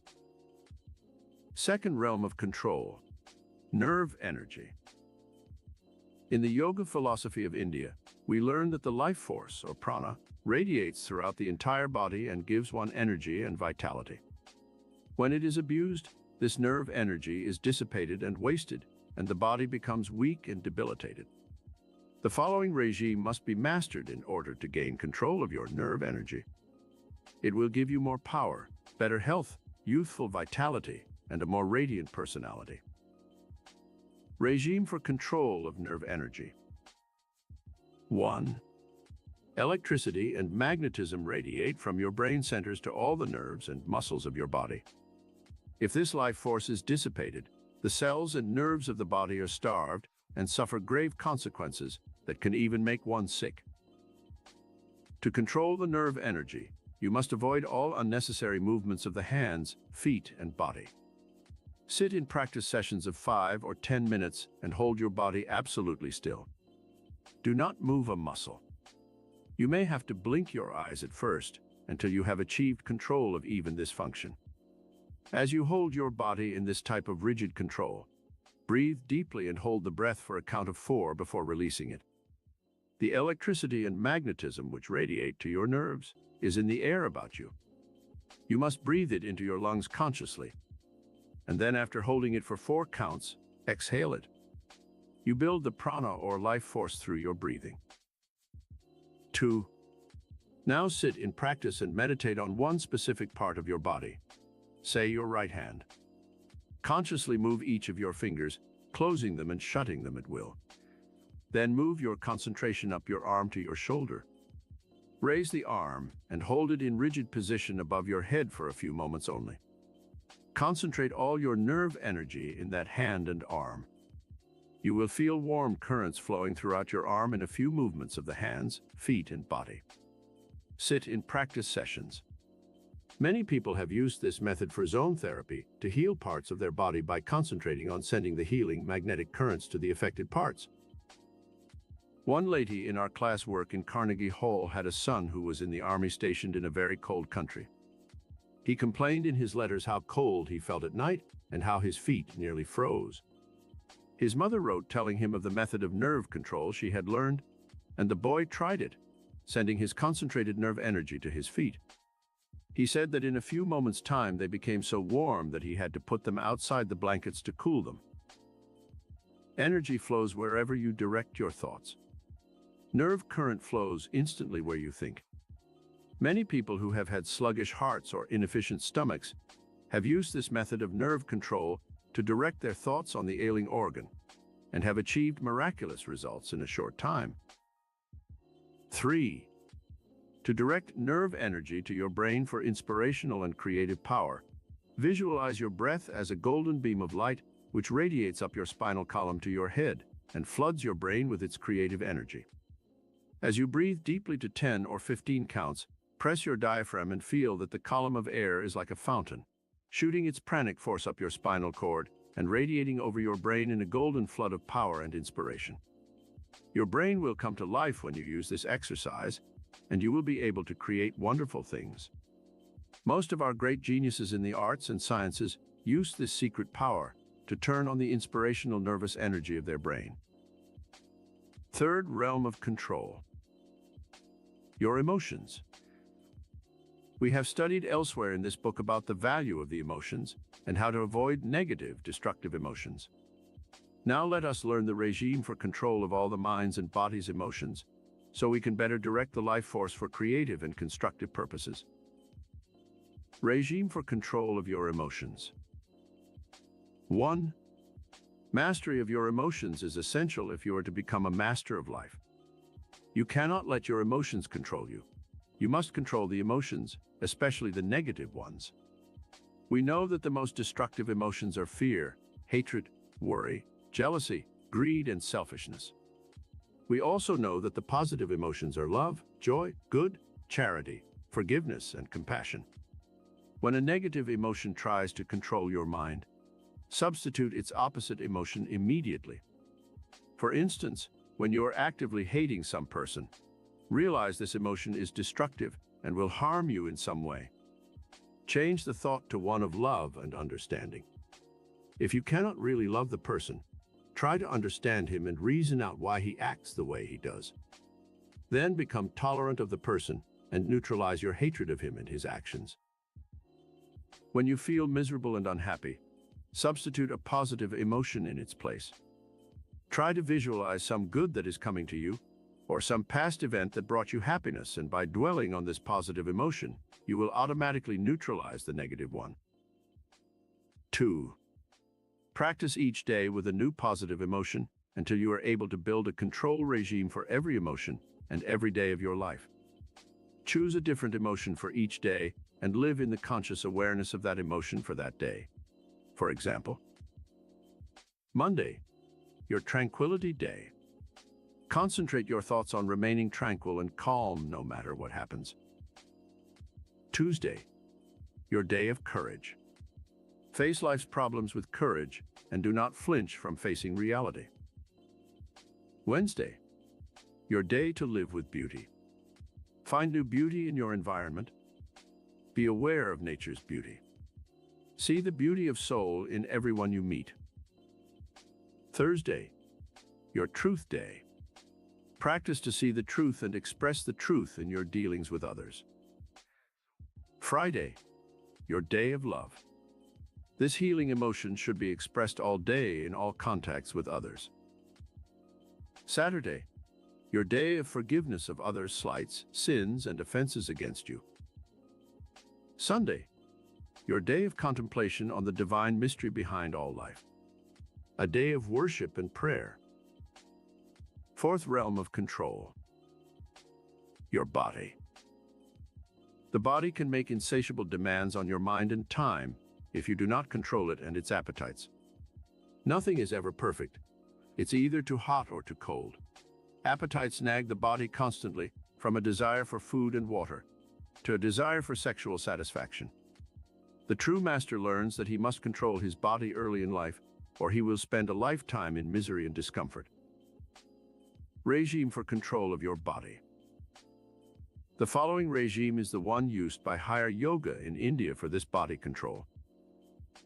1. Sit in the Buddha pose with your legs folded under you and your hands resting in your lap. Now concentrate the power of your mind on the area of your head. Close your eyes as you do this exercise. Visualize your head with its functions of sight, taste, smell, hearing, and thinking. See your brain as a physical organ capable of all kinds of thoughts and emotions. Hold your thoughts on your head for several moments and try to control each of the 5 senses. Be aware of your sense of hearing. Listen to the sounds in the room, the clock ticking, the sounds in the street, the distant barking of a dog, or the blowing of a siren. 2. Now concentrate on your sense of sight. Open your eyes and look about the room. Register as many objects as you can see. Hold your gaze on a spot on the wall for a count of 10. Increase it until you can hold your eyes on one spot for a period of 5 minutes or more without blinking. This may take you several days or even weeks to accomplish. Do not rush it. Take your time and achieve control of this faculty of sight gradually. Then expand your vision to inner sight. Close your eyes and see how many mental pictures you can accurately recall from your past. Hold your body still while you are performing this exercise. 3. Now concentrate your faculties on the sense of taste. Take something sweet on your tongue and concentrate on its sweetness. Do the same with salt or something bitter. Let your faculties dwell on what you are tasting and nothing else. 4. Now develop the faculty of smell. Have incense burning in your meditation period, and as this aroma floods your being, be aware of the sense of smell. Another time you may take the bloom of a flower or a drop of perfume, which you concentrate on, letting your sense impressions be concentrated on the odor you wish to examine. 5. The sense of touch should next be developed. Hold a piece of wood in your hands, close your eyes and feel its rough texture. Change it to the petals of a rose, feel the velvety softness and be aware of the difference. Change the objects you concentrate on until you are able with your eyes closed to tell the difference between things you hold in your hands. 6. Now concentrate on your heart and its rhythmic beating. Do not try to control it. Just be aware of it in an impersonal way. Later, when you have gained control of your bodily functions, you can slow down the rhythm of your heart or accelerate it. You can do this with your blood pressure and other bodily functions at will. But for the present, just be satisfied to listen to your heartbeat and be aware of the life rhythm within you. 7. Do the same type of concentration on your stomach and its functioning. Be aware of the stomach. Visualize its workings. See the process of osmosis within that organ, which permits the fluids to pass through the walls of the intestines into the bloodstream. Be aware of your digestion for 10 or 15 minutes. Some people have been able to control their stomachs with amazing power and regulate the flow of hydrochloric acid and aid in the process of digestion consciously and at will. 5th realm of control. Other people. It is easy to follow all of the above 4 realms of control relating to the self. It is a matter of discipline and habit to gain control of your thoughts, your emotions, your nerve energy, and your bodily functions. Our 5th realm of control is a little more difficult, for it has to do with the actions of others. You cannot always control the actions of others, but you can control their effect on you and your destiny. With your mind power, you can, to a great extent, determine the people you will attract into your orbit of activity. The quality of the persons you attract as friends will, to a great extent, determine their influence on your future destiny. Choose your friends well, and when you have made your choice, use the following regime of control to make certain that your friends and acquaintances do not infringe on your privacy and affect your decisions and actions. Regime for control of other people. 1. To control other people, you must first win their respect and admiration. People will be friendly to you if you first show friendliness towards them. In social groups, where you do not know many people and you wish to enlarge your sphere of friends, make yourself known to others. Be friendly and take the initiative in breaking the social ice. They are as anxious to be friends as you are, but many times people are hampered by conventions and modesty, and will not take the first step to be friends. An example of this in my own life is an instance where I went to a big Hollywood party and saw a lonely-looking, unattractive man sitting in a corner by himself. No one paid any attention to him. They were all courting the famous stars, directors, and producers who were there. I sought out the lonely-looking man and introduced myself, not knowing his identity, and chatted with him for fully an hour. I found him amusing, well-read, and charming. When he got up to leave, he said, "I am very much impressed by you, young man, and I'd like to have lunch with you one day so we can talk some more." He handed me his card and made a luncheon date for the following week. I glanced at the card and saw that it was Irvin Cobb, the famous humorist and novelist.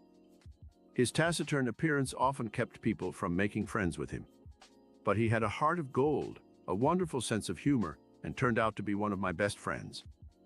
Through his contacts, I was able to further my early career tremendously. 2.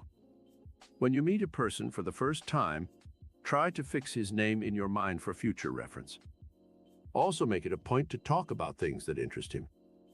In this way, you can direct his interest and attention to those subjects that he is conversant with. His wife, his children, his work, his home, his car. These are all things that give him a sense of familiarity with you and make him like you, without being conscious of the reasons why. 3. If you really want to win control of other people, try to avoid what I call rough corners in the conversation. Avoid discussing differing viewpoints in religion, politics, and other controversial subjects. When you know a person better, you can risk offending him by giving your opposing viewpoints. Get the other person to drift along with you on the conversational stream, and you'll find that it is easier to get control of his mind than if you oppose him and make him dislike you at once. 4. When you meet new friends, make it a point to try and praise something in their personality, their clothes, their voices, or something they have accomplished, which merits praise. People like flattery, and you can gain control of friends through subtle praise and flattery. One man I know who is a real estate broker has mastered this principle of control of others to a fine point. He told me his secret one day. "I make every man feel like a prince and every woman like a queen," he said. "I try to find out something about the person's work, and then I praise his ability and his accomplishments. It works like magic. Of course," he hastened to add, "I am sincere in my praise." I really choose something that I admire about the person or his work. Otherwise, I would not sound convincing and sincere. This man has made millions of dollars in business through this simple formula to control other people. 5. When you first meet a person, get on a personal and emotional level with him as soon as possible. Remember the 4 things that mean most to everyone emotionally. A. Self-preservation. Things pertaining to food, nourishment, and general health. This is always a safe topic of conversation and interests everyone. B. Money and financial security. People all like to discuss business, the stock market, the business they are in, and other things pertaining to money. C. Love and sex. This is always a good topic of conversation, if kept on a dignified, intelligent basis. D. Ego recognition or social acceptance. When you give a person your attention and praise, you are automatically elevating his ego, and this cannot help but win his admiration of you. 6. When you are trying to win control of others, use the word you in your conversation as much as possible. Get the person to agree with you, and soon you will control the direction of his thoughts. People are conditioned to self-interest. This is not selfishness. It is a matter of early training and mental conditioning. The word you is more appealing to others than the word I. Remember this when you first meet people, and you will soon win their attention and be able to control them. 7. Encourage and inspire a person if you are trying to win his friendship and control of his mind. Too often people discourage others, and this dampens their enthusiasm and makes them withdraw into a shell. If you give encouragement and inspiration to a person, he will remember you affectionately, because this is an unusual trait. Most people knock others and tend to discourage and disparage them. The 6th realm of control. Soul perception. There is a 4th dimensional realm which is above the physical and material, as we have learned elsewhere in our study. This is the realm of the soul. Here it is that man may have divine perception if he once learns how to ascend to this lofty realm of perception and know the past, present, and future.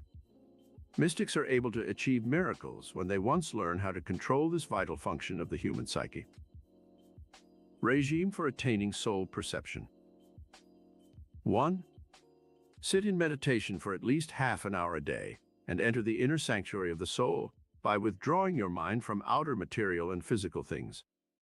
Contemplate during that time on the divine mystery, the nature of God, the mystery of life, your spiritual identity. Let your mind be inspired by candlelight, incense, and soft music. Forget the cares and burdens of the day. Withdraw your mind from problems and worries. Hold your mind on the sacred image of the Godhead that is implanted within your own immortal soul. 2. Concentrate your thoughts on the divine mind within your consciousness. In meditation, ask this higher power for guidance in your life. Bring specific things to the attention of the Father within. This session should take about 15 minutes a day and is different from the above type of meditation, where you think only of the divine mystery. In this session, you can bring to the divine mind specific questions you want answered, problems you want solved. Ask this higher mind, just as you would a friend, what should I do? How will I solve this problem? Where can I get the money for my needs? How can I find another job? Should I marry this person? Should I move to California? Then sit in the silence and wait for the inner self to answer. Sometimes the soul perception does not occur immediately. Do not get discouraged. Go about your regular activities, and suddenly, like a flash of inspiration, the answer will come. Soul perception gives you clues as to your future events, persons you will meet, and trips you will take, long in advance of the materialization of the actual physical or material event. 3. Soul perception comes when we are peaceful and quiescent. Still the turbulence in your environment if you wish to receive the divine pulsations of intuition and prophecy. See how this divine force works in nature. It is in the still, secret places of the earth that the acorn sports and grows. It is within the innermost, silent places of the egg that the chick matures and grows strong enough to burst forth from its prison house. Soul perception flourishes in an atmosphere of peace and stillness. It vanishes in the presence of discord, friction, bickering, selfishness, and greed. When you want intuitive guidance for any purpose of life, surround yourself with an atmosphere of quiet, order, and harmony. Then petition the divine mind within for miracle of creativity which you desire. 4. To encourage the divine presence within the sanctuary of your soul, live in the atmosphere of divine love every day of your life. As God is love, a loving heart and soul will most certainly encourage the divine visitant that dwells in the serene and loving souls of those who are attuned to godliness. Chapter 11. How to tap the divine mind power currents of the cosmos. There is a vast tidal wave of cosmic power that ebbs and flows throughout the interstices of the universe. It is this creative intelligence of the cosmic mind that created all things and which sustains the universe. When you once learn how to tap the divine mind power currents of the cosmos, you will be in tune with the infinite, and all metaphysical power will be yours. Let us study the methods by which this cosmic power radiates throughout creation and learn how we may avail ourselves of its omniscience, omnipotence, and omnipresence. There is a miracle power in every blade of grass and a divine mystery in every robin's egg. With all his scientific knowledge and skill, man is not yet able to duplicate the mysterious forces of the cosmos. He can, however, work with them and perform seeming miracles. See how the cosmic intelligence created trees so they could breathe in the carbon dioxide that humans and animals exhale and replace it with fresh, life-giving oxygen. See how this cosmic intelligence produces from the soil the food, the lumber, gold, oil, and coal that mankind needed to survive throughout the ages. And now, when these natural resources are being used up rapidly, future generations can be heated and motorized by the cosmic power that was released through the splitting of the atom. See what vast resources this cosmic intelligence has placed within the Earth's seas. Fish for food, gold, diamonds, and oil in abundance, which man is now learning how to extract from the Earth's seas. See the miracle of a growing tree, which gives man shelter, food, lumber, rubber, sugar, fruits in abundance, and perfume and flowers. The cosmic mind has not neglected one single aspect of man's needs in its creation of the universe. See how the divine mind power currents of the cosmic mind work in the lower forms of creation. The swallows of Capistrano always know the exact day to fly back to their nests in the famous mission. The salmon knows how to swim back upstream to spawn and complete its life cycle. One eel in the Saragossa Sea swims back 3,000 miles to where it was born to lay its eggs and hatch its young. So accurate is its cosmic memory that it never forgets the place where it was spawned. In nature, this cosmic mind has given to all its creatures protective cover and camouflage for their perpetuation. The snake is modeled and colored like its environment. The crab and the armadillo are given bony armor to protect them from their enemies. The squid and the octopus eject a stream of inky substance to conceal themselves when in danger. The puff adder blows itself up with air into a formidable size to frighten off its enemies. One species of lizard is able to detach its tail when it is caught, and later grow a new tail. There are thousands of these amazing miracles in the realm of nature. When we examine them carefully, we must be convinced that some superior intelligence is at work in the universe, which not only created all things, but sustains them with a miraculous system of instinct and built-in intelligence that automatically causes them to perpetuate their species and survive. The divine mind within man. When he was questioned about the amazing miracles that he performed, the master metaphysician Jesus replied, "It is not I, but the Father within. He doeth the work." Who was this mysterious Father within of which Jesus spoke? Obviously, it was a higher power than the Master's own conscious mind, or he would not have made such pointed reference to it. Now, with our modern understanding of the human psyche and the studies made by our psychologists and scientists, we know that this statement by Jesus referred to a divine mind power which radiates in and through all human beings, and that man may tap these divine currents for all kinds of miracles. When we see the miracles of healing that are performed through the medium of prayer, faith, and spiritual meditation, We must be convinced that some dynamic superforce is set into motion in the human consciousness, which does the work of healing in the body. This divine mind power, which flows throughout the cosmos, is focalized in the human consciousness in dynamic currents, and when a person knows how to release this spiritual power, he can literally perform miracles. 5 channels through which divine mind works. In order to use this power of the divine mind, you must first understand how it works. Just as electricity was in the atmosphere for millions of years and could have been tapped by man for his use, so too, this divine mind power is available for any person who wants to use it. But first, he must understand the dynamic universal laws under which it works. There are 5 channels through which the divine mind power currents of the cosmos work. They are: 1. The conscious volitional mind, where man has the power to choose his destiny and the events of his life. 2. The sense perceptions which reveal the physical and material universe. 3. The intuitive faculties which set the divine mind into action, psyches and extrasensory perception. 4. Soul perception, man's inner spiritual awareness, in which God speaks to man in the silence of man's own immortal soul. Man's awareness of his immortality and divinity. 5. The cosmic memory, the cell's intelligence, and the storehouse of racial memories, where are stored all the chemical and cellular formulas for creating all living things in the universe. God's memory and the ultimate achievement by man through cosmic consciousness or awareness. Channel 1. Your conscious mind. The conscious mind in man is also known as the objective mind. It is this mind that makes you aware of yourself, your mental powers, and the outer objective world in which you live. It is through your conscious mind that you are aware of the cosmos and its orderly arrangement. It is in man's conscious mind that he feels the need for worship of a superior intelligence, which he has named God. It is in this realm of conscious control that you feel the need to align yourself with some vast, superior force which you intuitively feel created you and the entire universe.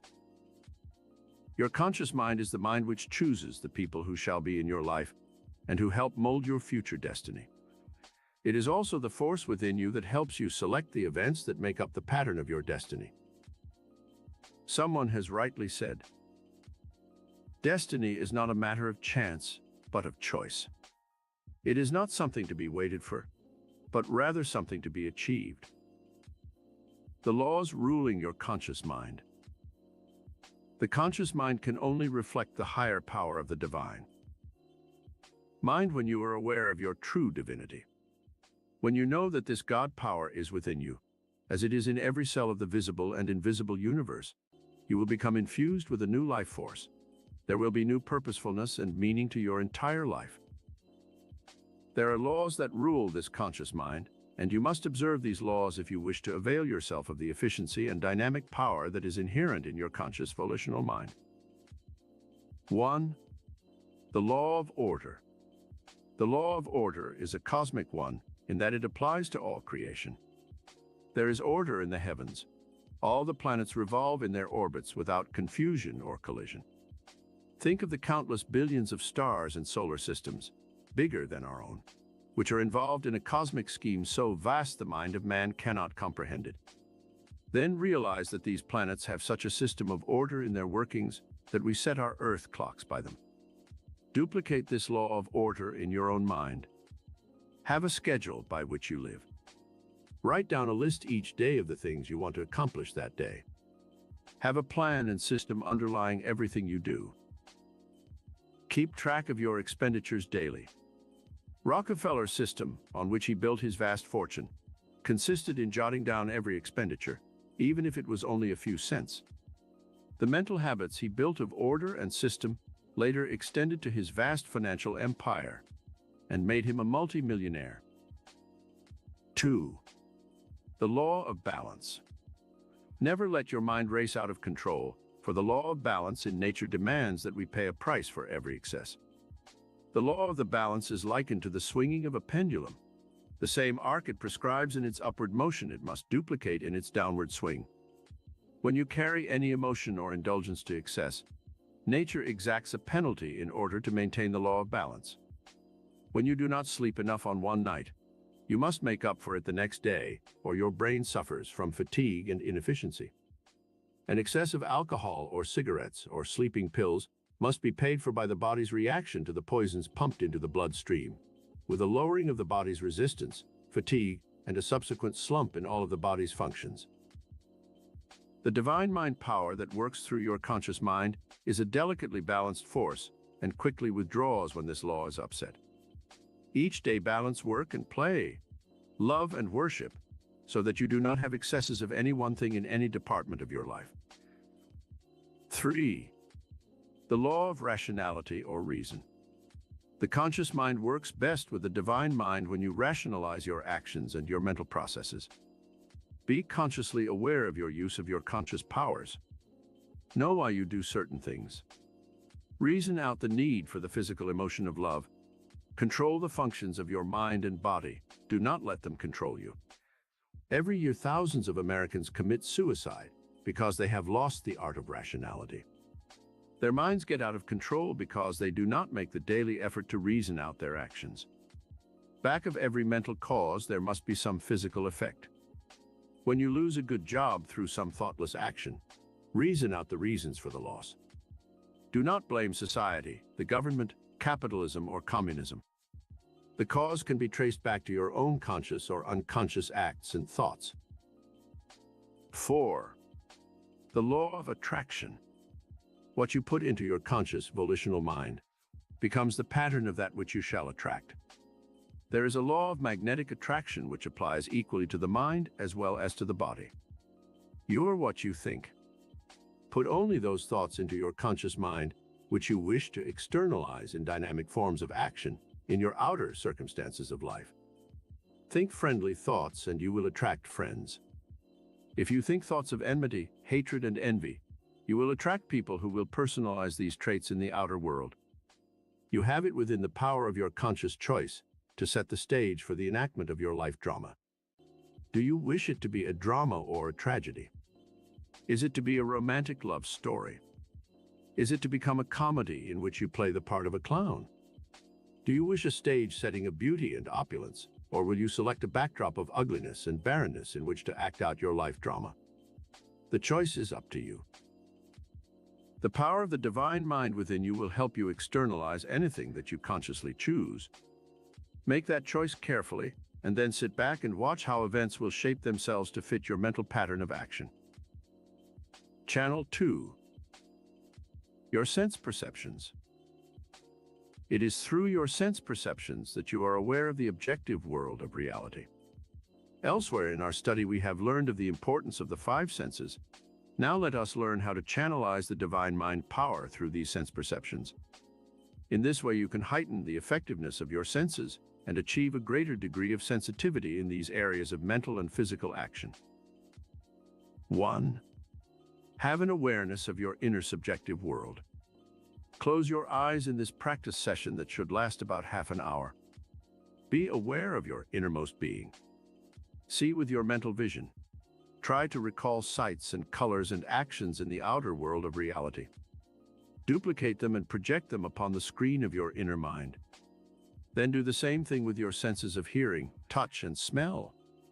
Duplicate your daily actions and apply each of your 5 senses to these fields of activity.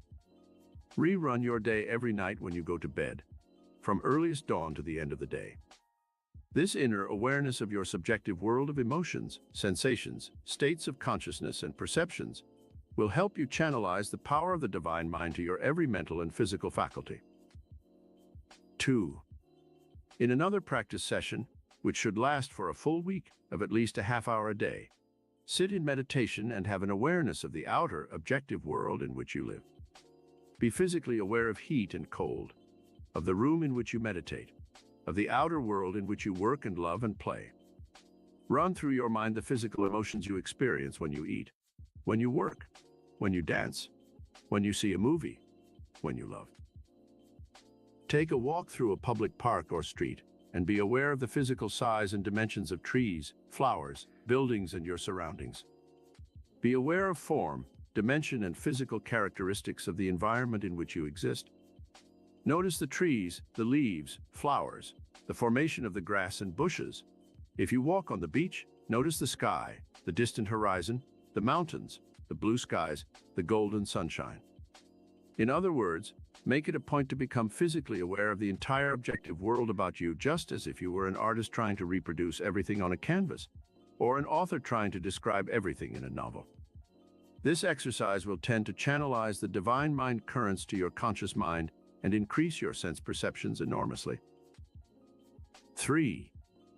Extend this awareness of your sense perceptions to your body and its needs.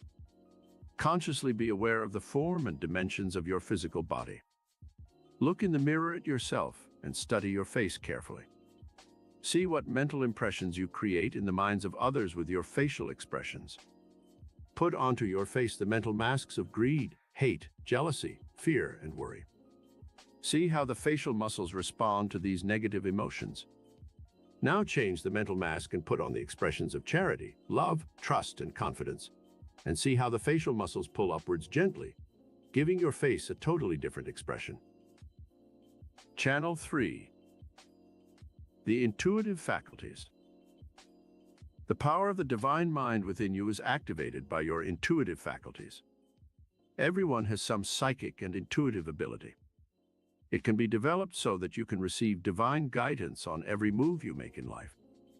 It is possible for man to know the future, not every specific event, but the general trend of his life and destiny. See how this power works in two of nature's great miracles. You have seen a tiny pollywog in a country stream. It is a little black, squirming creature with a long tail but no legs, and certainly does not look a bit like a frog in that stage of its metamorphosis. A short time later, its tail disappears completely, and it begins to grow legs, and finally takes on its true shape as a frog. Inherent in that pollywog was the image of the frog. It can be said that lowly little creature knew its ultimate destiny. The imprint was within its body cells and whatever form of mind it possesses. The same can be said of a crawling caterpillar. It certainly does not look like a golden-winged butterfly. Some divine instinct within that creature causes it to weave its cocoon and sleep throughout the long winter, to emerge the following spring in its ultimate triumph, as a winged creature able to soar aloft in the empyrean blue. Inherent in the caterpillar was the divine wisdom and prophecy, which caused it to weave its cocoon and become a butterfly. It can be said that its destiny was known to the caterpillar. How to release divine mind through intuition. 1. Intuition is the immediate knowing or learning of something without the conscious use of reasoning. You can use this gift of divine mind consciously. Be aware that you possess psychic powers and that you can tap them at any time you wish. Call upon this power of intuition whenever you are forced to make a decision between two courses of action. Ask this indwelling Father questions and then wait for the answers. They will come, perhaps not at that exact moment, but at some later time. Many times, the answer will come through a letter, through another person, or even in a book which you are accidentally reading. I remember once I was in New York, and I wanted to find a certain book that contained valuable information for me. I could not locate it anywhere in New York. I gave the problem to my higher divine mind and then forgot it. 2 weeks later, I had to go to Hollywood on business. I walked into a second-hand bookstore to browse, and the first book I took down from the shelf was the book I had desired. This was the result of some higher mind that guided me to the object I wanted. 2. Psychic and intuitive gifts can be cultivated deliberately. The voice of the Spirit speaks universally to every cell of the universe. In the spring, the trees burst forth in foliage, and the flowers bloom under some divine instinct, which tells them it is springtime. In the soil, the seed sprouts and grows under the divine impetus to create its own kind. In man, this same divine gift of intuition works its creative miracle if we are aware of the voice of the Spirit that is constantly trying to guide and direct us. Sit in the silence for at least a half hour a day, while you are consciously trying to develop this psychic and intuitive gift. Ask of this higher divine mind specific questions, and then wait for the answers. Is this person honest? Can I trust him? Should I let myself love this person? Should I make this new business move? Should I take this trip? After you have asked your questions, sit for a while and wait for the answers from Divine Mind. If nothing comes through immediately, do not become discouraged and give up. Go about your regular activities and the answer may come through at night, while sleeping, or during your working hours. Sometimes it does not come as a direct answer, but only as a prompting, or many times, the answer comes in the guise of another person. 3. Concentrate your psychic powers on some person you know, and let your higher mind reveal what is true about him. You can ask questions of this higher mind, and some force within you will give you the right answers. Many times, people conceal their true natures, but the higher divine mind within you knows the truth about everyone. You can penetrate the masks of others through cultivation of this higher psychic and intuitive gift. At first, you may not want to believe some of the things your higher mind tells you, but later you will find out that it was right. Haven't you, upon meeting some new person, felt an instinctive sense of not trusting him? Later, weren't your suspicions justified? 4. To cultivate this intuitive faculty of the divine mind further, sit in the silence and let mental images come through to you. These mental pictures may be of foreign countries you want to visit. They may be of a future home in which you wish to live. The mind may feel that it is jumping from place to place, but follow its workings for at least half an hour. Later in your life, some of the events that flashed upon the screen of your inner mind will actually duplicate themselves in the outer world, and you will know then that you had a psychic flash of an event that was predestined to occur in your life. A lieutenant in the South Pacific during the Second World War saw a picture of a movie star in a magazine. He fell in love with her. She was his mental ideal. He carried the picture in his wallet, and every night before going to bed, he would look at the picture and mentally visualize that they were married and living together in a beautiful home in the valley. This mental picture became so vivid in the young man's mind that he literally believed someday he would meet the girl and marry her. A few months later, he was in San Francisco at a big party. He was handsome in his blue Navy uniform, and as he walked across the living room, he saw a vision in white floating towards him. It was the girl of his dreams. She walked towards him as if mesmerized. Suddenly they were in each other's arms dancing. She fell madly in love with the handsome young lieutenant, and a short time later they were married. This real-life romance happened to movie star Ruth Hussey, and now, many years later, the love affair that was prophesied through her husband's psychic vision has survived and brought them both the happiness and fulfillment they desired. Channel 4. Soul perception. There is a difference between psychic perception and soul perception. Psychic perception has to do with the outer world of people and events, of action and reaction. Soul perception has to do with man's inner awareness, in which God speaks to man within the silence of man's own immortal soul. It is there, within the sanctuary of your soul, that the divine mind reveals its own magnificent design for your present and future life. When you are able to tune in on these divine pulsations, you can duplicate the vast miracle powers of nature and of the illumined souls who were seers, prophets, and mystic leaders of the past. How to receive soul perception. 1. Withdraw from the world of harsh reality and create an atmosphere of soft candlelight and music. You can have incense burning if you wish. The higher spiritual faculties are often activated by such aids. This is why in many large churches there is candlelight, incense, and soft light through stained glass windows. Many times, images of sacred symbols, such as a cross or saints, are used to stimulate these higher faculties, so man may better attune himself to the sacred vibrations of the divine image. This exercise in meditation should be a daily event of 10 or 15 minutes. During such times, lock out all thoughts of problems and worries, and talk to God in the silence of your own soul. 2. Soul perception can often come to you in the midst of your everyday activities. Sometimes a great flood of inspiration will follow when you have done some good or charitable deed for another person. Often, when you view a magnificent sunrise or sunset, or some scene of grandeur in nature, like the Grand Canyon, you will feel welling up within you a deep, spiritual emotion that overpowers your senses and is so penetrating that you feel close to tears. Very often music will have this same effect when it is transcendently beautiful. I recall the first time I saw the magnificent Parthenon on the Acropolis in Athens, Greece, in the full noon. As I stood before that ancient temple to the goddess Athena and viewed the Aegean Sea shimmering in the distance, and saw the vast, ancient, and modern city of Athens, sprawling as far as the eye could see, I felt a sudden sense of soul perception that made me aware of the march of history through that historic land where democracy was born. A feeling of cosmic awareness swept over me that made me one with all the multitude of great souls who had viewed this most inspiring monument to man's divinity. 3. Soul perception comes to you when you have a deep faith in God and His illimitable powers. You can walk with God daily, and His ever-abiding presence will guide you unerringly through soul perception. 4. When you align yourself with the spiritual qualities of the divine mind, you will also implement your powers of soul perception. These divine qualities are love, goodness, truth, beauty, forgiveness, and charity. 5.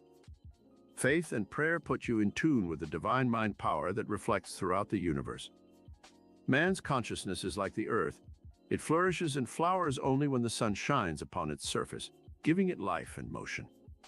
When man is out of the consciousness of the divine cosmic mind, he blocks out the sun of spirit, and his life is barren and futile.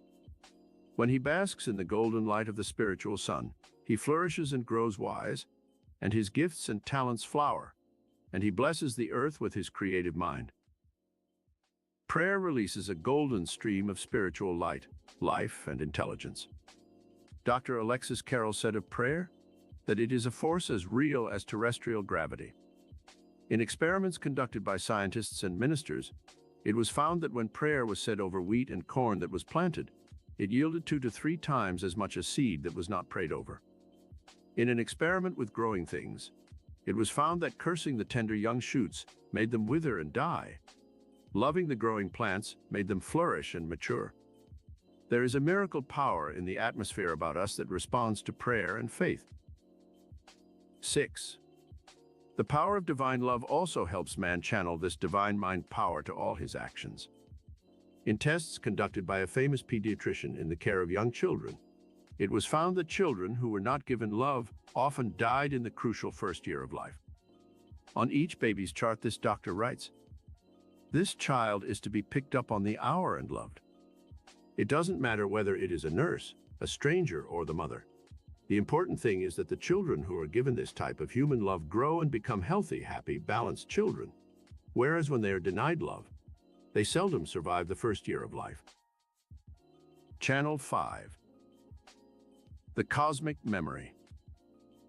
It is within the cosmic memory that God stores all the chemical and cellular formulas which He uses to create all living things in the universe.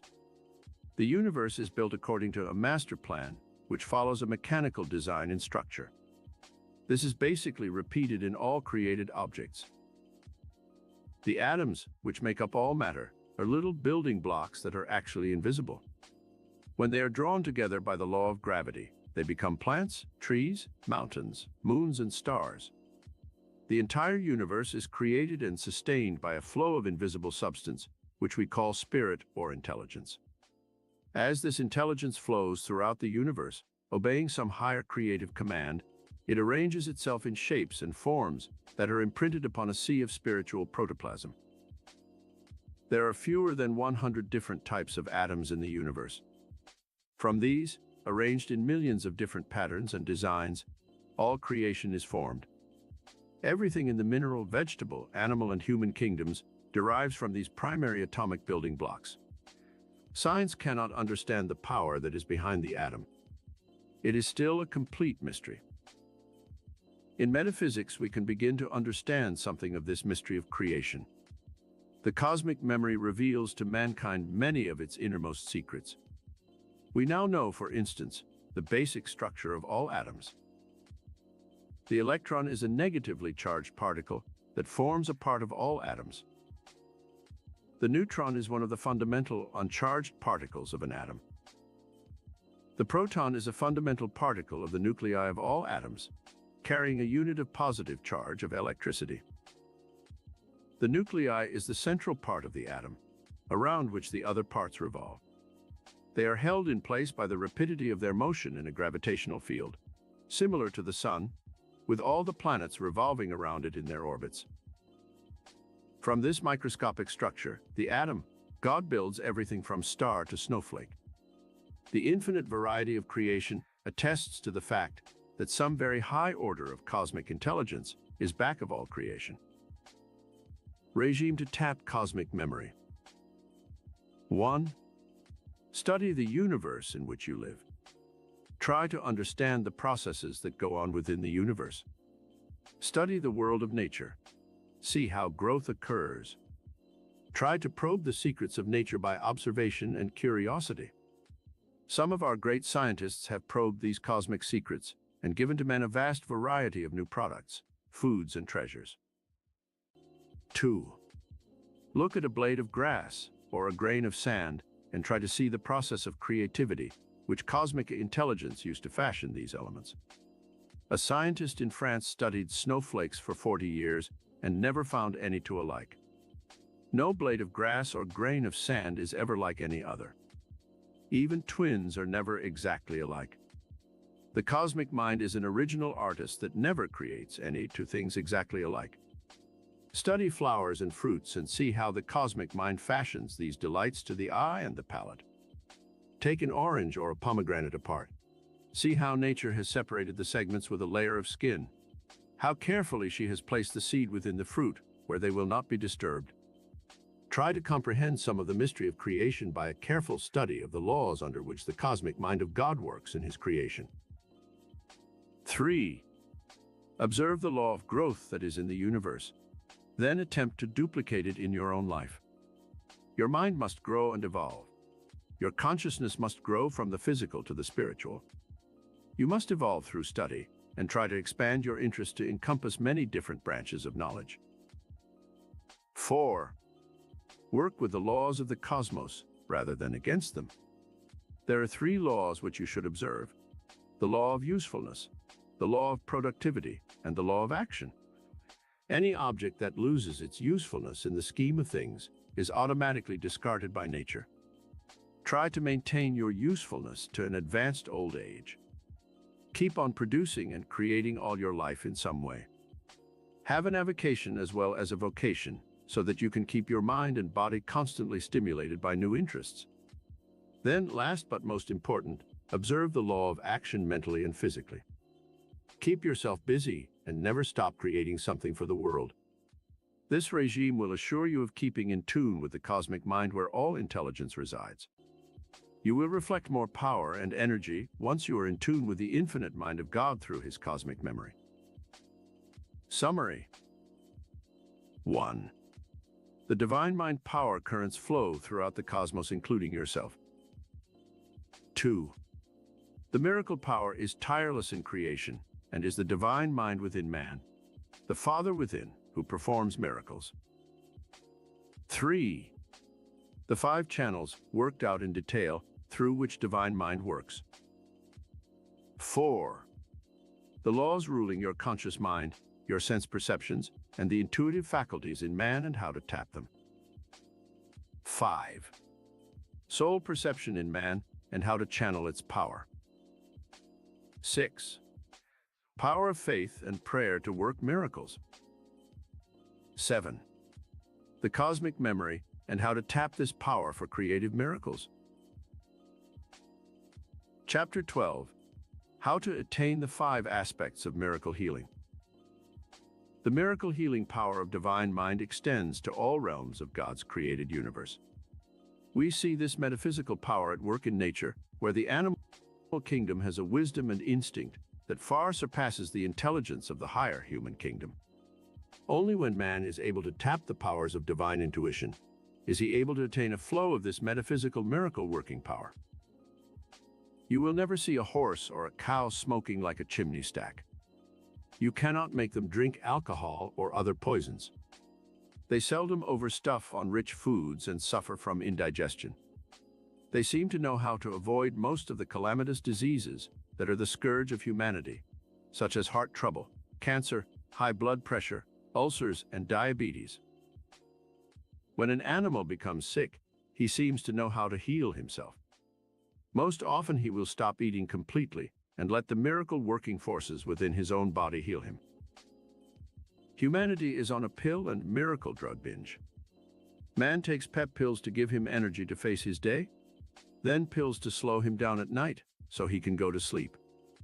He must have his cocktails to stimulate his brain so he can finish his day without collapsing. In this mad rush from one drug to another, man begins to suffer from a gradual inability to let the natural healing forces of his mind and body take over and do the work for which they were intended, to heal him when he is sick. Doctors know of this miracle healing power. Most enlightened doctors today work with the natural healing power of nature. They know of this miracle power that God has placed within man's own mind and body cells. Often doctors may give shots of distilled water to their patients, telling them it is morphine, and that they will soon go to sleep. The patient begins to feel drowsy, and in a short time falls asleep. While he sleeps, the natural miracle healing forces of the body take over and do the work of healing. It is true that scientists and drugs have done a wonderful work in this age to help in the healing forces of the body, when the patient is too sick to help himself. We have not evolved far enough as yet to dispense with doctors and drugs. In the future, however, doctors will become more valuable to society in the preventive arts. To prevent sickness is more important than to heal it. It is also important to remember that in cases of accident, such as a broken leg or arm, there must be skillful handling of the injury if nature is to perform its healing perfectly. Doctors can assist this miracle power within the human mind and body, and in the new branch of psychosomatic medicine which has arisen in the past 25 years, it is widely recognized that the human mind can make man sick in many cases, and that it can also serve as the agency for healing of many conditions. The 5 aspects of miracle healing. Let us now examine the 5 aspects of miracle healing that you may utilize in your own life. You must first realize that healing does not apply only to a sick body. It also applies to other departments of your life. We shall study the 5 most important areas of human experience and learn how to release the miracle healing power of divine mind to these various departments of your life. The same laws and principles which pertain to these 5 aspects of miracle healing may also be applied to any other negative conditions you want to heal in your own life. These aspects are as follows. 1. Healing of the physical body. 2. Healing of personality disorders. 3. Healing of the environment. 4. Healing of romantic and marital problems. 5. Healing of economic and financial conditions. When we realize that there are more than 25 million people in the United States who are sick, crippled, blind, or otherwise handicapped, we must realize that we are truly a sick nation. Also consider the fact that only 1 young man out of 5 is considered fit to be taken into Army service through selective service. Then consider the millions who suffer from minor forms of incapacity, impaired vision, poor hearing, and handicaps produced by arthritis, rheumatism, and kindred ailments. Asthma, allergies, sinus conditions, these afflict millions more. America truly needs a renaissance of the miracle-working power used by the Master Jesus, who was able to perform his miracles of healing because he understood this tremendous spiritual power that God has placed within man's consciousness. Following is your unfailing guide for programmed healing in all 5 aspects. 1. Healing of the physical body. Before we consider miracle healing of the physical body, let us learn the causes of sickness, so we shall better understand the nature of man's illness. The invasion of the bloodstream by germs is one of the principal causes of sickness. If the body's energies and resistance is low, this type of germ infection seems to be more likely than if the body's resistance is high. Then the body's natural germ-fighting mechanism, the phagocytes in the bloodstream and the white cells, seem to be able to keep the invading bacteria at a minimum. Physical accidents also contribute to man's disability. Many of these accidents are of psychosomatic origin, as we shall learn, and could be avoided. Psychosomatic factors contribute to many of the world's illnesses.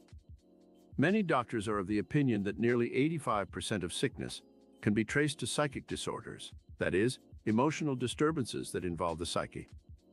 In a study of industrial accidents, it was found that 95% of all accidents could be traced to only 10% of the workers. In other words, this 10% of the workers who had most of the accidents had personal and marital problems, fears and worries that produced tensions and made them careless in their work. It was further discovered that this same 10% of the workers accounted for the cases of absenteeism due to colds and other pulmonary infections. Miracle healing regime for sickness. 1. Put your mind into a state of faith and confidence that the miracle healing power of divine mind can effect a healing of whatever condition afflicts you. 2. Remove the factors that might be causing your sickness. You may be suffering from some form of emotional paralysis which keeps your body from performing its healing function. Examine your mind carefully. Do you hate anyone? Are you resentful of something that rankles in your subconscious? Did something happen in love or marriage which made you bitter? A woman who suffered from asthma and sinus trouble for years was discovered to have regretted marrying the man she did. She was in love with another man, and when she lost him, she married the first man who asked her. This regret and resentment, living a lie for 20 years, made her body develop the conditions from which she suffered. After being counseled and shown the error in her ways, this woman had a miracle healing of her asthma and sinus condition and adjusted to her marriage with good results. Many cases of allergies, skin trouble, sinus and pulmonary conditions have been traced by doctors to psychosomatic factors. When the person has rid his mind of the hate, resentment, jealousy, fear, worry, or other negative emotion, the condition disappeared from the body. A positive thought atmosphere important. Maintain a positive thought atmosphere at all times. The old saying, "An ounce of prevention is worth a pound of cure," aptly applies to sickness. You can prevent the eroding forces that lower the body's resistance from taking hold on your mind and body. If you keep the positive thought in consciousness that you are surrounded by the loving arms of God and that nothing can harm you, soon you will see a change in your mental and physical condition. Whenever you have a tendency to say, "I feel terrible," change it to, "I feel great." Soon you will really feel great at all times. Too many people recount the long list of their ailments and operations and build the thought atmosphere of sickness. Do not spend your time in looking for physical symptoms of sickness. Too many people listen to their heart's beat or try to interfere with the functioning of their stomachs or other body organs. God sealed all the human organs into your body with the healing agency within your body cells. These organs are supposed to work perfectly without any interference from outside sources. In most cases of extreme emergency, where operations must be performed, there have been contributing factors to the organ's breakdown. How many gallbladders have been removed because of the person's wrong eating habits? Observe basic dietary laws. Regulate your food and liquid intake with an eye to balance and dietary laws. Get a good book on the subject of diet and health and maintain the correct intake of foods, and your body will nourish itself and keep itself at a high level of performance. It has been found by scientists that the human body needs meat proteins at this stage of our evolution. Many people live on vegetable diets, and the Chinese and Indians live on handfuls of rice, but it cannot be said that they live well or long. The body needs meat, vegetables, fruits, and certain minerals and vitamins. It is good to study nutrition from books written by experts, so that you will maintain good dietary habits and enjoy good health to a ripe old age. 2. Healing of personality disorders.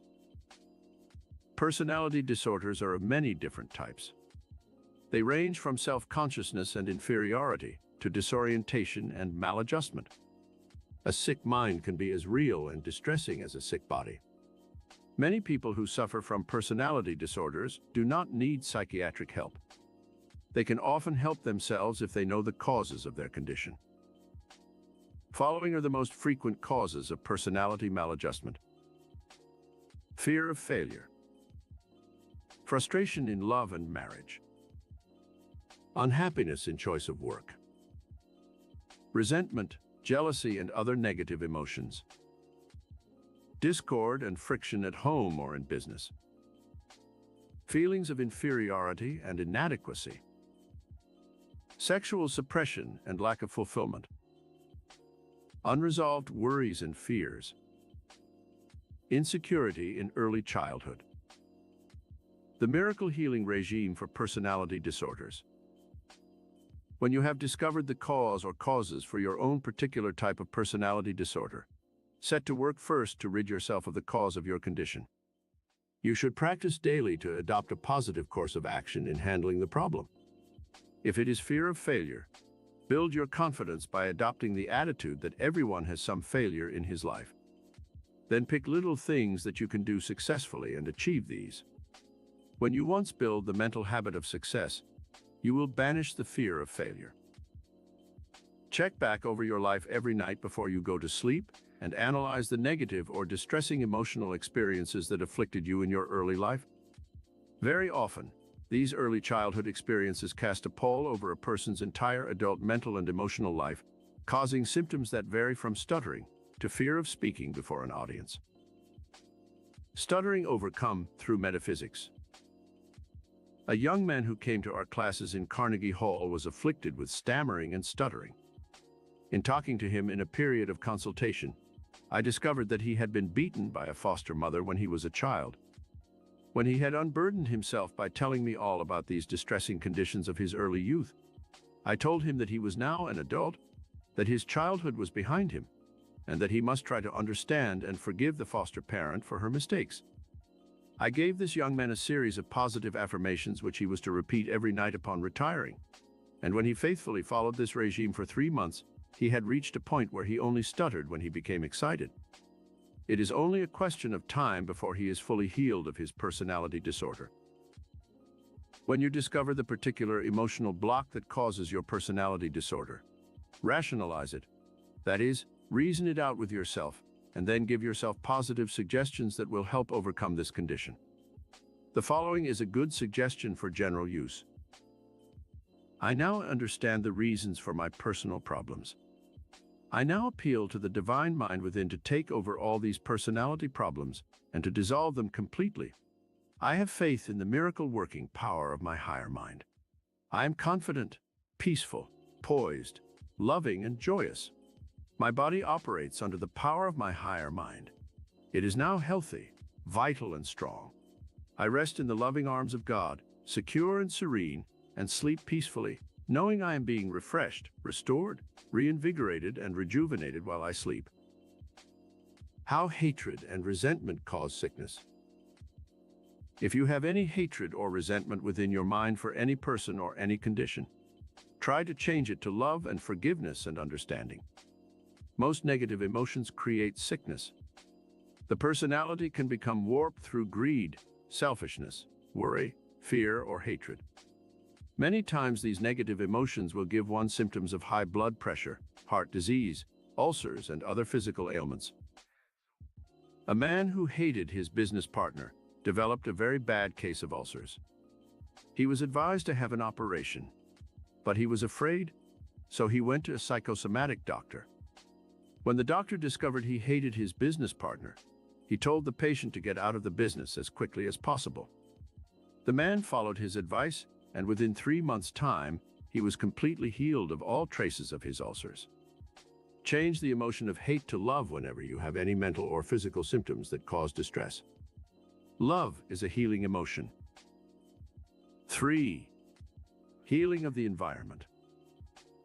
What are the principal causes of environmental discord? Friction and disharmony often create misunderstandings.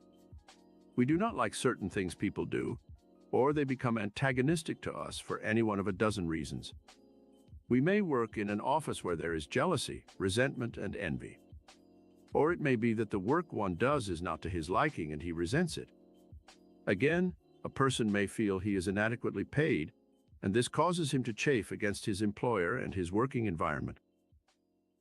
Whatever the causes of your environmental discontent, there is a regime which can bring about a miraculous healing of the negative conditions. The miracle healing regime for wrong environment. 1. Imprint upon your consciousness the positive thought that you will rise above any and all negative conditions which exist in your present environment. If you cannot change your work or the location of your home, try treating the negative conditions metaphysically. See the people you are forced to work with or live with as being created in the image and likeness of God spiritually. Try to send out loving thoughts to them. 2. Negatively adapt to any condition you cannot overcome.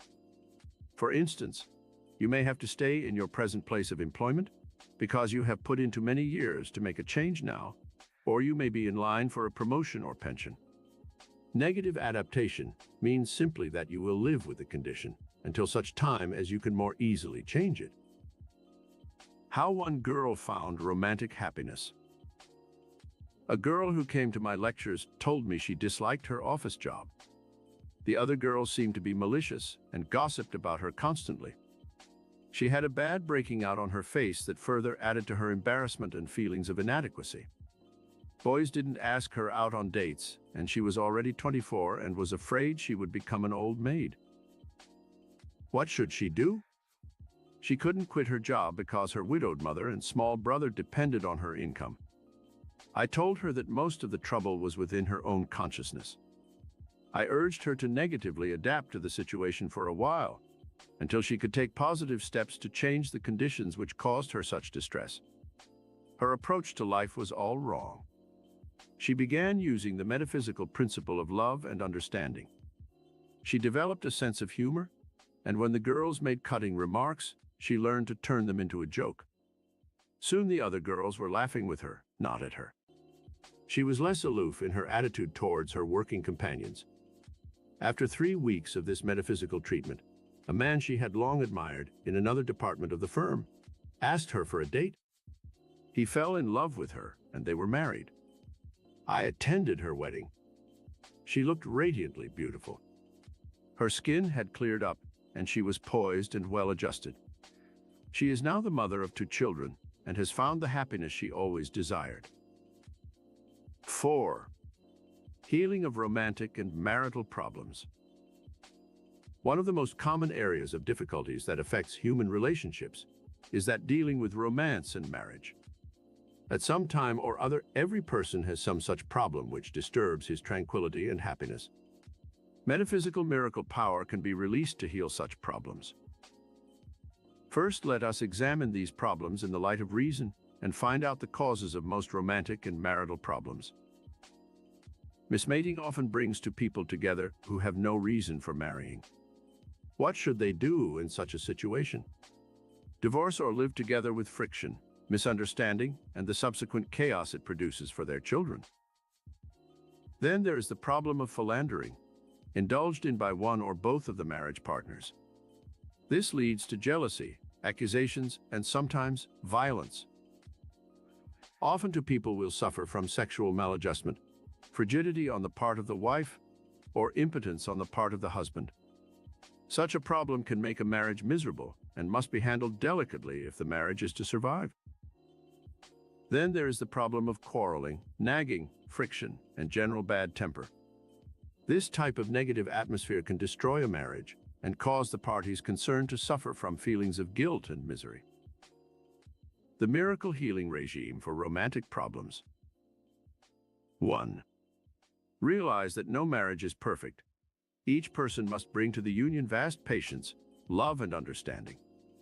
When problems of any kind arise, both parties should sit down and frankly discuss them, and try to think out a solution that is equitable and just.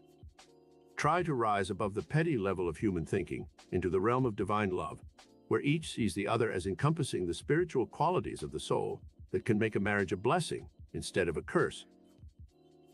2. If 2 people have married who have little in common other than a physical attraction, they can still make the marriage a success. Unity can come in such a union by building interests in common. The parties concerned should make an effort to cultivate the same friends, the same interests, read the same books, see movies and other entertainment together, thus giving them a frame of reference for the future, which encompasses similar experiences. 3. The problem of philandering often arises after 4 or 5 years of marriage. One of the marriage partners may grow tired of the other. When these extramarital relations come to the attention of the other marriage partner, it often leads to bitter recriminations and finally, divorce.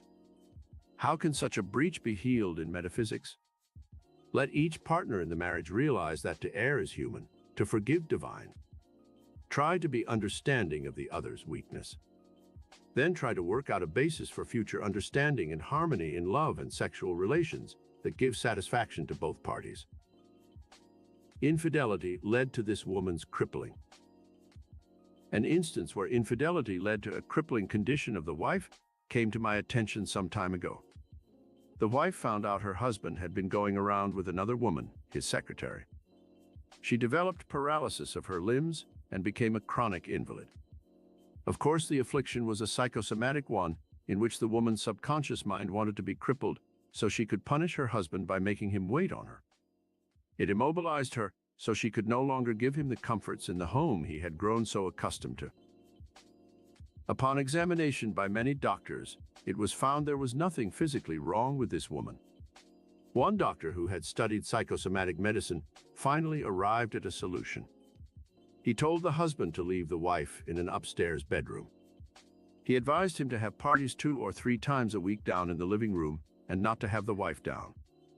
After the first big party, the wife could no longer stand the agony of knowing everyone downstairs was having such a good time without her. On the night of the second party, the husband heard a shuffling sound from the upstairs bedroom. Soon he saw his wife's head protruding between the banisters of the stairs, trying to see who his guests were. Within a few weeks' time, this woman had a complete healing. The higher centers of her mind, galvanized by curiosity and a desire to participate in the merrymaking, had effected a cure where doctors had failed. If sexual maladjustment should arise, owing to any one of a dozen different reasons, the metaphysical approach to the problem should be as follows.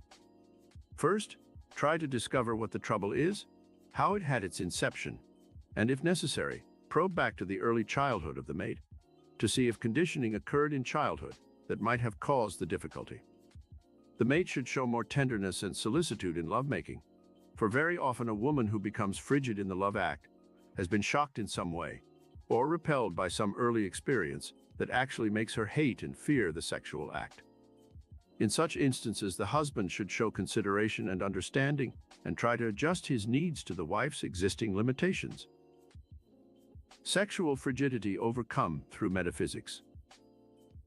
A woman came to me for consultation once who had this problem of sexual frigidity. In the interview, she told me frankly that she had been molested when she was 10 years of age by an uncle, and the sexual act had revolted her ever since that time. She had thought marriage would change the situation, and that her love for her husband would help her overcome it. I gave this woman a constructive analysis of her entire problem, and explained that her higher mind would be able to rationalize this problem and help her overcome it. Now that she knew the reason for her frigidity, her subconscious mind would begin to release her from the torture she had endured. In a few weeks' time, she reported to me that with her new understanding of her problem, she was beginning to enjoy the sexual act for the first time since she married. 5. Healing of economic and financial conditions. Elsewhere in our study, we have given metaphysical laws for demonstrating money, jobs, and anything else that one desires. If these sections of our study are thoroughly absorbed, there should be no future economic and financial problems. However, if such problems should continue to exist, there is a regime for helping heal the sick economy. Regime for healing economic and financial conditions. 1. Try to find the cause of your financial problems. There are several. Causes to financial limitation. There. A. Lack of preparation for suitable work. B. Lack of a goal towards which to work. C. The wrong master motive for achievement. D. Waste, extravagance, or laziness. If the cause of your financial limitations happens to be Then prepare your mind for future work by taking a course in evening high school or in a trade school to help prepare you for another vocation. If B is the cause of your financial problems, try to have a definite goal towards which you are striving, to own your own home, to educate your children, to travel, etc. If C is the cause of your economic limitations, try to have a high master motive to spur you on. Some good master motives are a desire to help your family, a desire to give something to the world to make it a better place in which to live, a desire to improve your intellect and acquire greater knowledge, a love of humanity, and a love of God. If you suffer from cause D and are wasteful of money or time, you must begin at once to change the habit patterns of your daily life through the regime given elsewhere in our study. If you are suffering from mental and physical inertia, known as laziness, you must make a supreme effort to shake yourself out of your lethargy by visualizing the rewards and achievements possible for you in the future. 2. Work with the divine mind within and ask it to guide you in finding solutions to your financial problems. In meditation, ask specific questions. How can I make more money? Where can I get a better job? What vocation should I study for? Then wait for the answer to come to you from your higher mind. 3. Look about you in your own environment and see how you could improve some product or evolve a new method for doing your work. Examine the possibilities for going into business for yourself, since you can seldom make a fortune working for someone else. 4. Write letters to important people who might be able to help you better your position. Many times, if you write to some wealthy person who has a business and show you have originality and a creative mind, you will be given an interview for future employment. Chapter 13. The little everyday miracles that can enrich your life. In our search for life's great experiences, we are apt to overlook the little everyday miracles, which can tremendously enrich the lives of those who are aware of them. The generous outpouring of divine blessings showers upon mankind all kinds of bounties and treasures in the physical and material universe, which we accept as a matter of course. We are the divine recipients of these bounties of nature, the season's outpourings of abundance, the beauty of spring, the miracle of summer's growth, the bountiful harvest, and the winter's serenity and peace, in which the earth pauses a moment in its creative outpouring, to rest and prepare for a new cycle of planting, growth, and harvest. These blessings we take for granted and scarcely pause to give thanks for the rich metaphysical bounties of the universe. Let us explore below this world of everyday miracles, in which we discover the 12 hidden treasures that can enrich life and make it beautiful, opulent, and magnificent. 1. Discovering conscious awareness of your mind, your body, and the world in which you live. It is awareness of yourself as an individual that gives you awareness of the miracle-working metaphysical power within your higher mind. A. Stop for at least a half hour a day for the next month or two, and concentrate on yourself and the amazing powers that you possess. In the modern world, we are often so busy with external problems that we seldom, if ever, take time out for the spiritual pause that refreshes the soul. Most people give more time to television, bowling, golfing, or other sports, and never stop to discover the mind with its rich treasures, the body with its pleasant emotions, the soul with its love and tenderness and understanding of the miracle of divinity. B. In order to discern the spiritual truth of your reality more clearly, learn the method taught me by a guru in India for overcoming the confusion and disorientation of mind, which keeps us from seeing clearly the spiritual reality back of all life. Put a pinch of mud into a glass of water and stir it up until the water becomes cloudy. This is similar to the human mind when it is troubled, restless, and the thoughts jump about frantically, refusing to be controlled. Then sit for a few moments until the mud has settled to the bottom of the glass. The water is once again clear and pure, and you can see through the glass. When confusion, doubt, fear, worry, hatred, or other negative emotions cloud your mind, you cannot see the beauty of life about you. You cannot know the purity of the emotions of love, joy, and expectation. This emotional and spiritual purity can only come when you have overcome the animalism and greed and selfishness which cloud the mirror of the soul and keep us from seeing the reflection of the divine image within. C. When you walk about, be aware of the world of beauty and abundance all about you. You can learn most of the spiritual lessons of life by observing how the miracle power works in nature. Open your inner eyes and see the significance of what you observe in nature. 2. The I am consciousness. Your soul has been stamped with an individuality that is totally different from that of the nearly 3 billion people on the face of the earth. This makes you unique and different from everyone else. You possess gifts and talents that are different. The I am consciousness is your true spiritual identity. It accepts no limitations and no restrictions to your miracle powers and your achievements.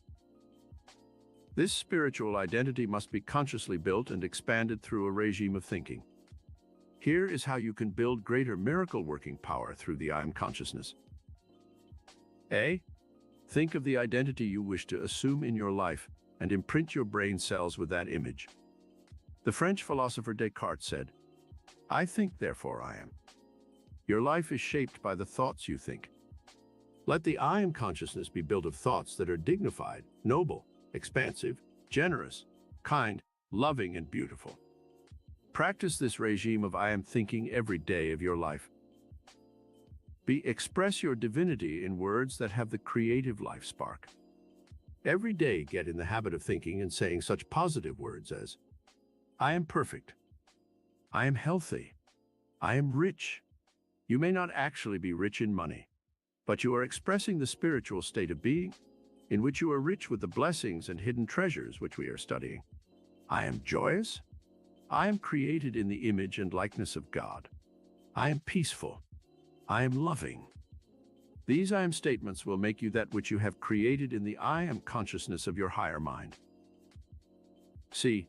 The I am consciousness represents the Spirit of God within your immortal soul. Accept this mantle of your divinity, and you will set into motion the miracle-working powers within your higher mind. You will never again feel inferior, inadequate, or self-conscious.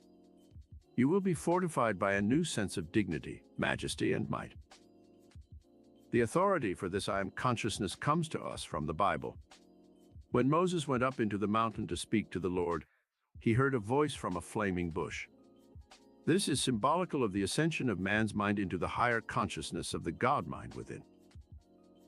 And Moses said unto God, Behold, when I come unto the children of Israel, and shall say unto them, The God of your fathers hath sent me unto you. And they shall say to me, What is his name? What shall I say unto them? And God said unto Moses, I am that I am. And he said, Thus shalt thou say unto the children of Israel, I am hath sent me unto you. Exodus 3:13-14. D. Every morning when you arise, give your higher mind the spiritual laws which shall prevail in your thinking and in your actions for that day. Here are some that I have given to my students in Carnegie Hall with wonderful results. I am created in the image and likeness of God. I am therefore perfect, even as God is perfect. I am a channel for the working of infinite intelligence. I now partake of the all-knowing, all-seeing, all-wise, and all-powerful infinite Spirit of God. I am abundantly blessed by the ever-present mercy of God who created all things for my good. I am peaceful and serene as I now ascend the spiritual mountaintop of my higher consciousness. All peace, all joy, and all power are now mine. 3. The creative imagination. The creative imagination is one of the everyday miracles which can enrich your life tremendously.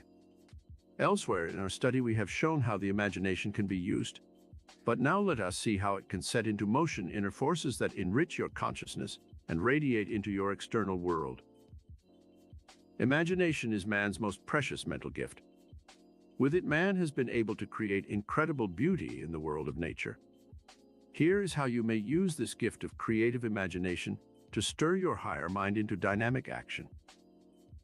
Review some of man's greatest achievements in the realm of your imagination and visualize how these great things were accomplished through man's creative imagination. The pyramids of Egypt were built nearly 5,000 years ago as a memorial to ancient Egyptian kings. Without machinery and with only slave labor, These huge stones were cut and hauled incredible distances, and then elevated to the lofty heights of the pyramids. Let your imagination ponder this feat and play with the creative principle involved. The Parthenon of Greece, built 2,500 years ago, is one of the world's most beautiful and perfect architectural triumphs. Built of solid marble, it stands upon a 500-foot elevation, overlooking the entire city of Athens and the Aegean Sea. Look up the history of this amazing triumph of man's mind over matter, and learn all you can about it. It will inspire you and stimulate your imagination to do great deeds. The Great Wall of China is 1,600 miles long, about the distance from New York City to Kansas City. It is built of solid stone, is 20 feet high, 6 feet thick, and proved to be a costly folly. But the imaginative concept of it is stupendous, and you can learn from the mistakes that the Chinese rulers made in imagining that this wall would keep the Mongolian hordes that threatened China from invading her territory. The armies merely went around both ends of the wall. Another great man-made wonder is the Panama Canal. Look up facts about this enormous feat that saves ships weeks of sailing time in going from the east to the west coasts. The man who conceived this project had a great imagination. You can stimulate your own imagination by learning all you can about this miraculous project. 4. The beauty and greatness of nature. Be aware of God's creative miracle power in the realm of nature. A. Stop at least once a day and see the beauty of nature, the trees, the flowers, the sun and moon and stars. Be aware of them as creative expressions of the cosmic mind of God, who created them for your enjoyment and benefit. B. Your own life will reflect more beauty, more love, more goodness, if you reflect the wonder and joy of all nature. Be aware in your everyday life of the miracle of bird song, of trees waving in the breeze, of sunrise and sunset, of the majestic oceans stretching to the horizons. See the star-lit wonder of the heavens at night, and the majestic, full moon etching nature's landscape with delicate silver. Be conscious of the mountains, streams and flower-strewn valleys that come to life every spring with the miracle of multicolored blooms. See the world every day through the eyes of a child who is discovering the wonder and beauty of the world for the first time. 5. The power of your sense perceptions. One of life's everyday miracles, which we take too much for granted, is the power of your sense perceptions. We have dealt elsewhere in our study with the development and control of your 5 senses. Now let us learn how you may enrich your life through this knowledge. A. Are you grateful to God for your eyesight? It is one of the most precious gifts that has been bestowed upon mankind. Only when we lose this precious treasure do we realize its true value. Give thanks to God daily for your sight. B. When you listen to beautiful music, or the sound of children's laughter, or the loving voices of your friends, do you stop and thank God for your sense of hearing? Consciously be aware for a full day of your sense of hearing. C. Do the same thing with your sense of scent and feeling and taste. Be consciously aware of the rich blessings that are conferred on you momentarily by your God-given senses, and use them consciously every moment of your life.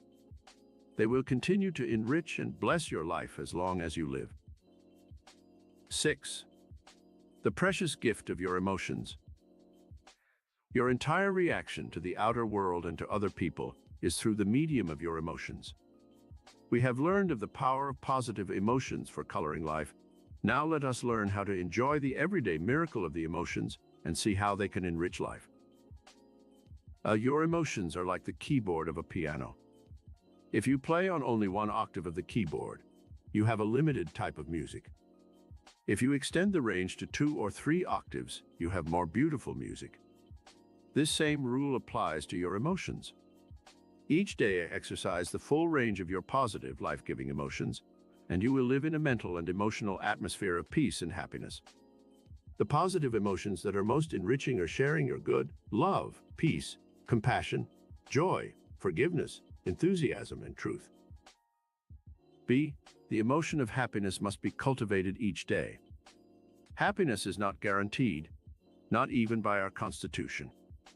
We are guaranteed only life, liberty, and the pursuit of happiness. Happiness is an elusive emotion. When you most search for it, it evades you. Go about your ordinary round of daily work and useful activities, and happiness will seek you out. Someone has said, plant the roses near your neighbor's fence so they will shed their fragrance and beauty in his garden too. Happiness is like that. As you give joy, you will receive immeasurable satisfaction, and happiness will be yours. 7. The joy of your right work. Many people think of work as drudgery, and they miss out on one of life's everyday miracles, which can enrich life. If you are in work that bores you and which you hate, you should try to change your work by preparing for something else. As you spend 1/3 of your 24 hours a day working, it is vitally important that you like your work. Whatever work you do can be made more interesting if you will feel that it is important and is helping others. B. If you are a housewife and your work seems like drudgery, see how your work is giving great benefits to your husband and your children, thus enriching them and you in turn. C. If you are in work that you cannot change, look for other ways in which you can do creative work for the good of the world. A woman who was an Indian princess became Gandhi's secretary when he lived. She believed in his great work, and for 15 years she served his cause faithfully. She became one of the most influential women in India and obtained a sense of satisfaction from her unselfish service that she had never been able to receive from her wealth and power as a princess. 8. Parenthood, one of life's great treasures. One of the greatest gifts God has given to man is that of parenthood. Do you stop and thank God every day of your life for the blessings bestowed upon you through your children? When you are tested or tried by the seeming ingratitude of your family, stop and meditate on the true function and purpose of life. Procreation is a divine gift. Enjoy the privilege of having a family and overlook the work, the ingratitude, the suffering and privation that often seem to come as a result of bearing children. A man and woman sought me out for counseling one day. They had 5 children, and they had numerous problems, financial and otherwise. They felt that their poverty was unbearable, and they wondered how they could ever rise above it. I suddenly asked them, would you take $1 million for one of your children? They were stunned, and both quickly replied, no, we wouldn't take any amount of money for them. Why? Then I replied, you see, you already possess treasures that are beyond any monetary value. You'll find the solution to your financial problems. The money will come to meet your every need. A few days later, the man called to tell me he had a wonderful job as a painter, making good money, and they were moving into a new home in the San Fernando Valley. B. If you have not been blessed with children, why not try adopting one or more children? I was an orphan, and I was adopted by a farm family in Upper New York. I don't think I could have loved my own parents more than I loved my foster parents, and they returned that love most devoutly. 9. The treasure of love in your life. Love is one of the noblest emotions that can bless the human consciousness. Are you aware of the power of this divine emotion in your life? If not, then you must awaken to the blessings that this everyday miracle can bring. A. Let love enrich your life by consciously loving people. Love can be many different things. It can be physical, mental, spiritual, and emotional. You can love the world in an impersonal way, and everyone in the whole world will seem like a brother. This is the true type of divine love which we should express in consciousness. Express personal and emotional love daily to those who are close to you, friends, members of your family, your mate, and those who work with you. Tell people when you like them. Nothing fosters feelings of love so readily as being told when someone is appreciated and loved. C. Do little things that express your love without words. When a friend is sick, a card or a gift shows your loving thoughts. When friends have birthdays or anniversaries, a little remembrance is always appreciated. D. Try to see the good side of those you love and overlook their little faults and weaknesses. The Quaker's advice to his young daughter is a good one to adopt in relation to our marriage partners. Daughter, before marriage, keep thou both eyes open. After marriage, keep thou one eye closed. 10. The treasure of vibrant good health. Have you ever stopped to give thanks for the many months and years of vibrant good health you have had in your life? There may be times when you have had pain or been sick, but the majority of life is spent in a state of good health. Learn to appreciate this everyday miracle that can enrich your life. A. Thank God every day that you are without pain and that you enjoy the benefits of vital good health. B. Try to live under the natural laws of the universe and avoid overindulgence in every department of your life if you wish to keep your body healthy. C. Eat natural foods that have not been processed if possible. Avoid too many starches and carbohydrates in your diet. Honey, fruit, and vegetables give one the balance needed in his modern diet. As you grow older, you can eat less, for your body does not require as much energy as when you were young. D. Every time you breathe, let it be a symbol of a prayer to God for the life-giving oxygen, which you inhale with every breath. 11. Peace of mind and happiness. One of the greatest everyday miracles is peace of mind and happiness. Most people shatter their peace and happiness by constant worry about things that usually never happen. They live under stress conditions, which gradually erode their minds and break them down. Try to eradicate these stress conditions from your mind. A. If you are in work you dislike, either change it or negatively adapt to it until you can find something better. B. If you work for a boss who treats you badly and does not pay you enough, try treating him metaphysically, as we have learned elsewhere in our study. If you do your work well and maintain a positive, happy attitude, your quality will gradually wear down his resistance. C. If you suffer stress from some in-law who lives with you, try to change your mental attitude towards the person. Send out more loving thoughts and actions, and if the person still does not change, try to remove the person from your home environment. D. If your peace of mind is shattered by financial problems and limitations, ask your higher mind for ideas that will help you make more money outside of your work. E. If there is friction between you and your co-workers in your job, then use the metaphysical method we have studied to treat these negative persons. Smile, share, love, and forgive. This formula usually works miracles. F. 12. The metaphysical treasure of God within your immortal soul. The conscious awareness of this most priceless treasure of all will add new dimensions of joy to your life. You are aware of yourself now, the I am consciousness, the senses, the world in which you live, the joy of loving others. All the physical, emotional, and material values of life you have now explored and accepted as the everyday miracles of your life. What time and thought do you give to the love and worship of God? A. Every morning, awaken with a prayer of gratitude on your lips. Thank you, God, for another joyous day of life. All day long, when you enjoy every experience, exhale a silent prayer to God, who created the universe and gave you life. B. When you envy the rich and think they are happier than you, remember that their burdens and their worship of purely material things often blinds them to the greatest treasure of all, the love of God. Set this spiritual goal higher than any other goal in life, and see how your life will suddenly blossom with every good and beautiful thing. C. When you serve humanity, you serve God. Make your life a mission of service. You need not be a millionaire and give big sums to charity. You can serve by volunteering your services to an institution for the blind, a foundling home, a veterans organization, or some other worthy cause. D. Find the divine romance which can bring you perpetual joy and a consciousness of your future immortality.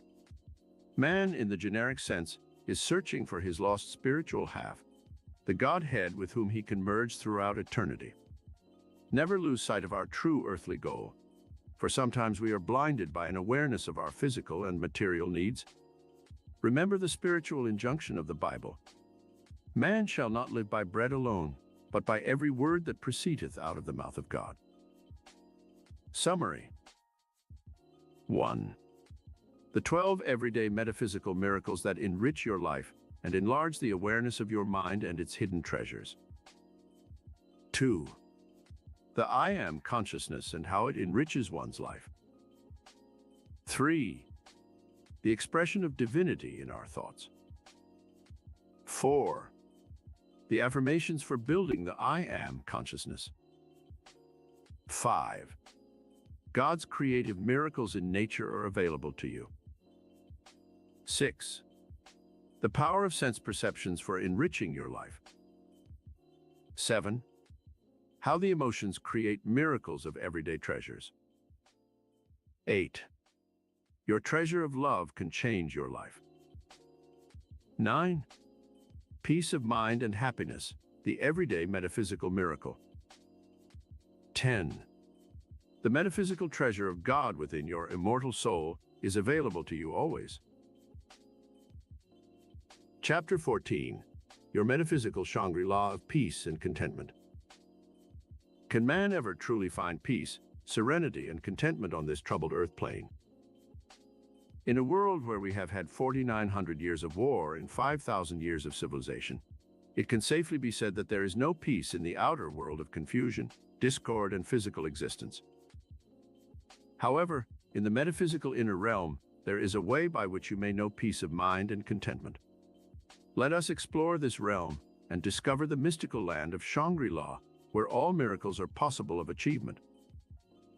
In the book and movie by James Hilton, called The Lost Horizon, we are told of a mystical land named Shangri-La, where there is no age, sickness, sorrow, or death. Here, in peace, beauty, and perpetual security, the residents of this heaven on earth knew only perfection and goodness. They had found their immortality in this peaceful valley that lay beyond the storm-torn mountains of the outer world. However, when dissident forces entered the peaceful valley of Shangri-La and brought with them their confusion, greed, selfishness, and hatred from the outer world, the spell of enchantment was broken, and Shangri-La became strife-torn and fear-filled, even as the outer world was. There is a metaphysical Shangri-La. This entire story has a metaphysical symbology, which we may well study and emulate. Shangri-La represents the mystical quest of man's soul in his search to find the land of eternal peace, beauty, and serenity.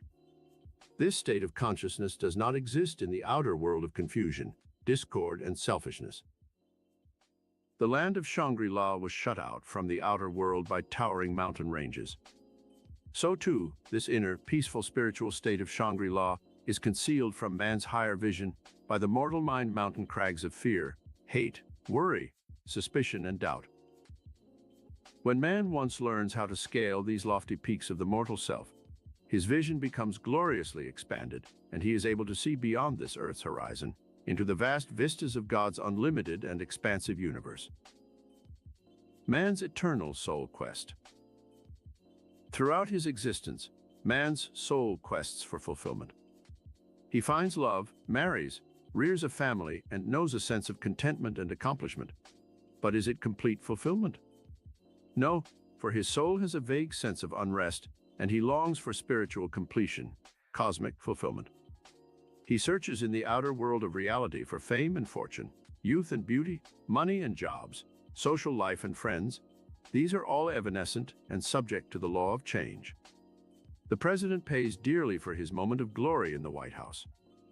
When President Coolidge left the White House, he said it had cost him the life of his young son. The boy had a slight infection in his foot, but the president and Mrs. Coolidge were so busy being the first family of America that they neglected their son. A few days later, the boy was dead. Ask Jacqueline Kennedy which she'd rather have, her loving husband and father of her children alive and with her, or the empty glory of a glittering mansion. There is no question as to which she'd choose. The Buddha's last words to his disciples as he lay dying were, "Remember, transience is in the nature of all things. Strive diligently for emancipation therefrom." How to find your Shangri-La. 1. Be aware that your greatest joys and satisfactions do not always lie in the outer world with its physical and material objects, sensations, and desires. The true, permanent values of life reside within your own mind and soul. The memory of an event is more permanent than the event itself. You are no longer a child, but you can recall the memories of your childhood at will and live once again in that dimension through your memory. So it is with your future. You can build a vast repository of happy events within your inner consciousness, and you can relive these at will. Build mental habits of joy, peace, love, happiness, and beauty, and try to minimize the unhappy, disastrous, and fearful experiences that are a part of every life. 2. To find your Shangri-La of happiness within, try to remember that there are 4 octaves on the keyboard of life. You can only have sweet music when you play on all of these octaves. The first octave consists of the physical and material experiences of the outer world.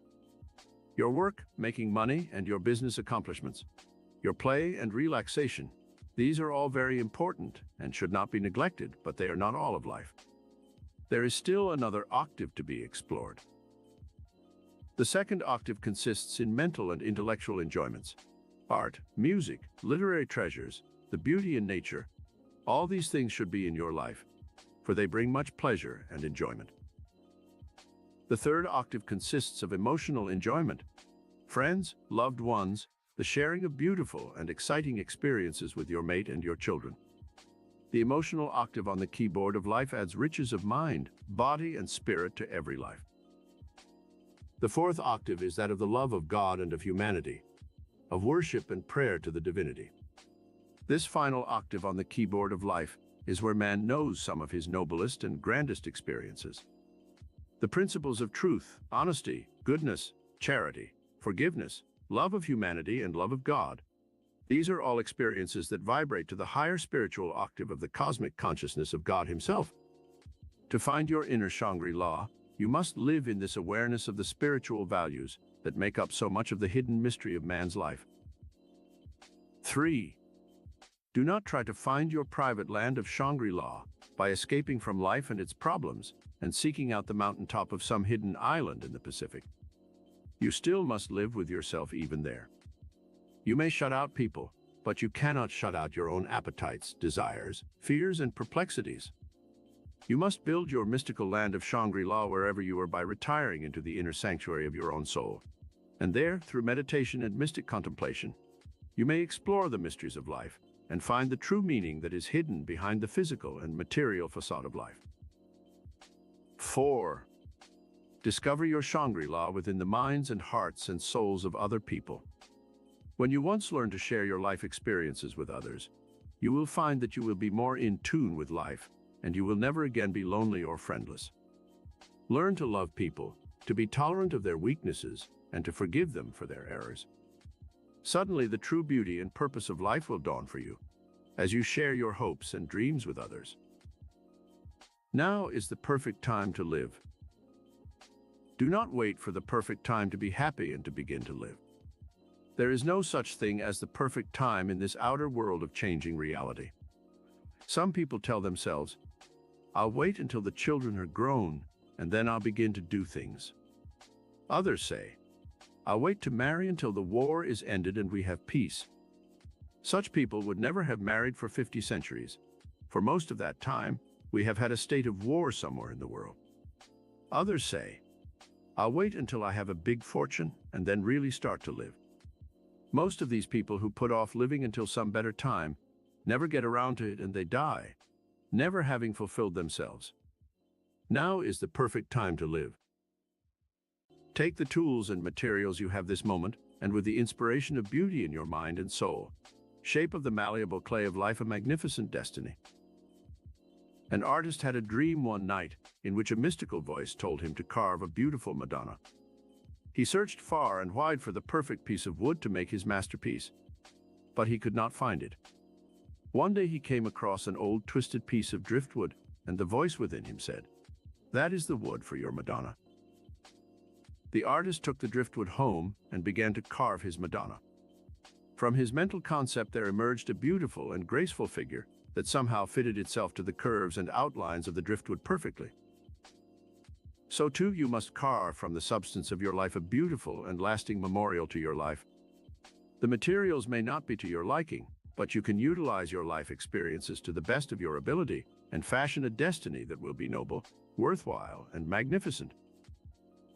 Shangri-La is a state of consciousness, From the word Shangri-La, I have formed an anagram, showing the negative of the state of consciousness which keeps man from achieving his perfect Shangri-La, and the positive state of consciousness which admits him to this mystical realm of peace, beauty, and fulfillment. The negative forces that, the positive forces that. Shut you out of Shangri-La, admit you to Shangri-La. S. Selfishness, selflessness. H. Hatred, hope. A. Anger, aspiration. N. Negativity, nobility. G. Greed, goodness. R. Revenge, righteousness. I. Ignorance, inspiration. L. Lust, love. A. Animalism, aestheticism. Remove the negative forces from your consciousness and supplant them with the positive forces, and you will enter that mystical land of the mind and spirit, which we call our Shangri-La.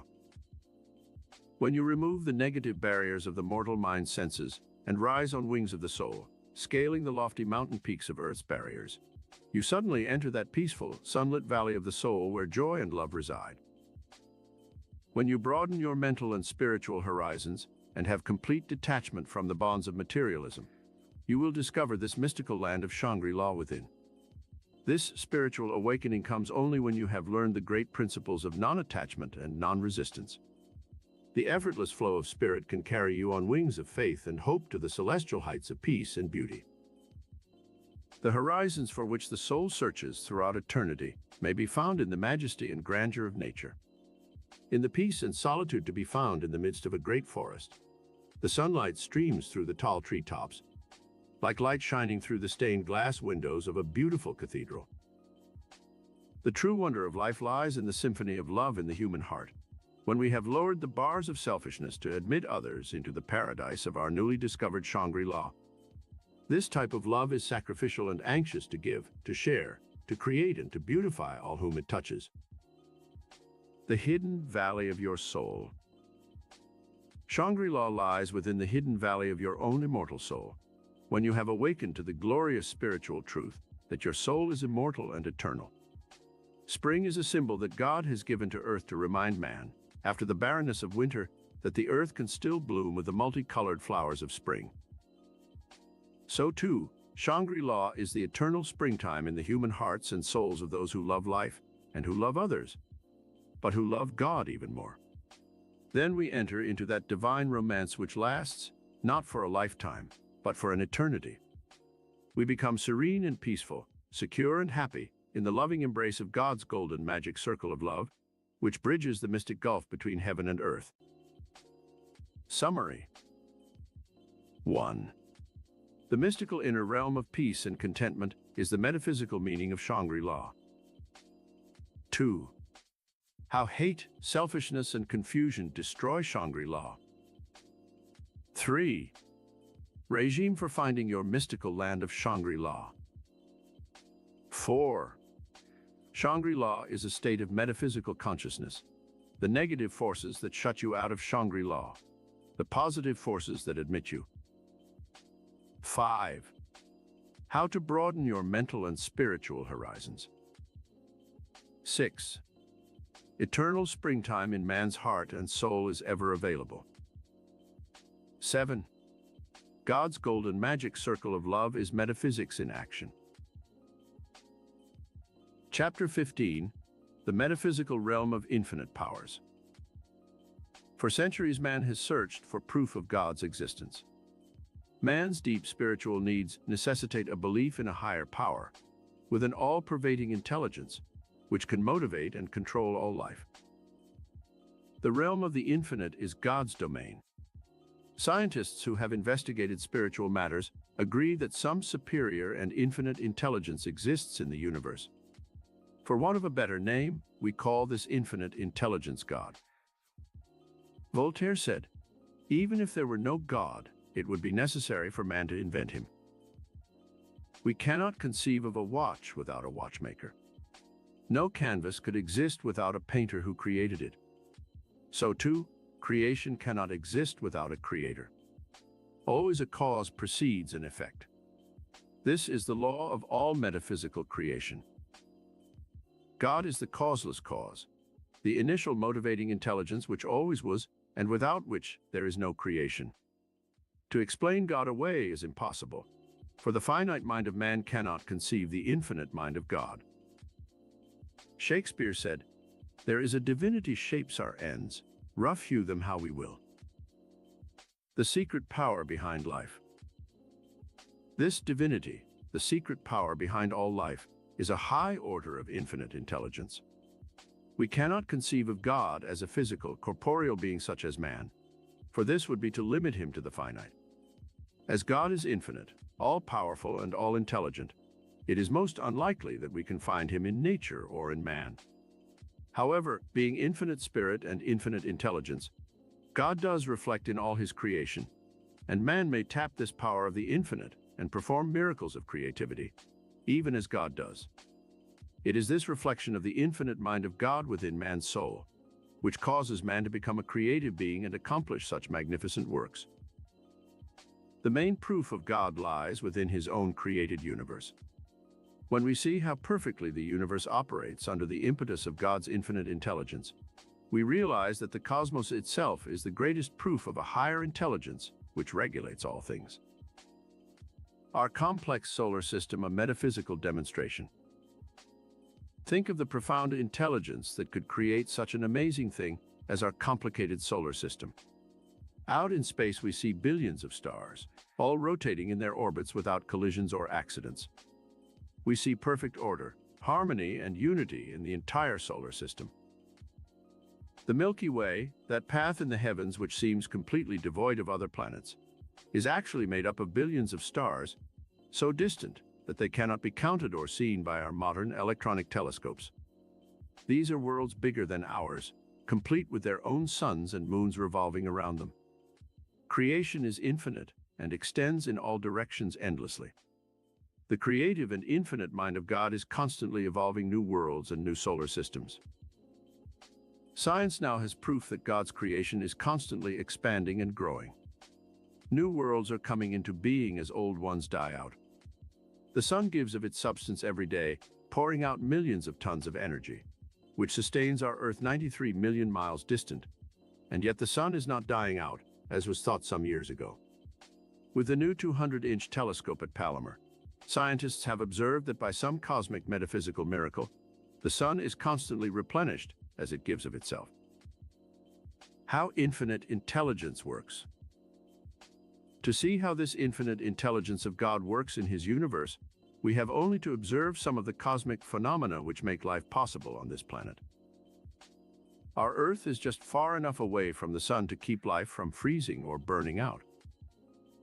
The Earth rotates on its axis once every 24 hours, making our nights and days of the right length. The Earth rotates at a rate of 1,000 miles per hour, making our seasons the right length for sowing, growing and reaping the harvest which sustains life on Earth. If the Earth rotated on its axis at only 100 miles per hour instead of 1,000, life would be impossible on this planet. There is an amazing system of checks and balances in the universe which shows that some high order of intelligence is behind creation.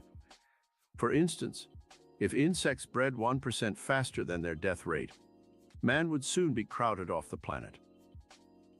Life is possible on Earth only because a blanket of ozone in the atmosphere sifts out the dangerous ultraviolet rays which come from interstellar space. If this blanket of ozone were not there, man could not survive on this Earth. Man's creation, a miracle of the infinite. This amazing infinite intelligence of God's mind even extends to man's own creation. Think of the amazing intelligence within ourselves which knows how to build and repair the human body. The miracle of a child's birth baffles the minds of scientists. Created within the mother's body, all the elements are drawn from the mother's bloodstream with which to build teeth, hair, skin, nerves, muscles, bone, and tissue. The complicated workings of a kidney, the heart, the brain are so astounding that science is only now beginning to even halfway understand the miracle of life. In 9 months' time, all these elements within the embryonic child create a miracle that baffles the most learned human being. The infinite master plan in nature. Back of the created material universe, there is an infinite master plan or blueprint, which is everywhere evident. From the vast system of planets in the heavens to the tiniest microscopic atom, this master plan may be seen constantly working under cosmic laws to evolve all creation. This infinite master plan creates according to a pattern, which is the cosmic intelligence that reflects in all nature. This master plan includes the following elements. These same elements must also be in your own master plan or blueprint of destiny, if you wish to reflect the infinite intelligence of the cosmos in your life. Order, unity, harmony, balance, intelligence, evolvement, creativity. Let us now analyze these 7 elements as follows that exist in God's master plan for His universe, and then apply them to your own blueprint of destiny for the more perfect expression of your own gifts and talents. Cosmic order. Ask yourself every day, do I have order in my life? Then carefully check your personal affairs and see if you do. Are your thoughts orderly and controlled? The regime for the control of your thoughts is given in Chapter 10. Practice this daily until you are able to direct your mind energy in any channel you choose. Do you have order in the handling of your finances? It is wise to live by a budget and to carefully check your expenses. You can only attract more money by carefully handling the money you now have. Do you have order in your home? You should have a place for everything and try to keep a neat, orderly environment. Confusion in your surroundings communicates itself to your thought process and makes you inefficient and ineffective. Do you approach your work in an orderly way? If you work at a desk, you will probably accumulate many odds and ends which tend to confuse your thinking. Every so often spend a few moments in removing this clutter. Put letters and papers into orderly groups where you can attack them gradually. Have you a place for your clothing where you know how to find objects you want without wasting time and causing confusion in your mind? Learn to regulate your life by developing a routine. Do certain things at specified times. This gives a greater sense of efficiency to your entire life and helps release more mental energy so you can accomplish more. Unity. Unity also relates to your personal environment. If you live in an atmosphere of antagonism and friction, you cannot do your best work. Strive to achieve inner balance and unity so you can function as a fully integrated personality in the environment you have chosen for your creative efforts. Harmony. Harmony relates to music and art, but it also relates to human relationships and ideas. Harmony means agreement in action or ideas. It also means that which is peaceable and friendly or harmonious. Just as discords in music jar the sense of hearing, so too disharmony in your relationships with others causes the mind to be jarred into a state of confusion and discord. This inhibits creative effort and interferes with the law of infinite harmony, which exists in all parts of God's creation. Regime for achieving harmony. Control your temper and your tongue. It takes 2 to quarrel. When someone disagrees with you, let him. It is better to give in a little than to live in an atmosphere of bickering and quarreling. The Bible gives this rule for harmony. Agree with thine adversary quickly. Try to anticipate difficult situations that may cause future disharmony and avoid them. Certain conversational topics among friends or acquaintances are controversial and lead to arguments and discord. Try to avoid talking to people about their political or religious beliefs. It is useless to try to change them, so why let yourself be led into disagreeable arguments that are apt to lead to enmity? Every morning when you start your day's activities, affirm this sentence: I am the center of peace and harmony. I am filled with the consciousness of love for every person I meet today. There is no room in my consciousness for hate, intolerance, or resentment. Whenever you feel discord in your environment, say this affirmation over to yourself 5 or 10 times until you once again feel a sense of peace and harmony within yourself. Balance. Balance, or the law of equilibrium, is essential in your life if you are to channel the infinite power of creative spirit in your consciousness. A mind that is engrossed with only the gross physical and material universe and ignores the mind and spirit cannot be said to have balance. Psychologists now find that there is a cross of balance that must be maintained in daily living if we are to avoid the dangers of mental or physical breakdown. This cross of balance consists of work, balanced by relaxation and play. Love, balanced by worship of God. This is a simplified version of this cross of balance, but you can see how these four elements must be in your life daily. If any one of these elements is overdone, it tends to upset the cross of balance and leads to serious consequences in some department of life. Strive for moderation in everything you do to maintain balance in your life. There are 24 hours a day, 8 for work, 8 hours for sleep and rest, and 8 hours to spend in self-improvement, relaxation, entertainment, spiritual study, and meditation. Learn to withdraw from the outer world of confusion and action at least 1 hour a day for soul search and mystic contemplation. The infinite power of God's domain can only flood your mind and soul in these interludes of spiritual contemplation. Occasionally remind yourself of these words: "What shall it profit a man if he gains the whole world and lose his soul?" To achieve balance of mind, body, and soul, indulge in daily activities on these 3 planes of expression. Each day, exercise your mind and intellect by reading something constructive that will enrich your consciousness. Listen to beautiful and inspiring music that will elevate your mind to lofty planes. Pray each morning and each night so that you will be in tune with the infinite mind of God. Intelligence. Intelligence relates to the entire state of consciousness that you build.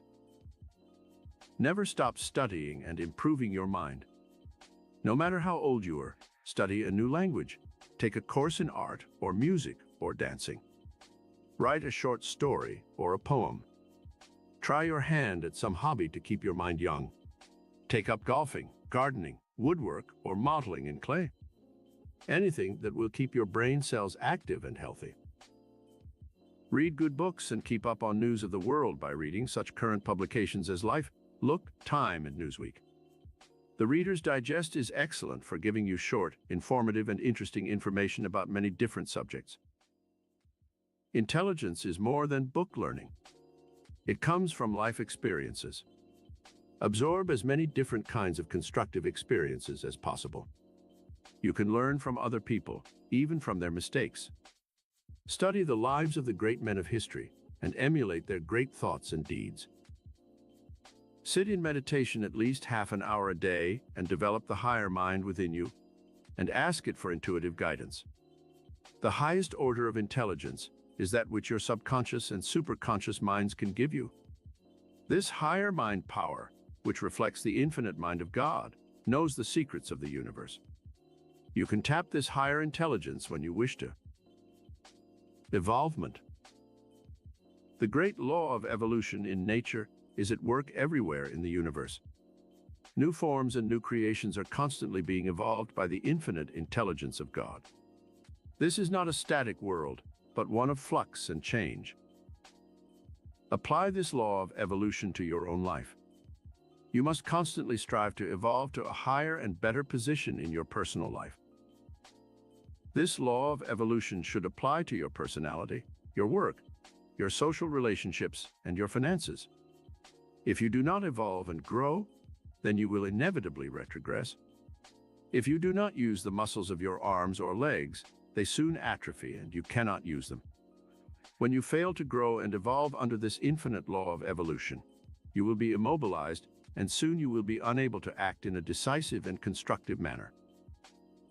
Your gifts and talents should also evolve and grow. Make an effort to be outgoing in the expression of your personality. If you suffer from inferiority and self-consciousness, try to remove the cause of this defect. Study public speaking to improve your voice. Study dancing to acquire grace and poise. Learn how to converse intelligently so that you can hold your own socially. Develop whatever natural skills and aptitudes you have, so you will no longer feel inadequate and inferior. Try to evolve and grow in your business and financial affairs also. Set a goal for yourself in business. When you achieve this goal, set others until you have risen as high as you can in life. Creativity. The infinite law of metaphysical creativity is nature's greatest tool for shaping and molding the products of nature. Wherever you look, you see this wonderful power of the infinite as it creates a multitude of shapes and sizes in a variety of products. You can duplicate this power of the infinite in your own creative efforts in your life. Look about you and ask yourself, what hast thou in thine house? You possess some special gift or talent which can be developed. You can draw on the infinite intelligence in the universe and use it to shape your own destiny. You must discover your own metaphysical creative power and then use it every day of your life. You can use this creative power in your own environment. Look about you and see how you can improve your living conditions. You may live in a house or apartment that you do not like. Use your metaphysical faculties to see how you might improve it. A bucket of fresh paint can work miracles with a dingy and dark interior. Bright new curtains at the windows can make a room sparkle with warmth. As you release the urge to beautify and improve your environment, new ideas will come to you for making changes that bring about great improvements in your circumstances of life. You are an undiscovered genius in your own right. All great geniuses of the past had no more brain power than you possess. The only difference was that they worked harder than most of us to create their great masterpieces. Use just 10% more of your present brain power creatively, and you will see amazing miracles happen in your life. The 5 attributes of divinity. The infinite mind of God bestows upon man 5 attributes of divinity. You may tap these 5 forces of creative spirit and channel them for your own creative efforts. 1. Infinite intelligence. This is the omniscience of the God mind, which has within it all knowledge and all wisdom. You can draw upon any part of this infinite intelligence when you put yourself in tune with the infinite. 2. Infinite power. This is the omnipotence of the God mind, which has within its domain all creative power for every purpose in creation. You can call upon any degree of this omnipotent, infinite power from your higher consciousness. As you have a need for more creative power and ask for its release, this higher mind within you will pour forth its refreshing stream of infinite power. This is the creative, infinite power that performs miracles of healing and transformation. 3. Infinite good. Infinite good is the omnipresence of the God mind. Everywhere you look, you see this infinite good in God's bountiful creation. God has released His good to bless all creation, and as you are a part of that creation, you may draw upon this stream of infinite good at any time you choose and have anything that you desire, if it is for purposes of good. 4. Infinite love. Love is the channel which the God mind uses to create the infinity of its divine outpourings. Wherever you look in the realm of nature, you see this divine mutation, in which the magnetism of love is at work creating, refining, evolving, expressing, and creating its infinite variety of products and creatures for the good of the entire universe. You can draw upon this outpouring of infinite love from your higher mind and use it to channelize your own creative efforts in every department of your life. 5. Infinite riches. The God mind has created a vast repository of riches in the universe. In the soil, the sea, the air about us, there are chemical and electrical elements which can convert the flow of God's infinite riches into millions of different forms. Man may use any part of this stream of infinite riches. When he once awakens the miracle-working, higher mind within him, he can use this never-ending stream of infinite riches to beautify and uplift his life. He can create new products. He can discover new dimensions for living. Infinite riches are yours if you know how to tap the universal storehouse of riches which is in the infinite, the domain of God. Summary. 1. The metaphysical law of all creation is proof of the existence of God's power. 2. Our solar system and its order demonstrates God's metaphysical creation is an expanding one. 3. How infinite intelligence works. 4. Man's creation, a miracle of the infinite. 5. The 7 creative elements in your blueprint of destiny demand cosmic order in your metaphysical life. 6. The regime for achieving harmony in your life. 7. The law of balance and how it works. Infinite intelligence, the law of the cosmos. 8. Creativity, the channel for infinite mind in nature. 9. You are an undiscovered metaphysical genius. 10. The 5 metaphysical attributes of divinity. 11. Infinite intelligence, how to tap it. 12. Infinite metaphysical good and how to draw on it. Chapter 16. Universal metaphysical laws that work miracles. The entire universe operates under immutable laws that are invisible, yet all-powerful. Because these laws work in the invisible, we call them metaphysical laws. The law of gravity holds our planet in the heavens and keeps our oceans and earthly objects from flying off into space. The law of growth works in the soil and produces abundance for the human race. Elsewhere in this study, we have mentioned some of these metaphysical laws. Now let us study them separately in relation to the miracle-working power of the higher mind. These 6 metaphysical laws are everywhere in nature. They also operate in man's mind and body. When we know how to use them intelligently, we can unlock tremendous reserves of mental, psychic, emotional, physical, and spiritual power. Let us carefully study these metaphysical laws and see how you can harness their tremendous invisible power to work the miracles of health, wealth, peace, and contentment in your own life. The law of cause and effect.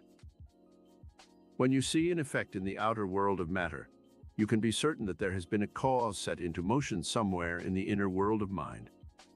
This is a metaphysical principle that works in the visible and invisible world.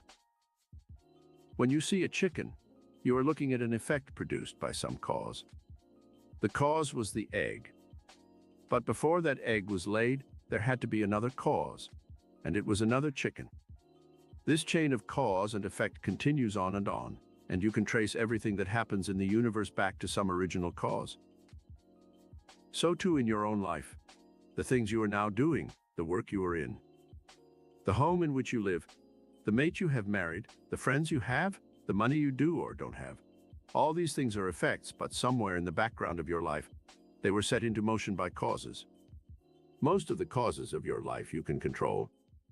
Therefore, you can almost at will select the effects you want to produce in your life, and then by exercising your mental causes, you can achieve those effects you desire. Let us now examine how this law works in relation to the various departments of your life. Wealth and abundance. The effect you want to achieve, let us say, is more wealth and material abundance. How can you use the law of cause and effect to achieve this result? You must set into motion within your mind the cause which can produce wealth, the effect. What are some causes that produce this effect of wealth? A desire for the good things money can buy. An ambition to educate your children. A desire to own your own home. A desire to have friends, a better social life. A desire to travel and see foreign lands. A desire to own a car, a television set, better furniture, more modern comforts such as refrigerators, vacuum cleaners, air conditioning, modern plumbing. What effects are set into motion by the above causes? You might change your job and obtain work where you make more money. You would begin to study and prepare your mind with specialized skills and knowledge, so you could make a move to another job. You would take steps to improve your personality, your voice, your ability to speak in public, your sales ability. You would work more industriously, save your money, invest it carefully, apply thrift, patience, and perseverance. When these effects are set into motion by your mental cause, a desire for wealth and abundance would have a chain reaction of cause-effect, that would lead you ultimately to the achievement of more wealth and greater abundance than you now have. A desire for improved health. Let us apply this law of cause and effect to a desire for better health and see how this metaphysical principle works. Health. The cause to be set into motion is a desire for better health. The effect you are trying to achieve is improved health, more vitality and energy, longer life, greater efficiency, and a youth consciousness. What effects are now set into motion to achieve the cause you want of better health? You would search books by authorities on the right diet. You would strive to achieve balance in your daily life, work, rest and relaxation, varied interests, fresh air, sunshine, and moderate exercise. You would intensify the will to live by having a purpose for living that is above a mere desire for personal gratification. A desire for love, happiness.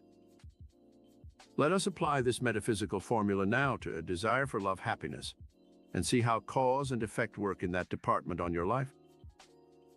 The cause you wish to set into motion is a desire to be happy in love and marriage. The effect you are trying to achieve is fulfillment in love, gratification of your urge to procreate and have a family, the achievement of your own home, a desire to express love and receive love. What effect should you set into motion to achieve this objective? You would search for the ideal you have envisioned in your mind for years. You would act in an unselfish manner towards the object of your love and affections. You would show your love in words and actions, so that there was no doubt as to the emotion that motivated you. You would develop qualities of kindness, consideration, sharing, forgiveness, tolerance, and understanding. This regime for setting into motion the causes and effects you desire be applied to every department of your life and be made to work its miracles for you. The law of desire. We have mentioned desire elsewhere in our metaphysical study, but now let us study the working of this universal law in relation to working the miracles you want in your life. Desire is inherent in every atom and cell of the entire universe. It is this law what works as cohesion and adhesion in the atoms, keeping the elements of this invisible particle together. It was God's desire for creation that caused him to evolve the universe and the human race. It is man's desire for woman that attracts the sexes and brings about the miracle of procreation. It is desire to become rich that motivates those who become wealthy. We have shown above how a desire for some specific condition or thing sets into motion the dynamic law of cause and effect. Now learn how to harness the power of desire in your life and see how it produces miracles for you. Regime for harnessing desire. A. Have clear-cut desires, not half-formed, vague images in consciousness. B. Write your desires down on a blueprint of destiny. Number them. Have as many things on this list as you want. C. Read this list over every morning upon arising and every night before retiring. I use this list constantly. I keep it pasted near my shaving mirror and never fail to glance at it morning and night, and as often during the day as possible. Out of 15 items listed on my blueprint last year, 13 have already come to pass. I do not set time limits, for the universal mind knows when the time is ready for maturity of your dreams and desires. D. Do not be afraid to put down seemingly impossible desires. During the Depression years, I listed a desire for $5,000, a new car, and a home of my own. All three things came within 6 months' time. It was the beginning of my awareness of the metaphysical miracle power within my higher mind. In the early 30s, asking for $5,000 was equivalent to now asking for $50,000. When you list your desires, be sure to be motivated by a sincere desire to share your good with others. F. When some of the things you put on your blueprint mature, scratch them out and write others down. The law of faith. The Master Jesus was one of the first great teachers to use and to teach this dynamic metaphysical law. When you have expressed your desires and dreams in a concrete manner through your blueprint of destiny, sit down quietly for a few moments each day. and/or affirm your faith with a statement of positive affirmation. I now appeal to the indwelling Father who doeth the work. I affirm my faith in the higher mind within. I joyously await the fulfillment of my desires. I have confidence in the miracle-working power within.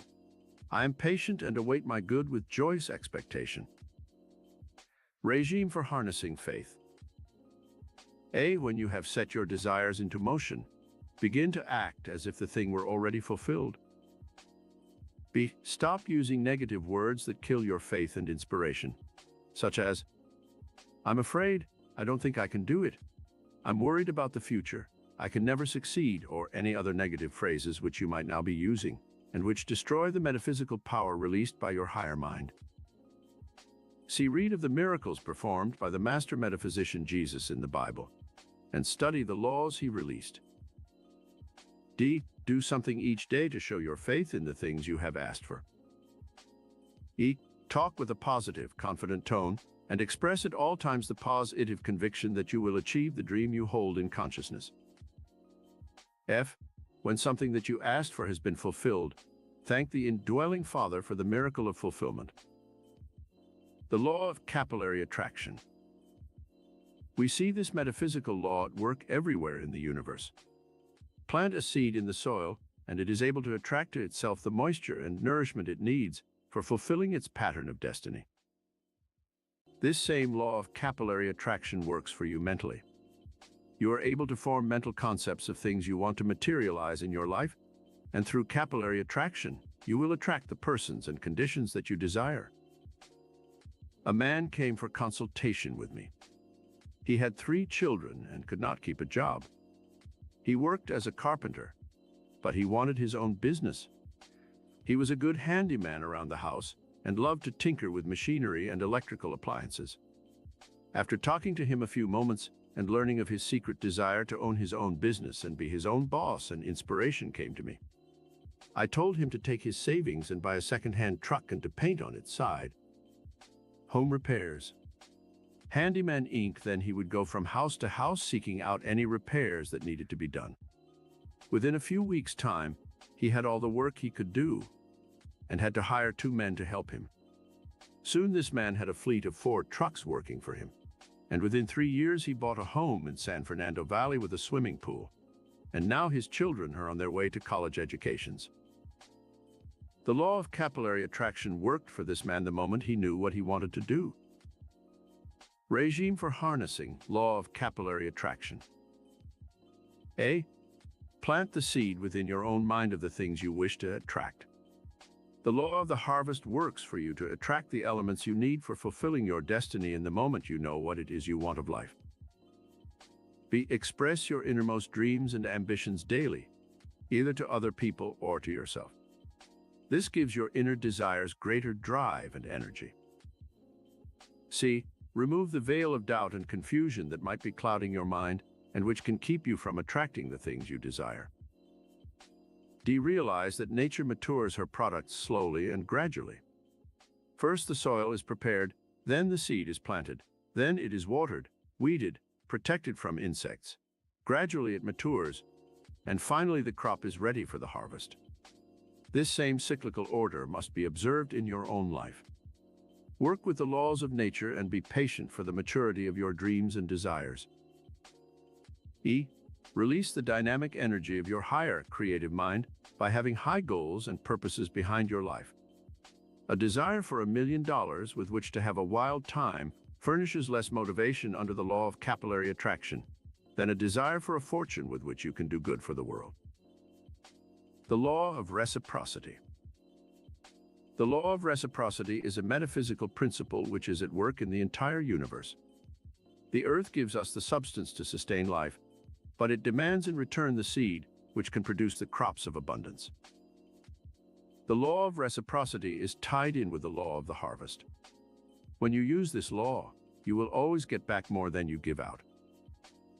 A few grains of wheat or corn, when planted under this law, return a yield of 5 or 10 times what was given into the earth.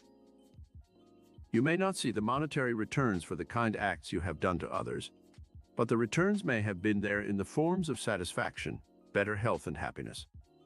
You can always be sure that life will repay you for every kindness you do for another, and even for monetary help you give to others.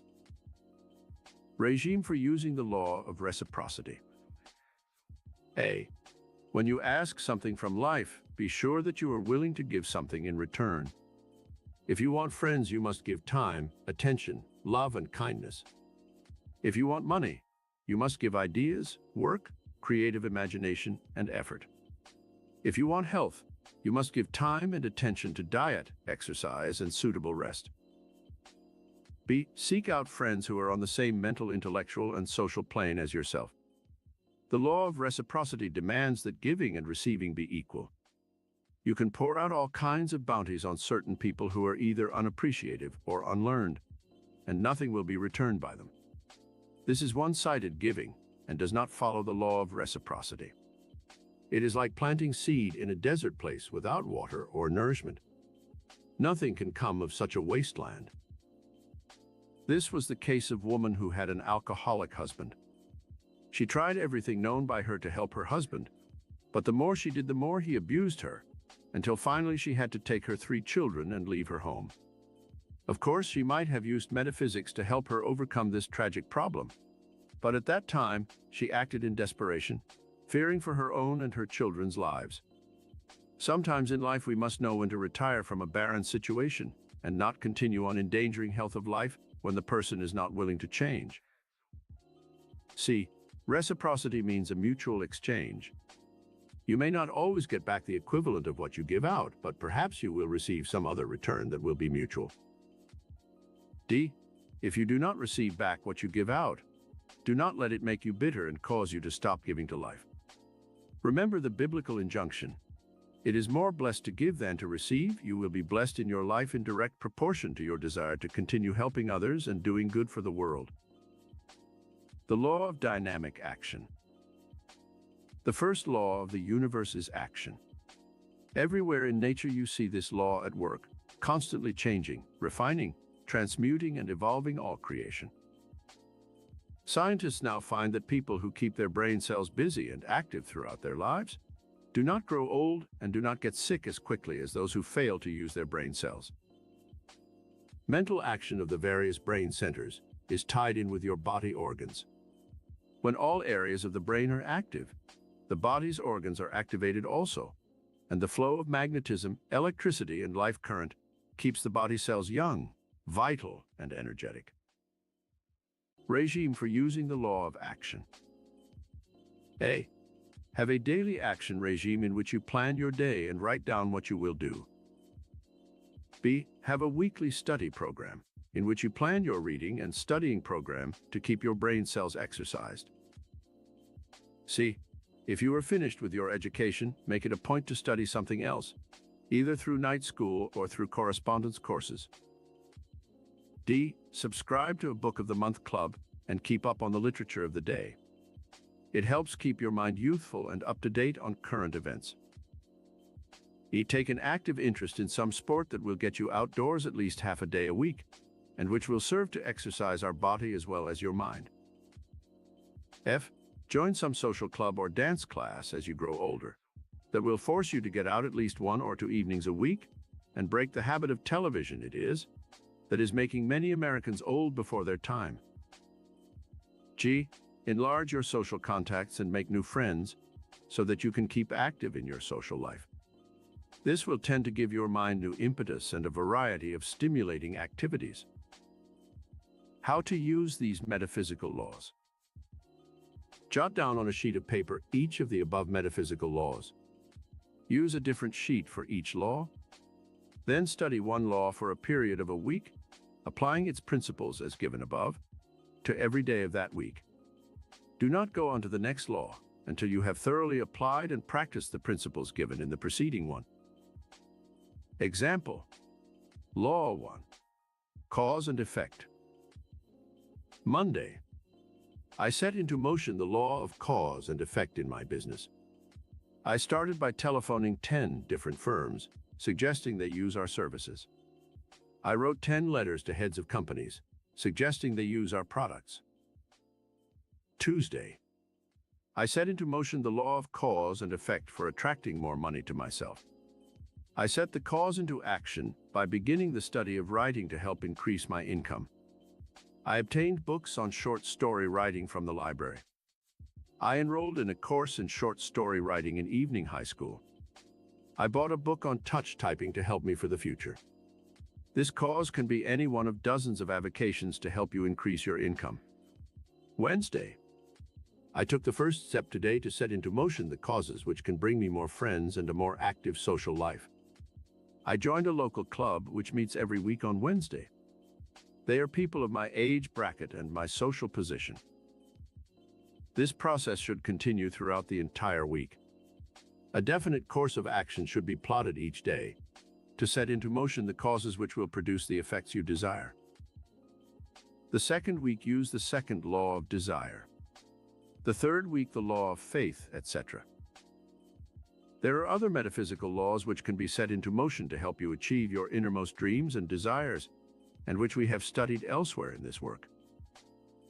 These are the law of universal good, the law of the subconscious, the law of creative imagination, the law of affirmative will, the law of adaptation, the law of change, the law of transmutation, the law of evolution and involution. Chapter 17. Money, fame, power, all can be yours through metaphysics. Now that you have learned of the metaphysical laws that work miracles, you are ready to set these laws into motion and create the miracles in your everyday life that you desire. No two people ever desire exactly the same things in life. Some people have a desire for large sums of money, thinking that with money they can buy anything they want. There is nothing wrong with this desire, for money is good if it is used for good purposes. Some people desire fame.